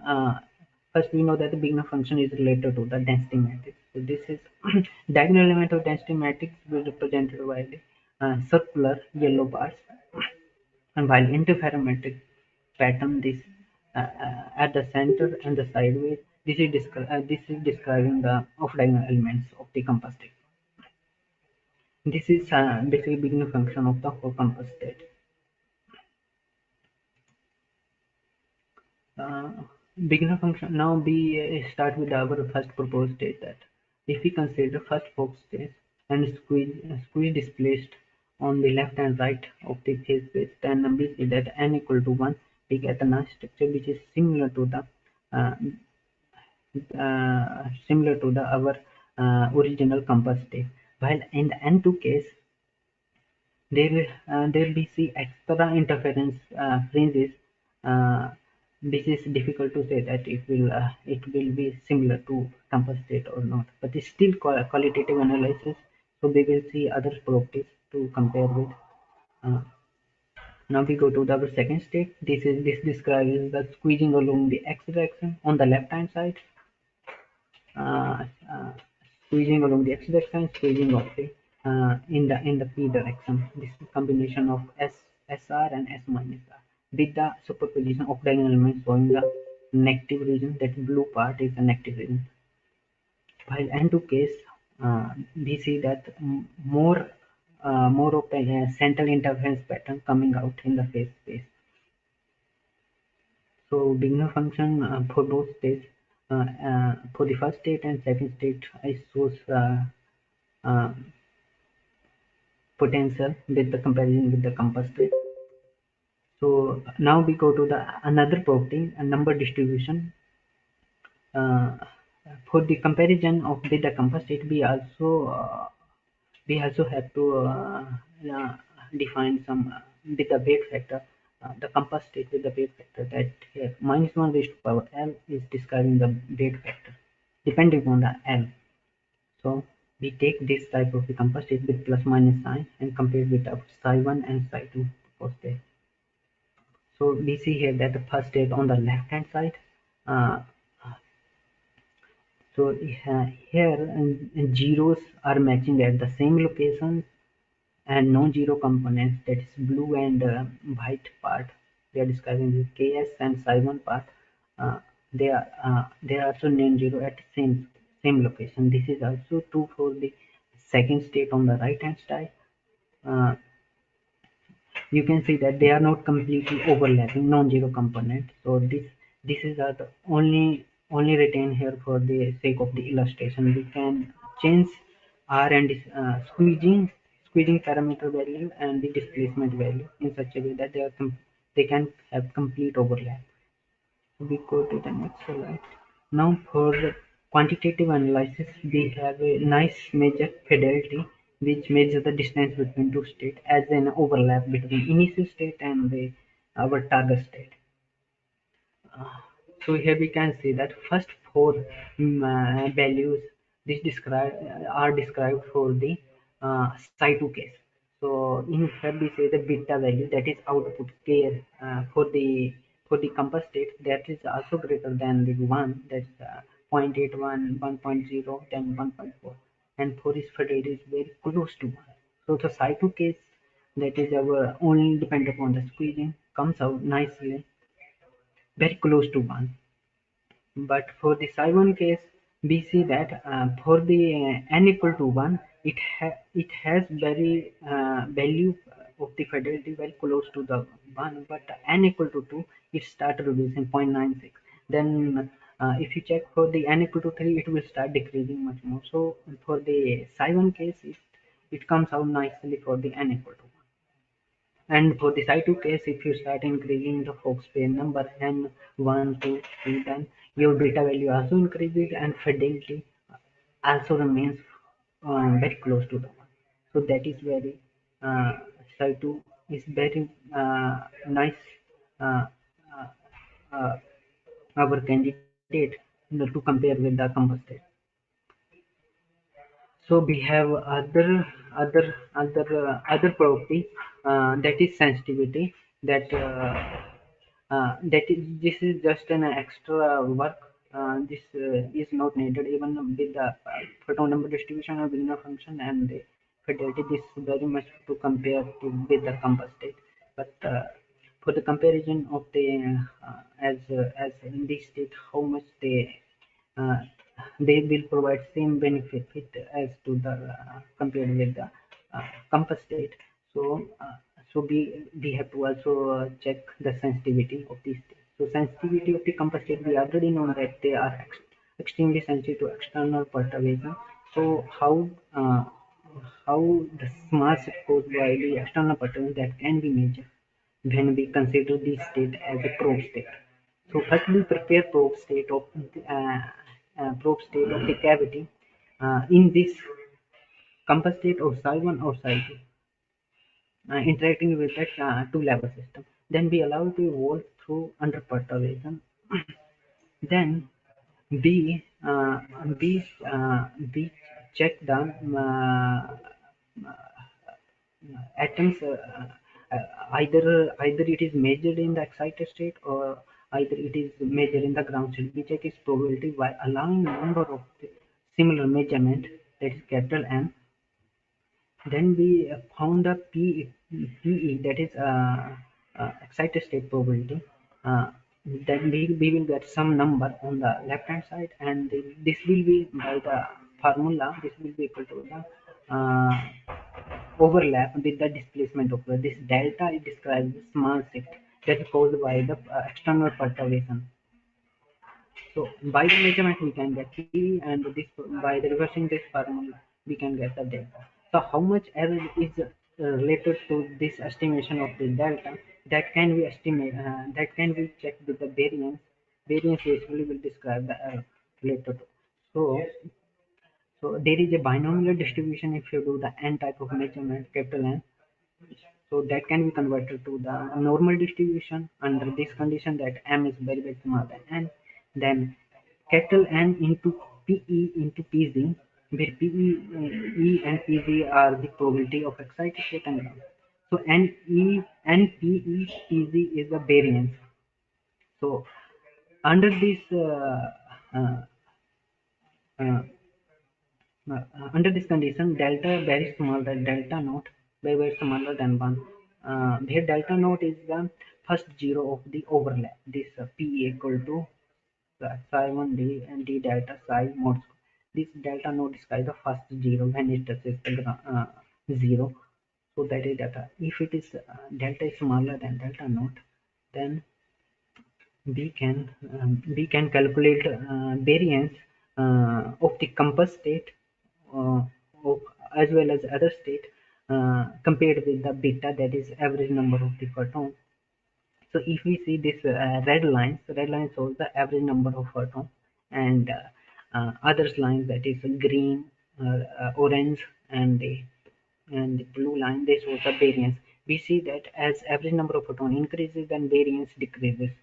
It has inverse behavior. It is similar in the other, in on the right hand side. We can say that as average number of photon increases, that is also decreases. So if you also can see in the our psi1 state that in this case it is difficult to say, but as also we know that it is our psi1 is dependent upon the two parameters, squeezing parameter r and the displace parameter alpha. So uh, so we have to write both of the parameters. So in this case our average number of photon, that is your source, to minimize the error associated with the delta, that is variance. uh, So as the red lines, it is increasing. So solid lines, if you see that they are also decreasing. If we see a red solid line and red dotted line, if they are one is down and our other is above. So if we see the dotted lines also follows inverse behavior, and for the n equal to 1, on the right hand side it has a similar behavior, as red line is completely above of the all of the variance below. So for the psi2 case, it also has a nice plot. Dotted line shows average number of photons on the left as well as the right hand side, and the variance goes down as the average number of photons is is is, is going up. So our yes, then for more elaborate comparison, we compare the ratio of the average number of photon for the psi1 and ks, and the variance ratio for the psi1 and ks. So you see that we have green line shows the uh, simple line passing through the one. So we say that for the blue dotted as well the dash line, it touches the equal to one lines, and red lines is also touches this line. So this shows that both has variance and average number of photons have the inverse behavior. In the case of the right hand side, it is also touching this one green line, showing that there exist R value and displacement value for which they can touch this green line. Again, for the psi2, there are also 3 point exist for different n values, n equal to 0, n equal to 1, and n equal to 3. So now production, but we did that, we compared compass state and with the two our proposed state, this composed of squeeze state and the displacement number state. So for our psi1 state, as we see that they have larger overlaps in the case of the fidelity, so we now can look for the Hamiltonian that has eigenstates uh, as in terms of the psi1 and psi2. So for the psi1 case, so first Hamiltonian is our Rabi type interaction in presence of two proton drive. So Rabi type interaction will produce uh, superposition of displacement operators via this capital G two photon drive A dagger square, and A square will produce square. While using in terms of in the circuit QD dynamics, then G can be obtained larger, which also defines your displacement in the phase space with alpha will be proportional to the small g. So with help of circuit QD, you can obtain larger displacement. That will also help in obtaining the larger fidelity. So again, two photon Rabi model in the circuit QD will allow you to have the superposition of squeezing in the phase space with different orientations. So this is two photon Rabi model. Okay, this summary. So we compare number distribution, Wigner function, and then we see the overlap, which comes up to very close to 1, with a larger output of the coherent amplitude, that was our beta, which was greater than 1. These are the reference. This is G.S. Grisha-Agarwal paper. This was there he studied the photon subtractor squeeze state analysis, non-classicality, and stable. Then this is a recent paper in 2020 that in the at the TU Delft by the Ulrich Anderson group. They showed use of the two photons, uses of the two types of the states, single photon squeeze subtractor squeeze state. Then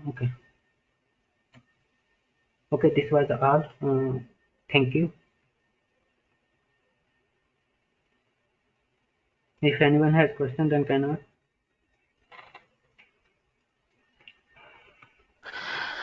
Thank you, Dr. Prasanta, for your presentation. So anyone have any questions?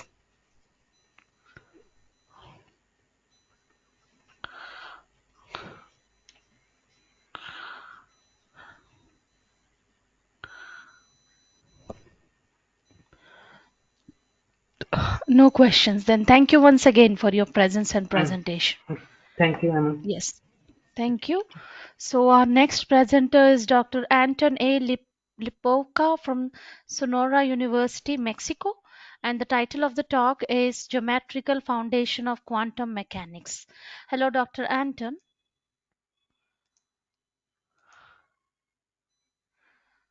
Your voice is not audible to us. Can you please unmute yourself? On your screen, you can see the first icon. Is it on or off? Yeah, Yes, we can yes. able to see your Are screen. you listening me? Yeah, yeah. Excellent. Okay. Do you see my presentation? Yes, it is visible. You Thank can you. make it a full screen and start presenting. Yes. Great. Thank you for this opportunity. My talk will be dedicated to geometrical foundation of quantum mechanics. And to begin, I would like to ask two questions. First one, what substance is quantized? And second one, why it is quantized? The answers for these two questions is electromagnetic field is a substance that is quantized, and it is quantized because our university has curvature and is expanding. The deal is that all we see, hear, touch, measure in laboratories, all this we do with aid of electromagnetic field. We are isolated by electromagnetic field of the real world. But let's begin. In present talk, we discuss the geometric foundation of quantum mechanics. Geometric approach allowed to obtain the following results. The main parameter of theory, Planck constant, was deduced from geometry. Equations of quantized free electromagnetic field were obtained from the first principles. Equations of motion for a charged particle were obtained. Quantum mechanics was unified with general relativity on the base of this idea. Effect of Aharonov bomb was explained. Equations of Schrödinger was deduced from the first principle, first time. Physical meaning of the main equations became clear, and a problem of vacuum energy was resolved, and many more. Let's take a brief look at history of quantum mechanics to understand what happens.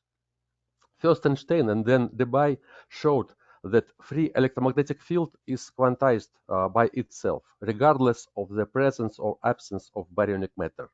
However, the main problem of that time was the problem of atomic spectra, and for this reason, in 1925, Schrödinger postulated his equation, in which the motion of baryonic matter was quantized.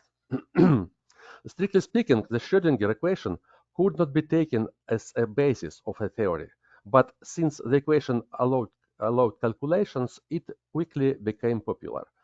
It should be noted that only 25 years later, the electromagnetic field was quantized by Gupta and Bleuler, but this was done on the basis of the same axiomatic approach.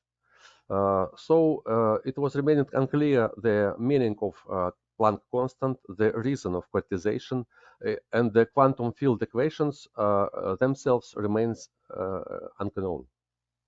Further, the Klein-Gordon-Fock and Dirac equations were also postulated. Until recently, the physical meaning of quantum mechanics, the foundation of quantization, remained unclear. What is wrong?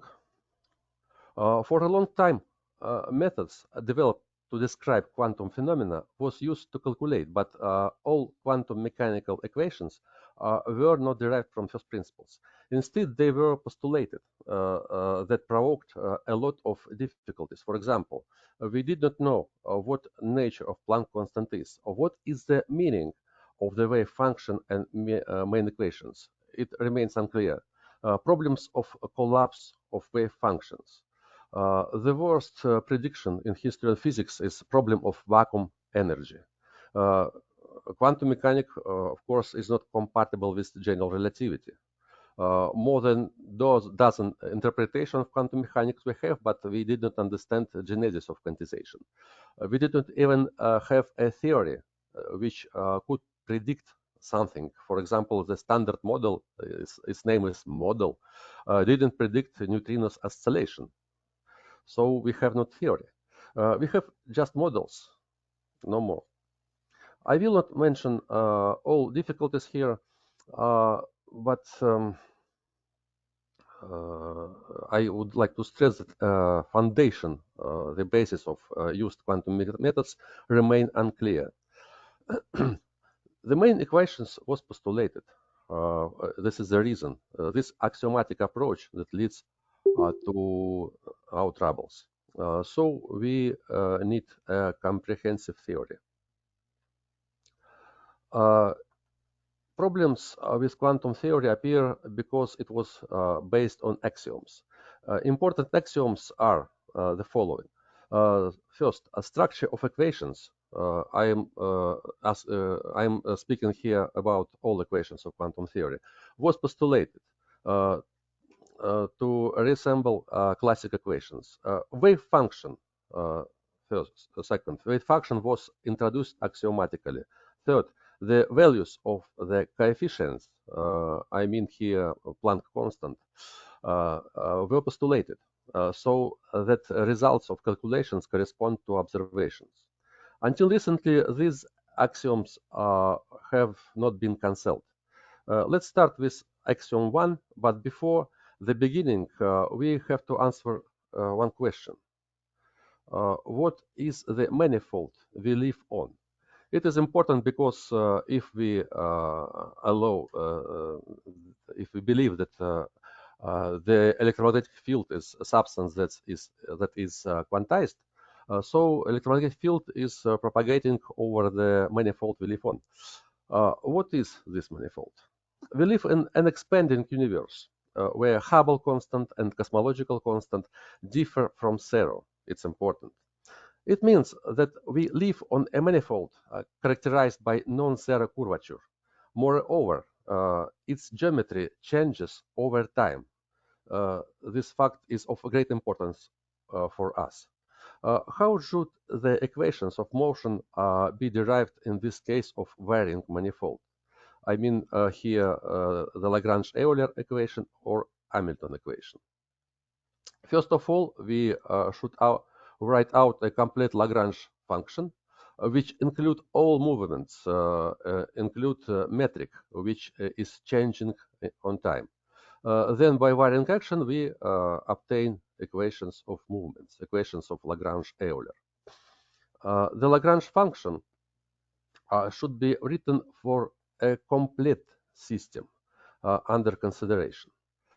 And this Lagrange function must include the changing of the metric tensor due to expansion of the universe.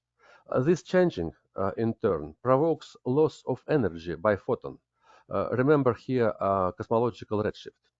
How can be calculated this small loss of energy by photon per period provoked by expansion of the universe? Consider the analogy. A mathematical pendulum with a thread of constant length. In this case, the integral of motion is energy of system. You know this fact. At the beginning of past century, at the Solvay conference, the following problem was considered. What happens if we pull on the thread, changing its length?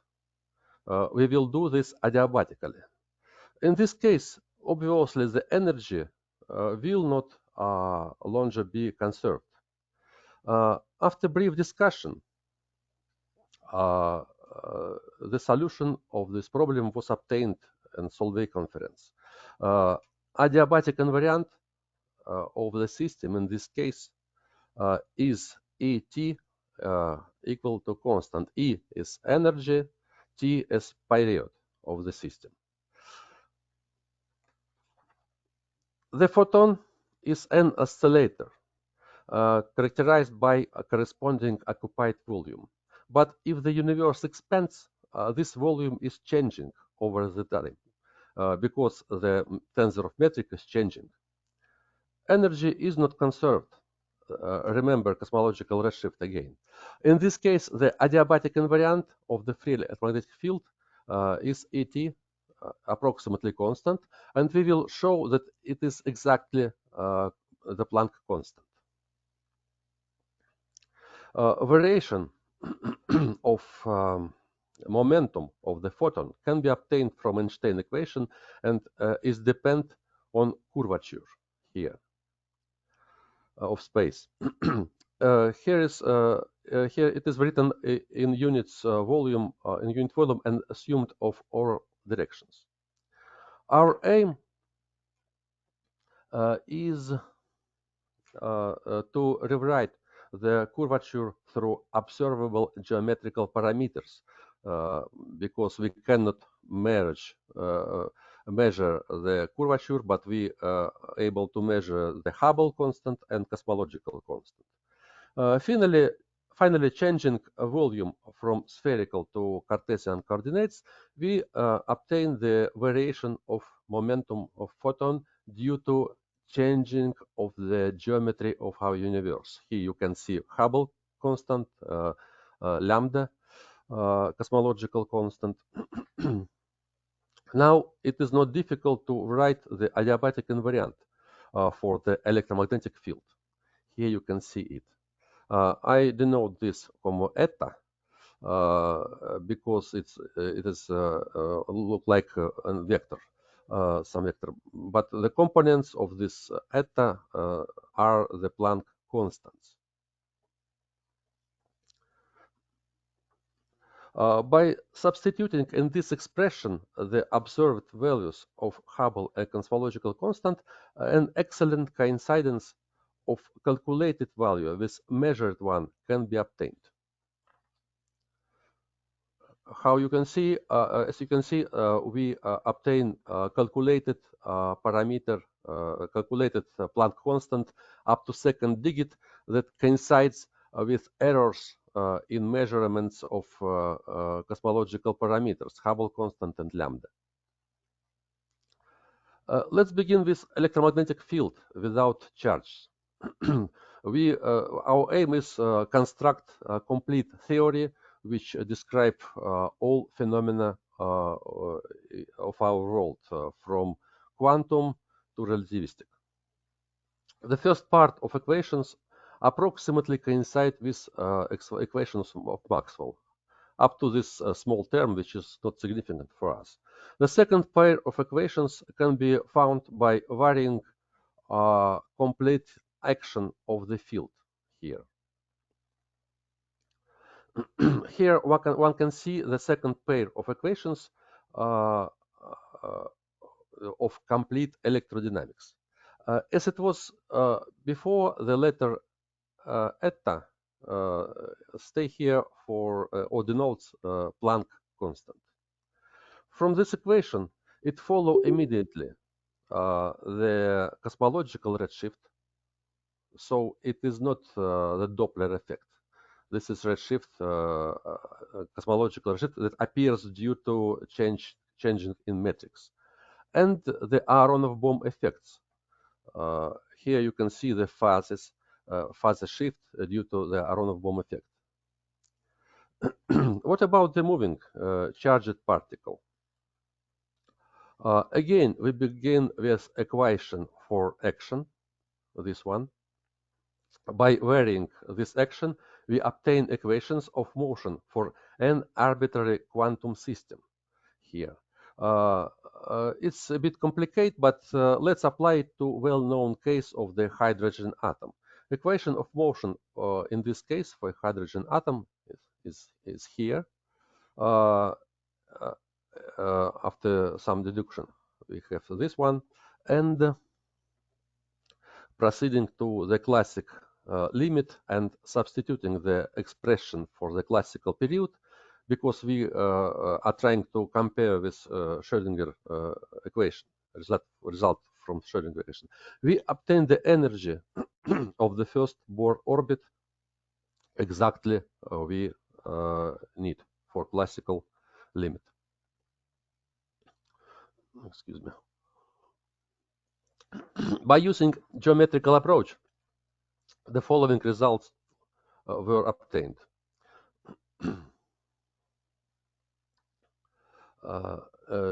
It was shown that general relativity, electrodynamics, and quantum theory constitute a single unified theory. The problem of the foundation of quantum mechanics is resolved. Planck constant is calculated from the first principles. This is the free electromagnetic field that is quantized. Dark energy problem is resolved. Explanation of Aharonov-Bohm effect is given for the first time. So we can conclude that quantum mechanics, not usual quantum mechanics, but real quantum phenomenon, is just complete electrodynamics. So we do not need wave functions. Here you can see the Planck constant, complete electrodynamics in linear approximation, and equation of motion for charged particle. All these phenomena are quantum because contains Planck constant here. You most likely ask me, what about the widely used equations of quantum mechanics? Actually, all of them suffer of the same problem. Let's consider the Schrödinger equation as an example. The Schrödinger equation wasn't derived. It was postulated and contains at least 3 axioms, as well as Klein-Gordon-Fock equation, as well as Dirac equation. I will not discuss here the full history of Schrödinger equation because of lack of time. I note here only that up to now it was not derived correctly. Consider the original paper of Schrödinger. The structure, first axiom, the structure of the equation was postulated with reference to the classic reduced Hamilton-Jacobi equation. I note here also the Sturm-Liouville problem, which was widely discussed at that epoch and take important place in modern physics. The structure of the wave function was postulated this way. For numerical result to coincide with the laboratory one, the value of the coefficients of the equation was also postulated. So the Planck constant was introduced from experiment. As we saw above, quantum equations of motions for electron, for atom of hydrogen are here. They describe any system, quantum, relativistic, classic, etc. However, now we are looking for the Schrödinger equation. For this reason, we must follow the first postulate about the structure of equation. So we are looking for an equation which formally has the structure of Hamilton-Jacobi equation. How can the second and third postulate be eliminated?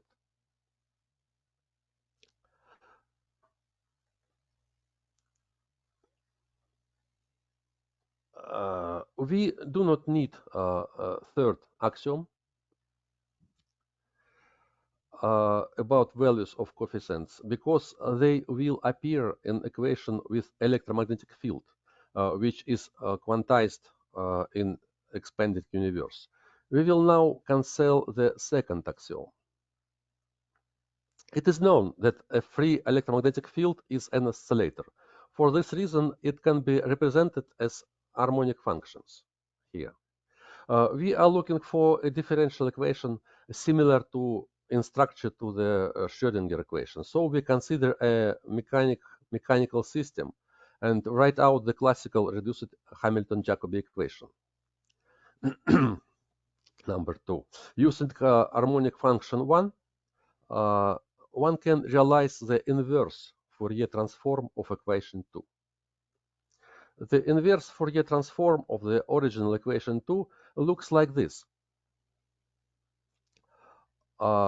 Inserting it by parts, integrating it by parts, one can obtain the following expression.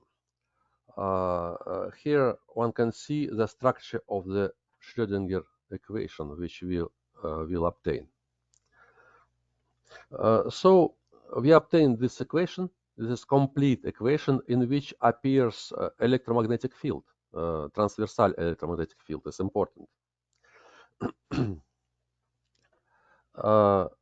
However, the Hamilton operator is actually Liouville operator. Liouville operator forms the Sturm-Liouville problem, and that is that the Hamilton operator of Liouville has a complete set of orthonormal eigenfunctions, psi, this one, in which our function phi can be expanded.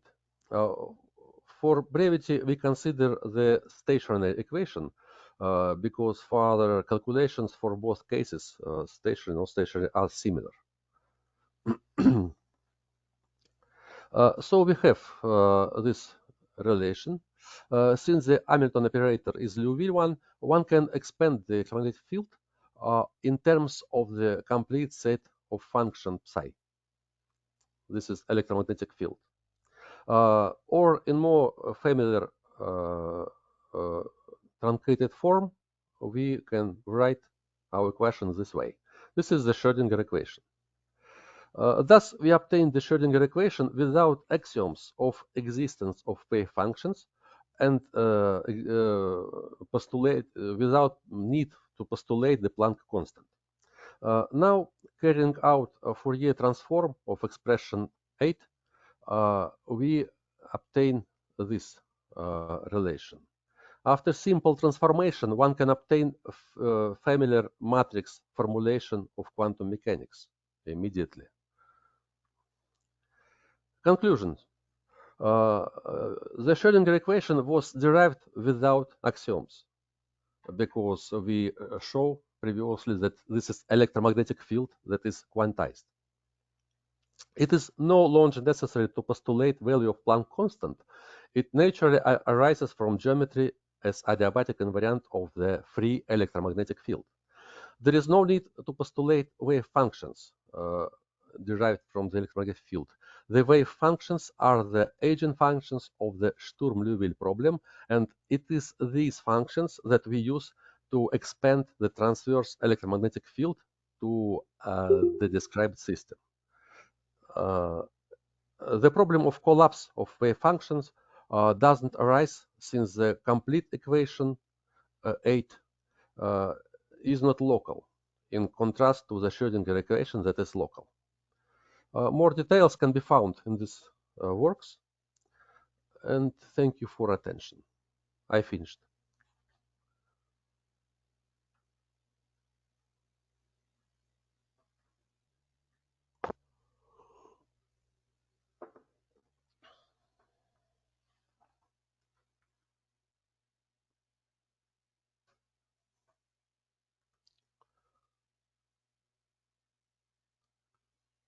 Are you listening to me?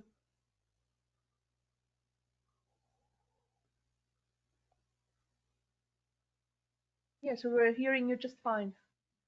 Okay. Great presentation, by the way.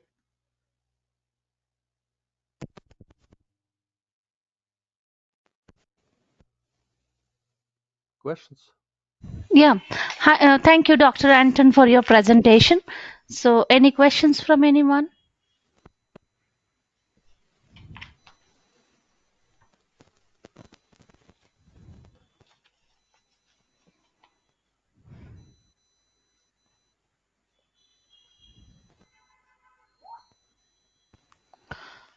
Okay, no questions. Thank you once again for your presence and presentation.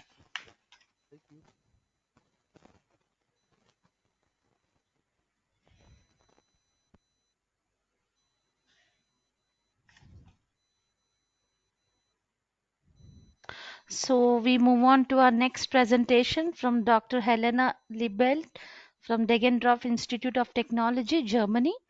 And the title of the talk is Quantum Technologies Areas of Improvement or How Not to Slide into Quantum Winter. Hello, Dr. Helena.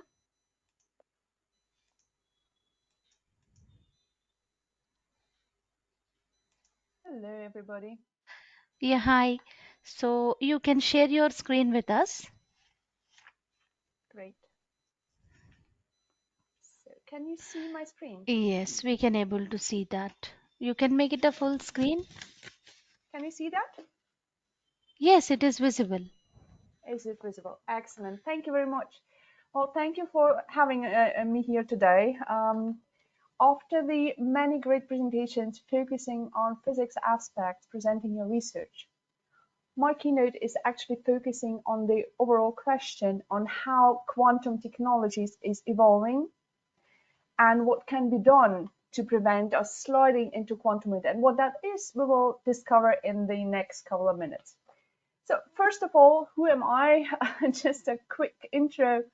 I'm representing the Technical University Deggendorf in Germany, and I'm also the director, not just researcher, but the director of a data center focusing on particularly quantum and HPC. And what we've done is, quite interestingly, we started the first master's program on quantum and HPC technologies, and are having our first students finishing the degree.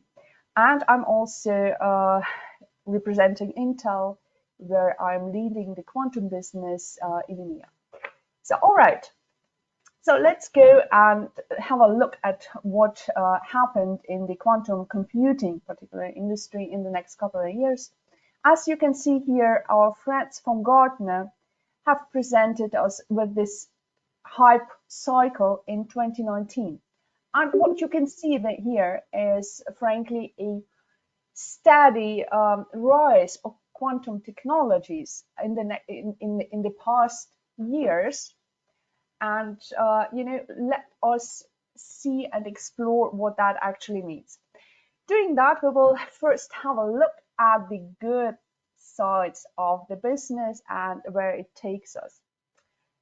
First of all, what is quantum computing particularly going to be used for? And basically, so the simple answer to that is everything that is able to be scaled. So coming from HPC side of computing, I can tell you all these hyper scaling applications are doing great, but we are reaching at some point limitations. So basically, speaking to you, my dear physicist, as a computer science, I can give you as much computing power as I have, and you will always demand more, which is okay. So now we need to figure out how to provide you this compute power, right?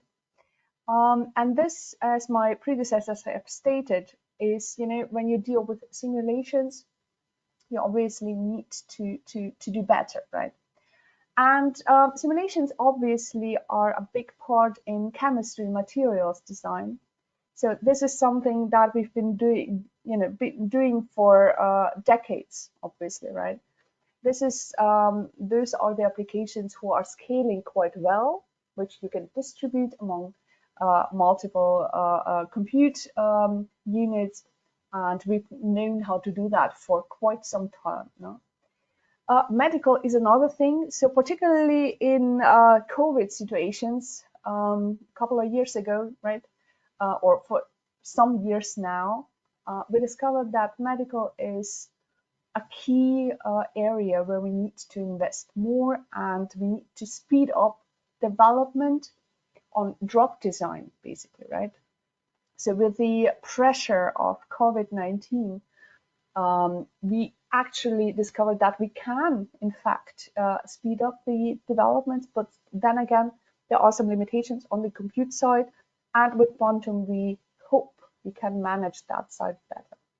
Financial, obviously, and travel and logistics. So, these traveling salesman issue or task comes to mind, where we think quantum will be doing just fine in helping there, right? So let's have a quick history lesson. And my predecessor just spoke quite, at length about the history and, where we've come from in the last 100 years, from the, great conference from Einstein and so on. And you can see here, what I brought you here is a split from the foundations to theory to the commercial state where we are right now. Basically starting in 29, and if you look, it's almost 100 years ago, right? So the foundation of quantum physics, which then evolved with the contributions from Feynman into the actual quantum computing area, right? And then something great happened. So basically, our friends from the European Union have actually ignited the first investments on a global scale, right? And Michael Shore presented his first algorithm in '94. So this is basically the ignition, bringing us from theory to the actual, first steps toward the practical use, right? So what Michael Shore developed was actually a tangible solution to a common problem, right? So this is not just theoretical play, right? But just a usable, tangible algorithm we can actually use. So a great thing there, and then it actually took off. And it took off in '98 when we had our first qubit quantum computer demonstrated, and in 2010, D-Wave, our friends from D-Wave, had the first commercially available quantum computing system available. Right? So as you can see, 29, the ignition, the foundation of all that, and then it went on in, tracked and the speed increased. So from 2010, actually it went for about 7 to 8 years at great speed, with all the big tech companies, or many of the big tech companies, investing in research and development of new technologies. And some of them you see here, right? IBM, Microsoft, Google, Intel, all the companies have actually recognized the signs of the signs on the wall, and invested heavily, increased the investments. They've been invested for years, but increased the investment, increased the speed, and then something great happened in as you can see here, in 2018, 2019, Google announced the actual quantum supremacy. So what does it mean? That was the turning point that brought us from the theoretical idea to actually prove that quantum computers have actual an advantage compared to our conventional systems we had so far, right? Before that point, it was just a theory, right? Now we have proof, and this is amazing, right? So when I'm talking to my students, I'm always telling them, we are basically living history, right? And this is exactly what happened. We are living history. So all that happened just a few years ago. So where are we now, right? And this is one of the great pictures actually. On the top, in the top right corner, what you see is the basis of what I think will happen to us in the next 10 to 20 years at least. So how we see it is, on one side you have your conventional systems, you know, your HPC systems that you're used to, and on the other side you have your actual quantum systems. And what we think is we will have a hybrid that will be used for specific problems, right? This is like having your specific hammer that is used for just specific nails. So this particular quantum system will be used for particular applications, like I showed you before, right? Materials, particular physics simulation, things like that. But also you will still need your conventional systems, so those will work and go hand in hand. All right, so where are we now? If you look at the graph, or actually the descriptions near the graph, you see that currently we have about 50 plus qubits available on the market, right? So most of the companies are providing or are building systems, or having at least them in the labs, with 50 plus qubits available. And this is great. Those are systems that you can use for proof of concept. So smallish problems, you just tackle small problems, get your feet wet, as they say, right? And try to connect them and build those hybrid systems. This is great. The next level, and there we have this threshold, is the 1,000 qubit line. So this is actually something that we look forward to. This is this brute force limit, where we think the actual error correction might be feasible, and the concrete and practical usage in chemistry and materials design can be done. But also all those optimization problems. If you remember the presentation from Professor Lee early this morning, he talked about optimization for simulations and nuclear reactors, right? Something you will probably not want to do an experiment on. So you need simulations, and this is what you can try and start doing with 1,000 qubit or 1,000 plus qubit systems. So great, next level. But what's after that? After that, we are clearly looking towards the 1 million qubit threshold, right? And this is where we expect the commercial use of systems to hit. So basically, this is where we expect the real fault-tolerant operations to happen, where we expect cryptography to hit us, and the actual true machine learning to happen. By the way, ladies and gentlemen, you're free to ask me questions on the fly if you have them. If not, we can do that by the end of the presentation. All right, let's move on. So where are we now? And this is a pretty graph I got from Yole, from our French partner. This is a wonderful representation on physical qubits and the roadmap for the next couple of years. So predictions do not go further than like 5 years, where it begins to become, starts to become really challenging. So what we see here is a threshold for Intel on 1,000 qubit. Same goes for other systems like D-Wave, or IBM is quite heavily involved in here as well, right? So everybody is developing new systems, but what's interesting is the actual technology behind it. And if you look at here, at this small and very simple graph, what you can see is there are different technologies, and let me tell you, you can build a, a qubit pretty much of, all sorts of things. What the underlying questions are actually, how stable is it? How reliable are your qubits? And also, is it possible to mass produce that stuff?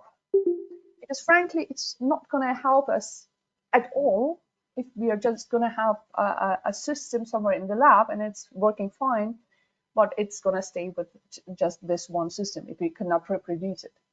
So at some point, we need to look, further towards the actual mass production. So there are all those levels we need to hit. And at this point in time, it's frankly difficult to say which of those technologies will actually succeed, or even if there are multiple at the same time. So I'm extremely, anxious and looking forward to that development. So we're all, I think, looking forward to find out what history brings us. For now, what we have is, and I put you just a small selection if you want to have a look and go ahead and play with some of the systems. There are a couple of them commercially available. For example, you can rent an IBM system with a monthly ticket. It's going to cost you around 11,000 euros per month. But if you just have a smallish problem, you can do it on an hourly basis with our friends from Hewlett on their supercomputing system. All right, and I'm sure there are many more. This is just a small selection of trusted partners I could pick from from the top of my mind, as they say. All right, so where does it leave us? Looking at the progress and the progression towards the next years, what you see here is actually the development in monetary terms, right? So what we have right now is around 25-ish, right? So the quantum sensing is developing quite heavily. So we have here a budget of about 470 million, which moves to in the next 5 years to around $500 million, right? And quantum computing, if you look at that from 2020, at a smallish 33 million bubble, grows quite interestingly and promising. So it looks quite promising, right? So the next big sun coming up on the is rising, right? And this is actually not just a dream, right? Not a feverish dream, but this is based on actual numbers that are out there. And let me show you where they come from. All right, public funding. So obviously, when you look at the numbers, those are just the numbers we know about, right? So keep that in mind.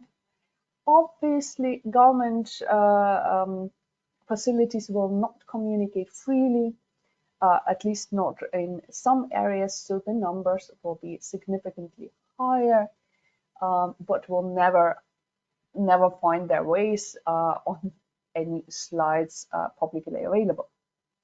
All right. So basically, if you look at the slide, and I'm sure you will receive them later on, so I don't need to read them out to you, but let me summarize. What happens is an increased investment in some areas. So basically, everybody is understanding the potential of this new technology, and most who can afford it invest. We have big players like obviously US, Europe, and China, and those parties invest heavily. The leading partner or the leading player in that is obviously China, who have committed about 15 billion over the next 5 years to quantum technology. The European Union announced 7.2 billion, but over a longer period of time. Particularly in Germany, this is the next candidates and next in line, followed by the US. You also need to consider the investment areas. So when you look at the investments, what is the investment actually being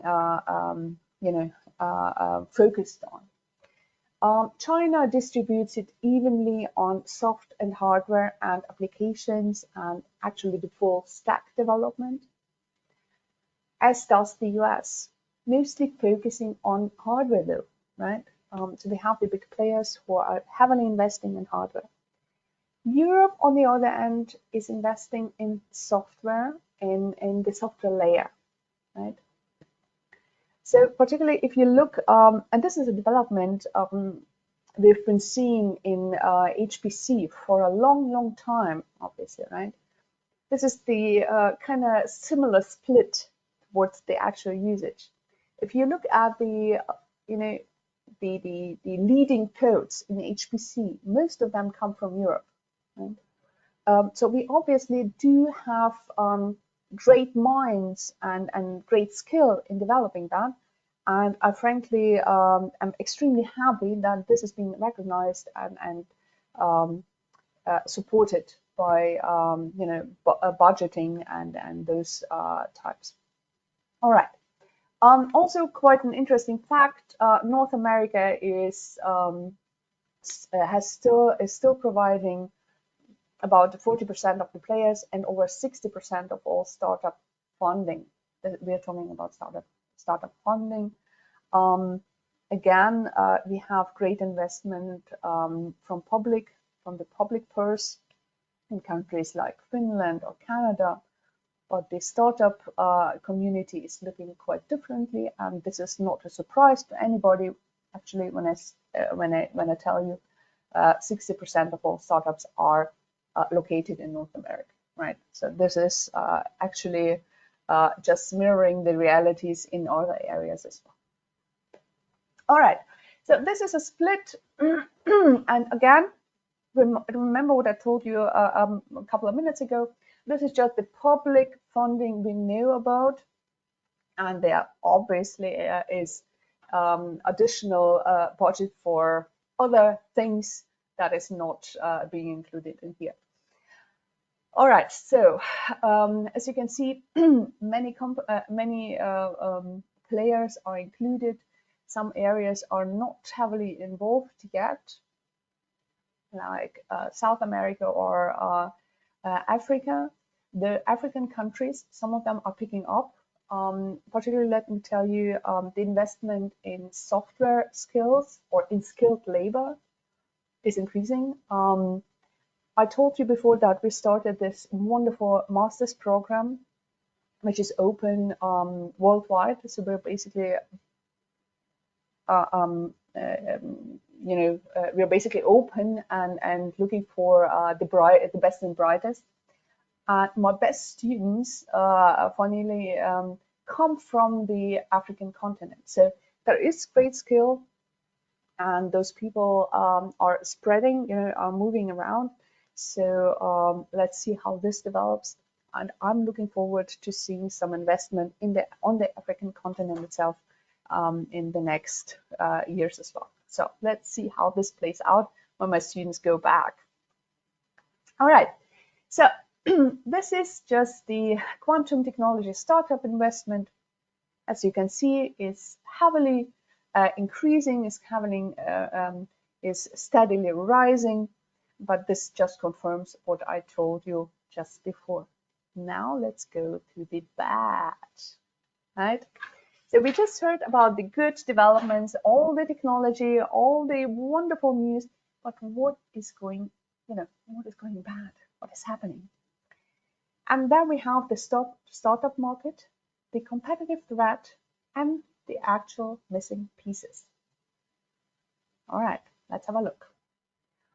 So I just told you the startup investment is increasing, which is great. But at some point, if you look here, if you look at this graph, there is actually a plateau developing, right?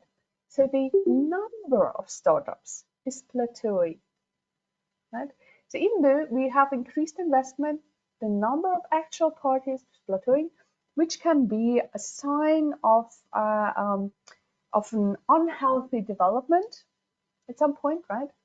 So if the market is consolidating at some point, it can be good, right? But we are in a very early phase. So there is some developments, obviously based on COVID and this Ukrainian situation and all that, which is understandable, but still, for our young industry in quantum computing, it can be dangerous. So again, let's see how this one plays out. Some more interesting news bits. So we have some large investments all over the world. IonQ, we have Cambridge Quantum Computing, we have Xanadu, and so on, right? So all are investing, but the sharing of information is not as good as one could wish for, right? Again, so what we also see on the market is actually this increased competition, also in the academic area, which is frightening, to be honest. So the development or the exchange between countries, the US, Canada, but also with China and European Union, is not as great as could be.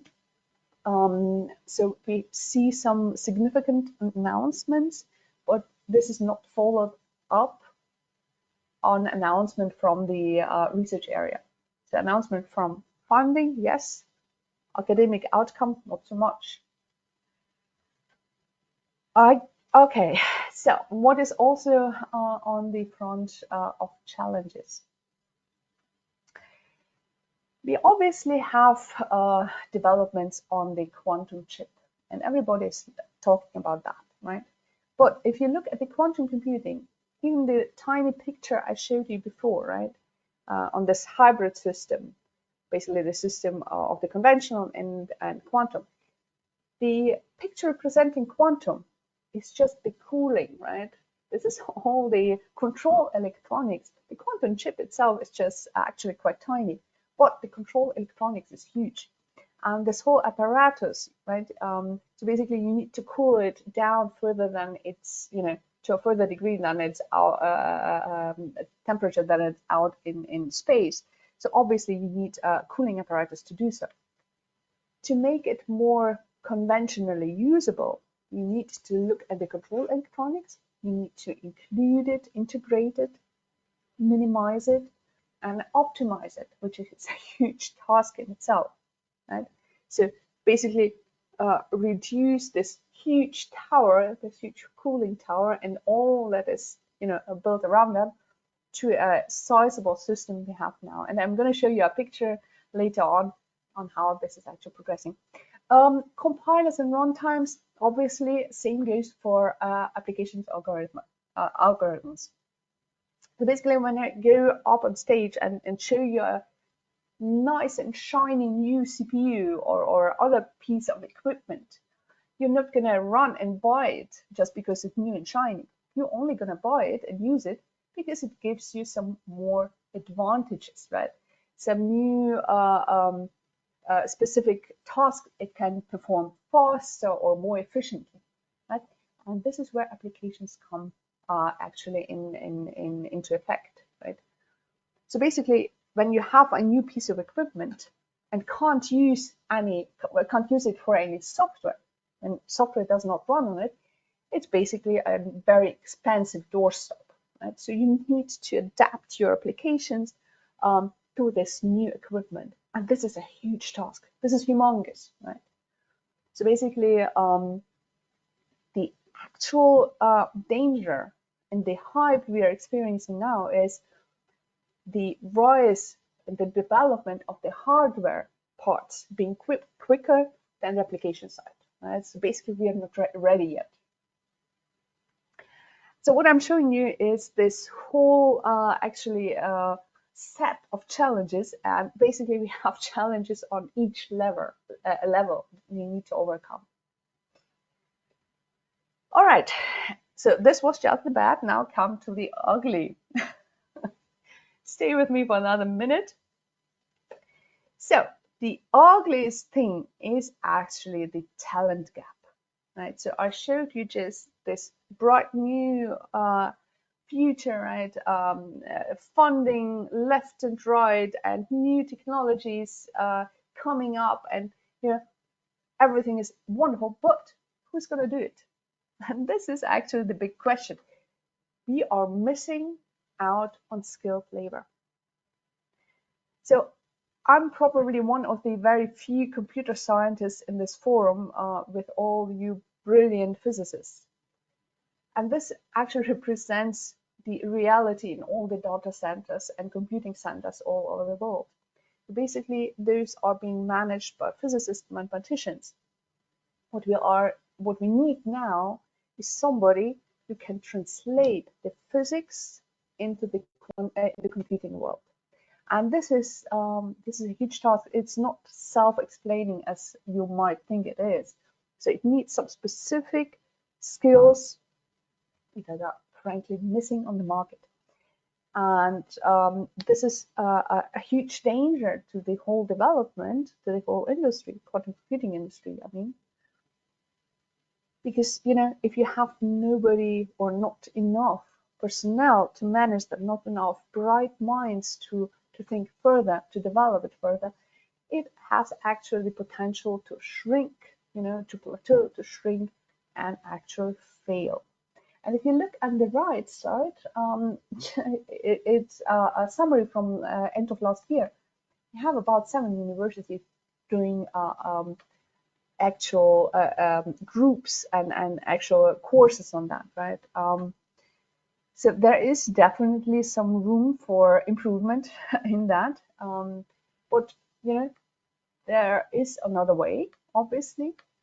So you can do a new education level, but you can also invest in upskilling. And there is a whole bunch of programs. So frankly, what I do is I always recommend investing in those areas to get the skills up for us to be ready when those technologies hit the market, in full bloom, so to speak. All right. So I told you there's another bad, ugly thing, and this is the hype. All right. So let me tell you about the hype. I showed you the hype cycle, right? And if you read the papers and listen to brilliant podcasts, you can think, or some people actually think that quantum computing is something that is on the verge of being reality for the masses in a very short time, which is frankly not true, right? And this hype has the potential of disillusionment, right? Particularly with politics, but also general public.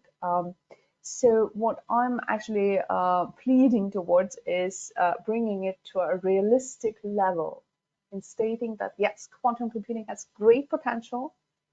No questions asked. Absolutely, yes, but in due time. So I showed you just before all those challenges on all those levels that need to be tackled, right? Then we can talk about implementation on the big market, not before. And what happens now with all this hype is actually that, and it happened before with other technologies, AI, for example, right? So we have this great hype 10 years ago, then nothing happens. The technology was not there yet, right, at this point. So we went into AI winter, so to speak, right? And now it's back on the rise. What I'm a bit afraid of is that something like that might happen to quantum. So I'm pleading to bringing this whole discussion to an acceptable level in stating the problems, not dramatizing it and not being overly dramatic, right? But being realistic in what we have and what we can expect. All right. And this is obviously my wonderful master's computing program, which I just wanted to show you briefly. And this is the picture I promised you, right? My last slide. So if you look at the left, this is a computer from Konrad Zuse, and it's based in Munich in a museum, in our National Museum. Next to it is the Munich SuperMUC NG, one of the top HPC systems worldwide. It's located in the same city and has a couple of decades between them. Right? So on the left, you see a very experimental looking system from Konrad Zuse. Next to it, a realistic, practical system that is being used for research day in and day out. Now look at the quantum computer. What you see, also sitting in Munich, this very experimental looking quantum system, and next to it is the future, and I'm looking forward to seeing how this will look like. And with that, I thank you for listening, and I'm open to any questions you might have. Thank you, Dr. Helena, for your presentation. So, any questions from anyone?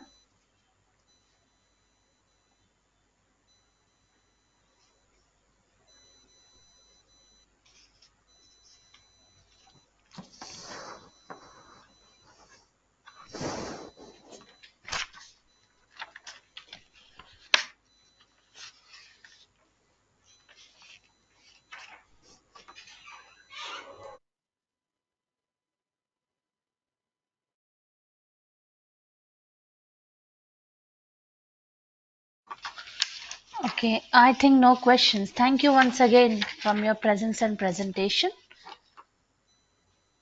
Yes. So by this we came to end of our day one webinar. I would like to thank all the attendees and participants of today's conference. Hope you enjoyed it and request you to attend tomorrow's sessions too. Thank you and have a nice day.